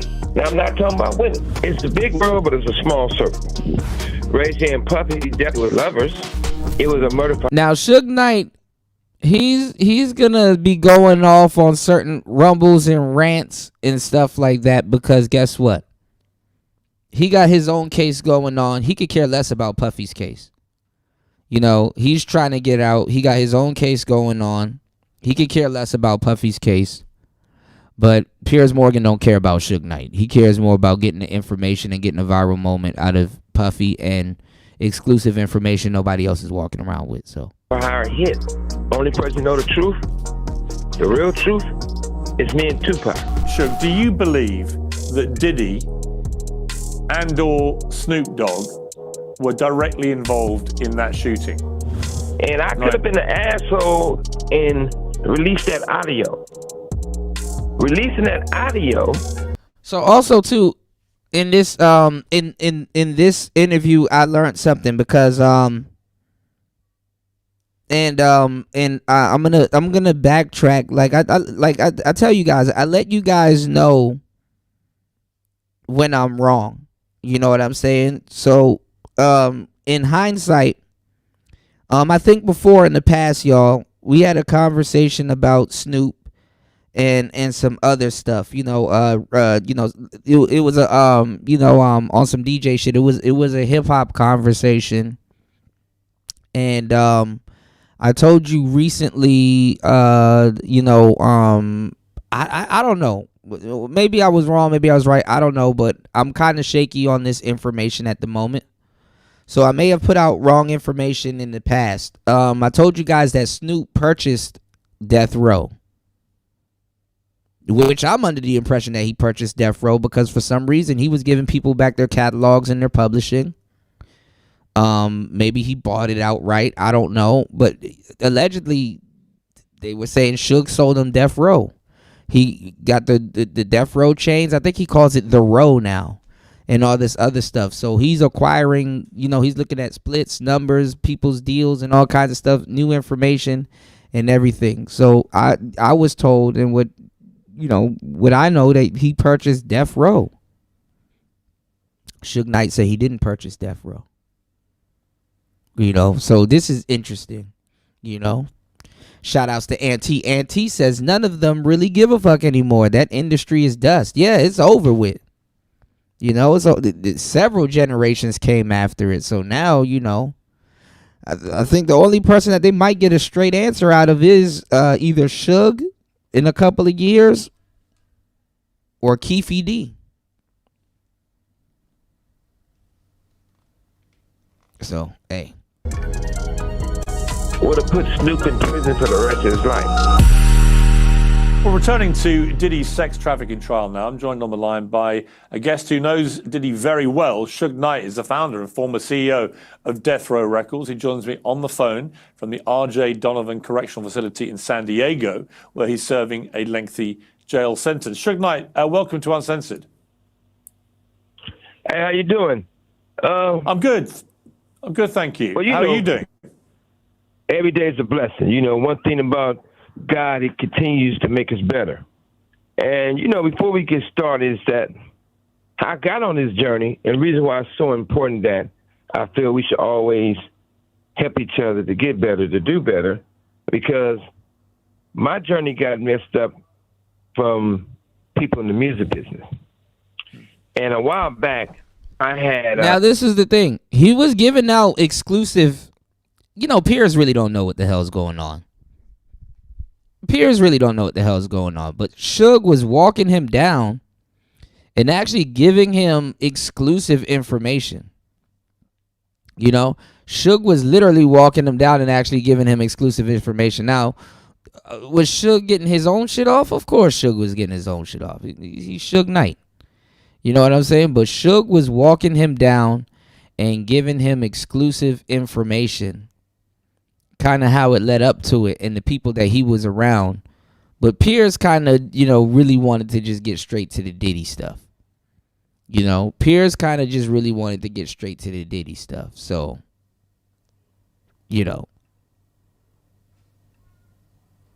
I guess you did. You did. I guess. All right. So keep in mind for the younger people that's listening. Let's go. Got into it with two rappers in 91. In 95, I took a plea deal. But along that journey, David Kenner introduced me to the DA called Larry Longo. Larry Longo and David Kenner, I paid Johnny Cochran close to $1 million. I think it was. David Kenner, $1 million. And they say, take the deal. It won't be no strikes, and it won't be no felonies. So Johnny Cochran wrote in and told them, this illegal sentence, make sure they go in and fix it and don't give me a strike. All that's on paperwork and all that I filed as a habeas. But the DA got fired. David Kenner got blessed. The DE got blessed. And I ended up with extra time on this sentence because my sentence carried 2, 6, and 11. They doubled me up for a strike I didn't have. So that goes to show you they can use things against you to cost you more time. They let Bill Cosby go because the fact that he's had an agreement verbally. Mine is in writing by my attorney, Howard Price. It says that Honorables had no strikes, and they still haven't granted that to me. But the sad thing about all this, regardless it's Puffy, regardless it's Easy, regardless it's me, and it was just a situation where when you create something so big and bigger than life, people want to take it from you. And if they can't take it from you... So, Suge, just to jump in, See, he was walking him down. He was, he's talking about the empire that Puff created. And he's talking about when you get to a certain level, because Suge is like, reflecting back on, when he created Death Row. Y'all following what's being said? All right, let's get it. What you're saying, because for viewers who are not familiar with the intricacies of your situation, in September 2018, you pled no contest to a voluntary manslaughter in a fatal hit and run 3 years earlier. Your conviction, along with the previous felonies, triggered California's 3 strikes law. You got a sentence of 28 years in prison. You'll be up for parole in October 2034 when you'll be 69. And what you're intimating there is that one of those strikes shouldn't have been on your record. Have I read that correctly? Neither one. Neither one of those strikes should be on my record because I don't supposed to have any strikes. Also, they had proof of the guys with guns. They got proof of payments where Andre Young paid these. Yeah, Suge ran over somebody in his truck, his T-Rex or his Raptor or whatever. And basically they were there to kill him, so. Guys to kill me with a personal check, $20,000 here, money there, and they all agreed they was paid to kill me. And the fact that if you really look at the whole situation, it started with One Oak. Same people at One Oak got shot 7 times. Same people at Tams tried to kill me. Same thing if the FBI says it's a price on your head, they want to kill you. So when somebody tried to kill you and you get away, how did I end up in prison? But the most important thing about this, they denied me to go. They wouldn't let me go per, but David Kenner, my attorney, did the most crookedest thing on record that you can possibly do. And this is a guy who's getting this. They're trying to disbar him in 24, 25, 21, and they never reported that to the courts or to me. But past that, the situation is this. A lot of crooked cops got involved in hip-hop. Those same crooked cops, I felt that cost me my freedom, cost Puffy his freedom for now, cost a lot of people bad situations. And I think that they cost the most biggest two rappers in hip hop history, Tupac Shakur and Biggie Smalls, their life. Everybody points the finger at everyone, but it all comes back to the same authorities. As you know, Sugar, look, you mentioned Tupac there. Obviously, it was 1996. Incredible to think it's nearly 30 years ago when he was shot and killed. You were alongside him in the car. Many people have speculated since that Diddy ordered that death of Tupac. Is that your belief? Well, first of all, I got a bullet still today, a 45 bullet an inch to my skull. You can look at my medical records and see the x-rays and see it's in my skull. They didn't remove it because they said if it would have went another inch, either I'd have been a vegetable or dead. Now, as far as what they say Puffy did and didn't do, just the facts. The facts of the matter is this.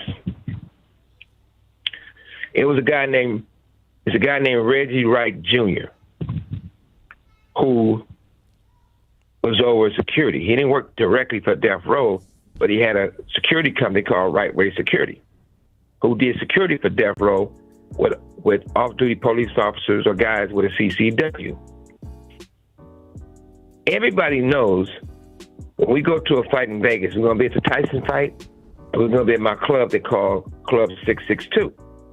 You can go to that club and you'll see Mary J. Blige perform, Jodeci performs, Tupac performs, Snoop and the Dogg Pound, Andre. Unbelievable talent in one place. That night was going to be Run DMC East Coast night. Reggie Wright Jr. He gonna keep bringing up Reggie Wright. They can't carry firearms. The sad thing about that, Pac hated Reggie Wright Jr., so he had fired him before any of that. I don't know the right date, but I'm quite sure it was. It's paperwork that shows it. But the crazy thing about that, it was a bodyguard named Frank Alexander. Pac hated Frank. He was cool at first, but towards the end, he hated Frank because Frank always wanted to get in the pictures with Tupac. And Tupac was very militant, so he was like, man, I don't want a bodyguard taking pictures with me. How is he watching my back if he getting himself in the pictures? So I hired a guy named Michael Moore and told him to bring another off-duty police officer because they kept their gun and they was real aggressive by protecting Tupac. So on the way to the fight, Reggie Wright Jr. tell Michael Moore he can't carry his weapon when he's doing bodyguard work for Tupac. Michael Moore said, well, I'm going back to the hotel. If I can't carry my gun, I can't protect myself or Tupac, so I'm not going. So Reggie Wright Jr., who nicknamed that Pac gave him Pork Butt, so Pork Butt goes and says, Frank, you can go, but you can't bring your gun. Now, everyone knows you can't be a bodyguard without a gun. So after the fight, we come from the fight. Tupac got into it with another guy. It was a big fight. Orlando. After that fight, after we stopped to a few places, we go to my house. I told Frank, I told all the security, I told everyone. Pac just beat up a well-known game member. Send 4 or 5 guys extra to the house to escort Tupac to the club.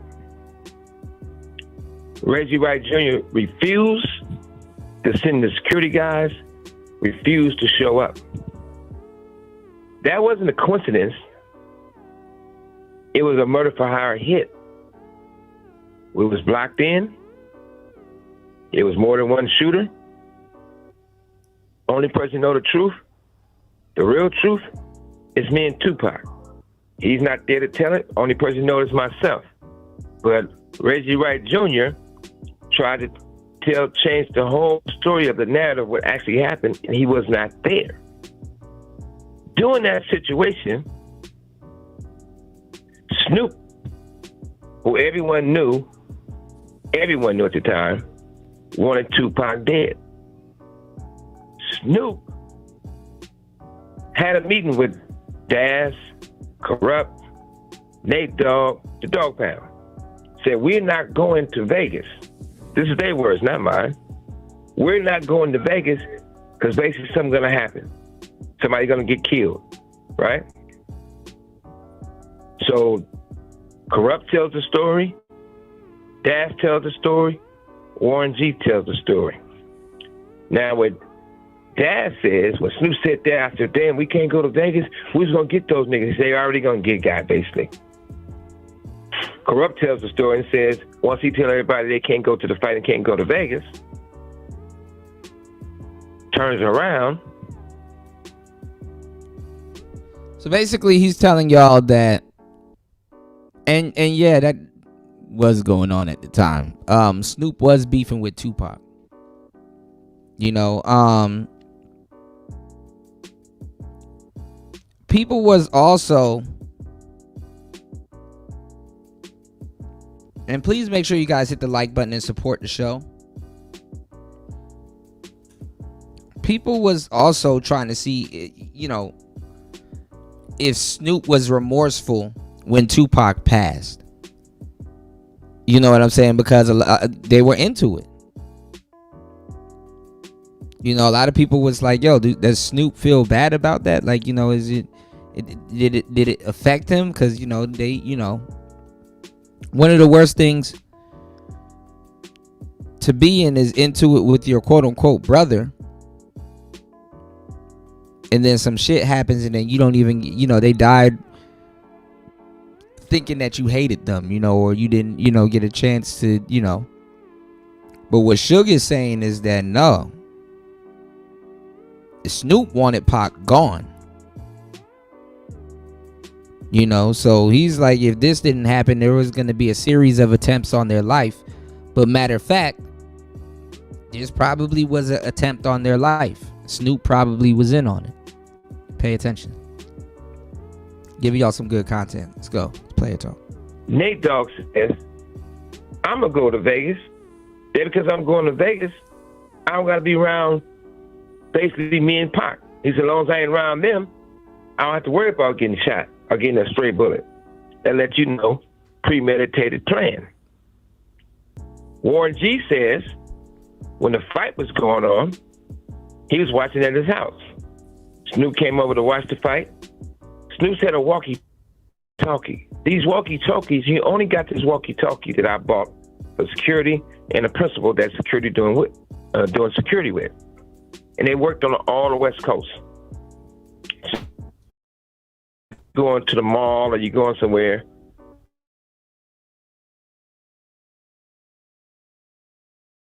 going to an event with any of the security details, you don't have a walkie-talkie.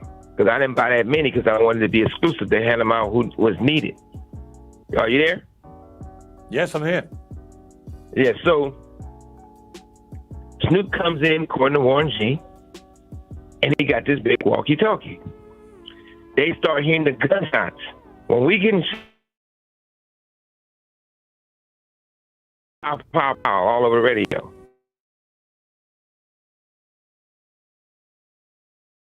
About walkie-talkies. If you have another walkie-talkie or at least a good one, a decent one, you can eavesdrop on shit. You can eavesdrop on the fire department.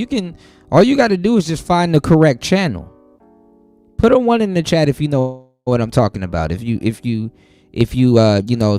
guys ever had a walkie-talkie coming up, you can literally eavesdrop on even serious stuff. You can hear what's going on their rivers. No, y'all pick up covert, signals. And then the funny thing is that, especially nowadays and shit, even when I was coming up, if you using a walkie-talkie, only a certain amount of people around you had walkie-talkies. So you kind of knew where the signal or where you could be picking up the signal. You knew where it was coming from. Oh, this the fire station up the street. Oh, this the, this mall security, or this is, all you had to do was tune into a certain channel. And some walkie-talkies would pick up other channels that would have or should have been private. So yeah.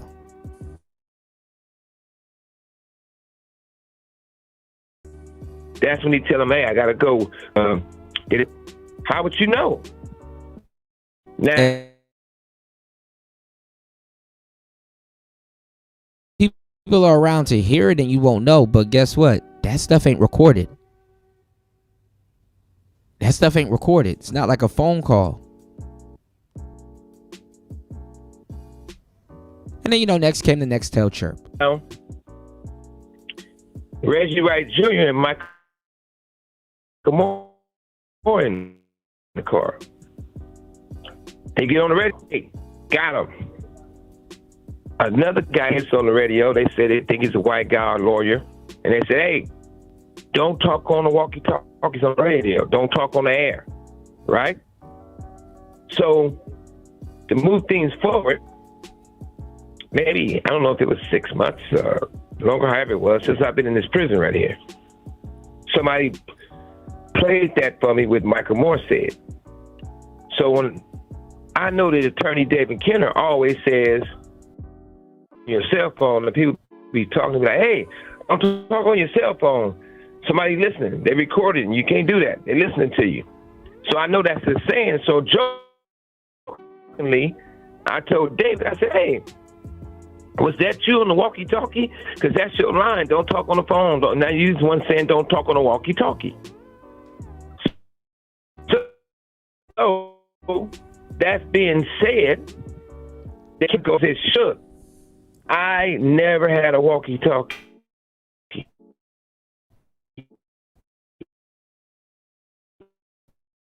I would never have a walkie-talkie. He said, that's not me talking on the walkie. I never said he was talking on the walkie-talkie. About it.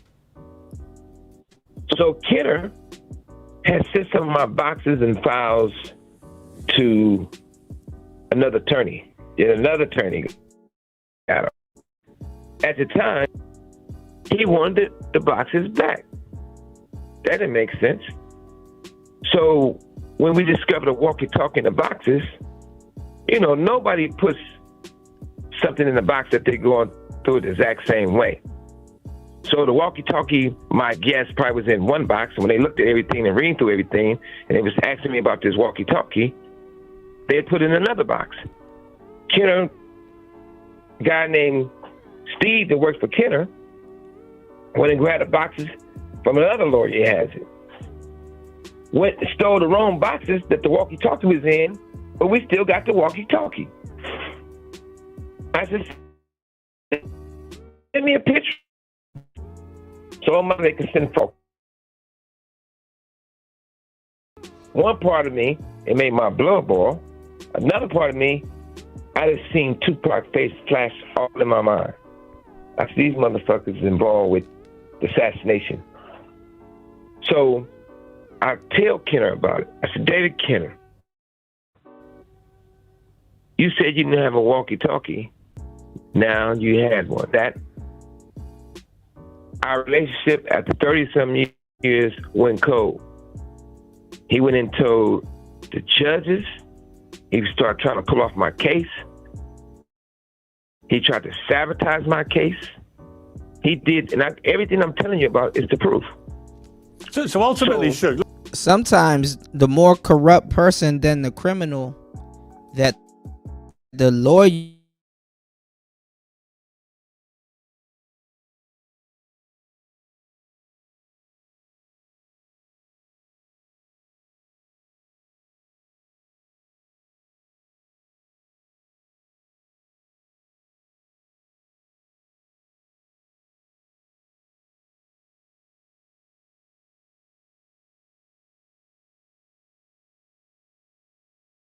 through in this way. It's like a sort of murder mystery. But ultimately, I've got two questions. Do you believe it was like you're to do with it? And what all do you?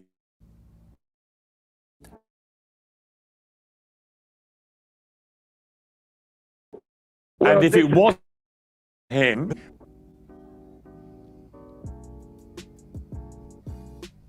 right?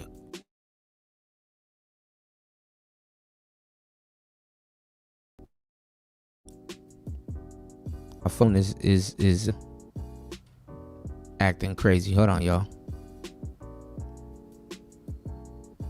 Okay, we should be back. Y'all, please hit the like button, support the show. Brother Roy.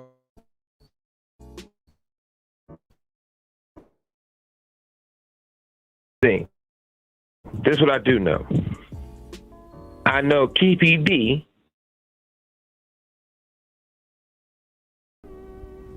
Keefy D says that Puffy and them approached him and gave them money. Keefy D says if he go to prison for, this is his words. Keefy D said if he go to prison for the Tupac murder, Reggie Wright Jr. gonna go to prison for Biggie's murder. So all these things going back and forth. You know, who knows what? Absolutely what? Well, we do know money was paid out. Do know, according to these guys, to the police, not the police are actually doing the investigation, the cricket cops. You got to remember. Did you ever ask Diddy direct?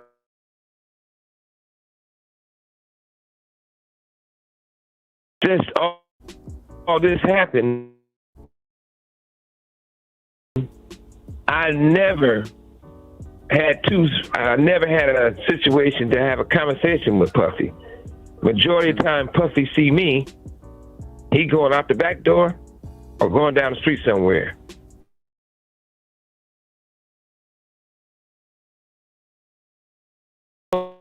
Roosevelt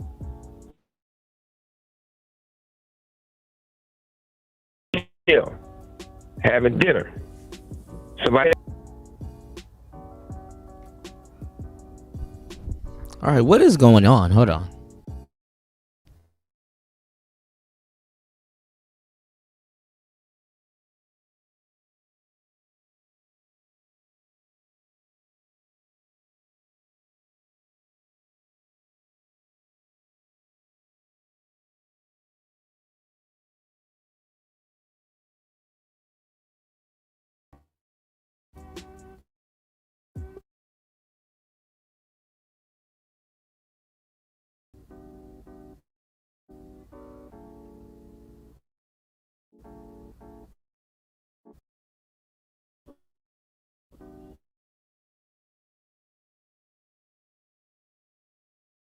Doing the investigation, the cricket cops. You got to remember. Did you ever ask Diddy directly if he'd been involved? Well, that question would be no. Since all this happened, I never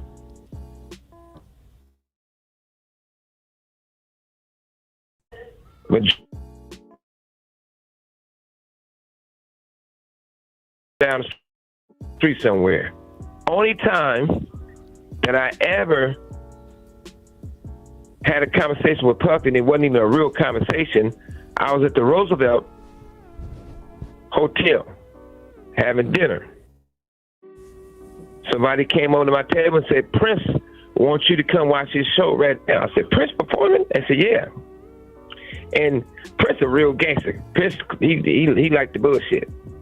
So I go in, and they sit me at a table with Puffy, Nas, a few other people.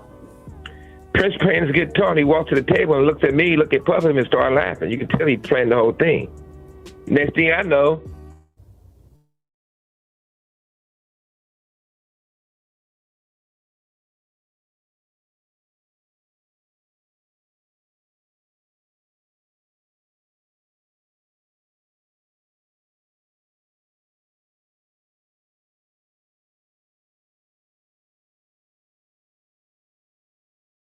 this. Put a 1 in the chat if you got.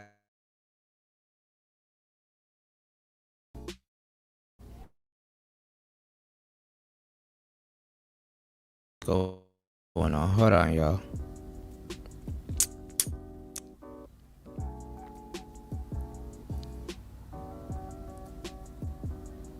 Let me do this.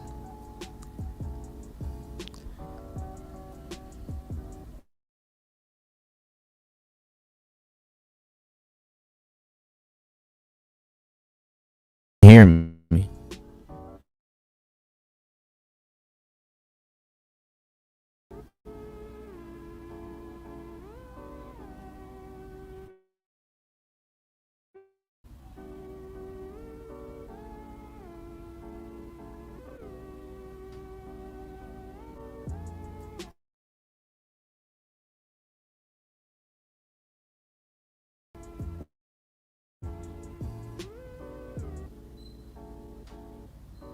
It is thunderstorming out here, so I want to make sure you guys can hear me.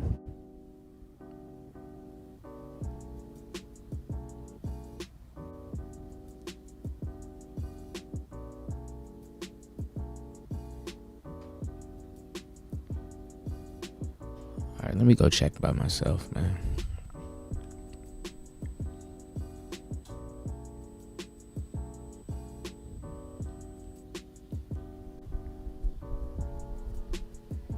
You guys should be able to hear me. Hold on. All right, we should be back. Okay, you say you hear it too?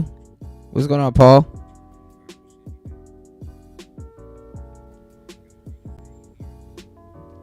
Okay. All right, we should be back. All right, this is draining, man. Y'all please hit the like button. Please support the show. 5 hours and 26 minutes into the madness. Good to see you, Paul. What's going on, man?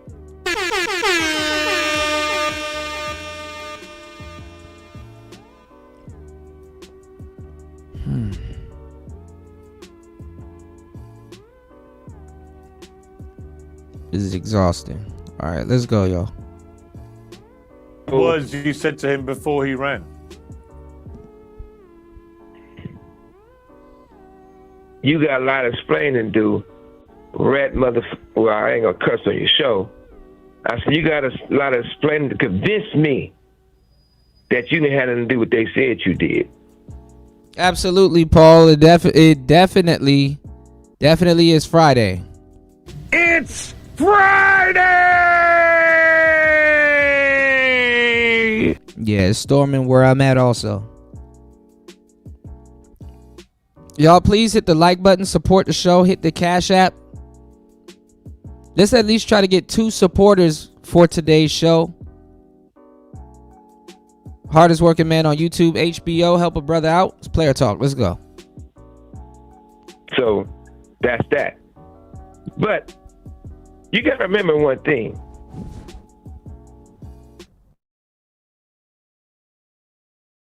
Down in hip hop.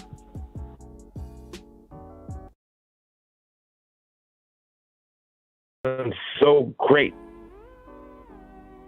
But I still stand behind what I stand behind. I mean, these. Look, I'm going to come to Diddy's case, which I know you have a view about, where you think he should walk, and many people I interviewed Ray J who said the same thing. But obviously you've just revealed a very fascinating moment where you confront P. Diddy in a club when he's known as Puffy at the time, and you basically tell him he's got a lot of explaining to do about the murder of Tupac and the attempted murder of you. I mean, that's a dramatic encounter. Yeah, it's a big Ray J and Puffy story, but Ray J and Puffy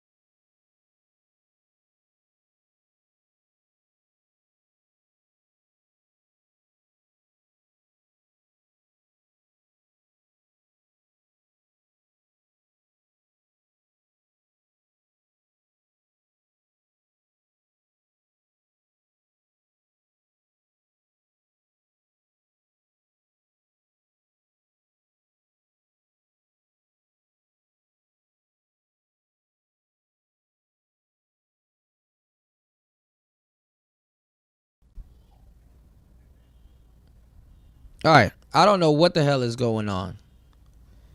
I need y'all to hit the like button, please, and support the show. It keeps going out and coming back in. Let me see.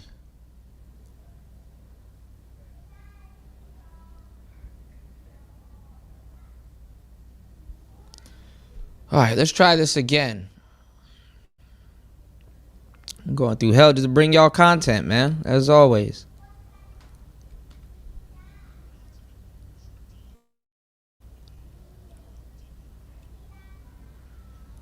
And now it's not even coming up.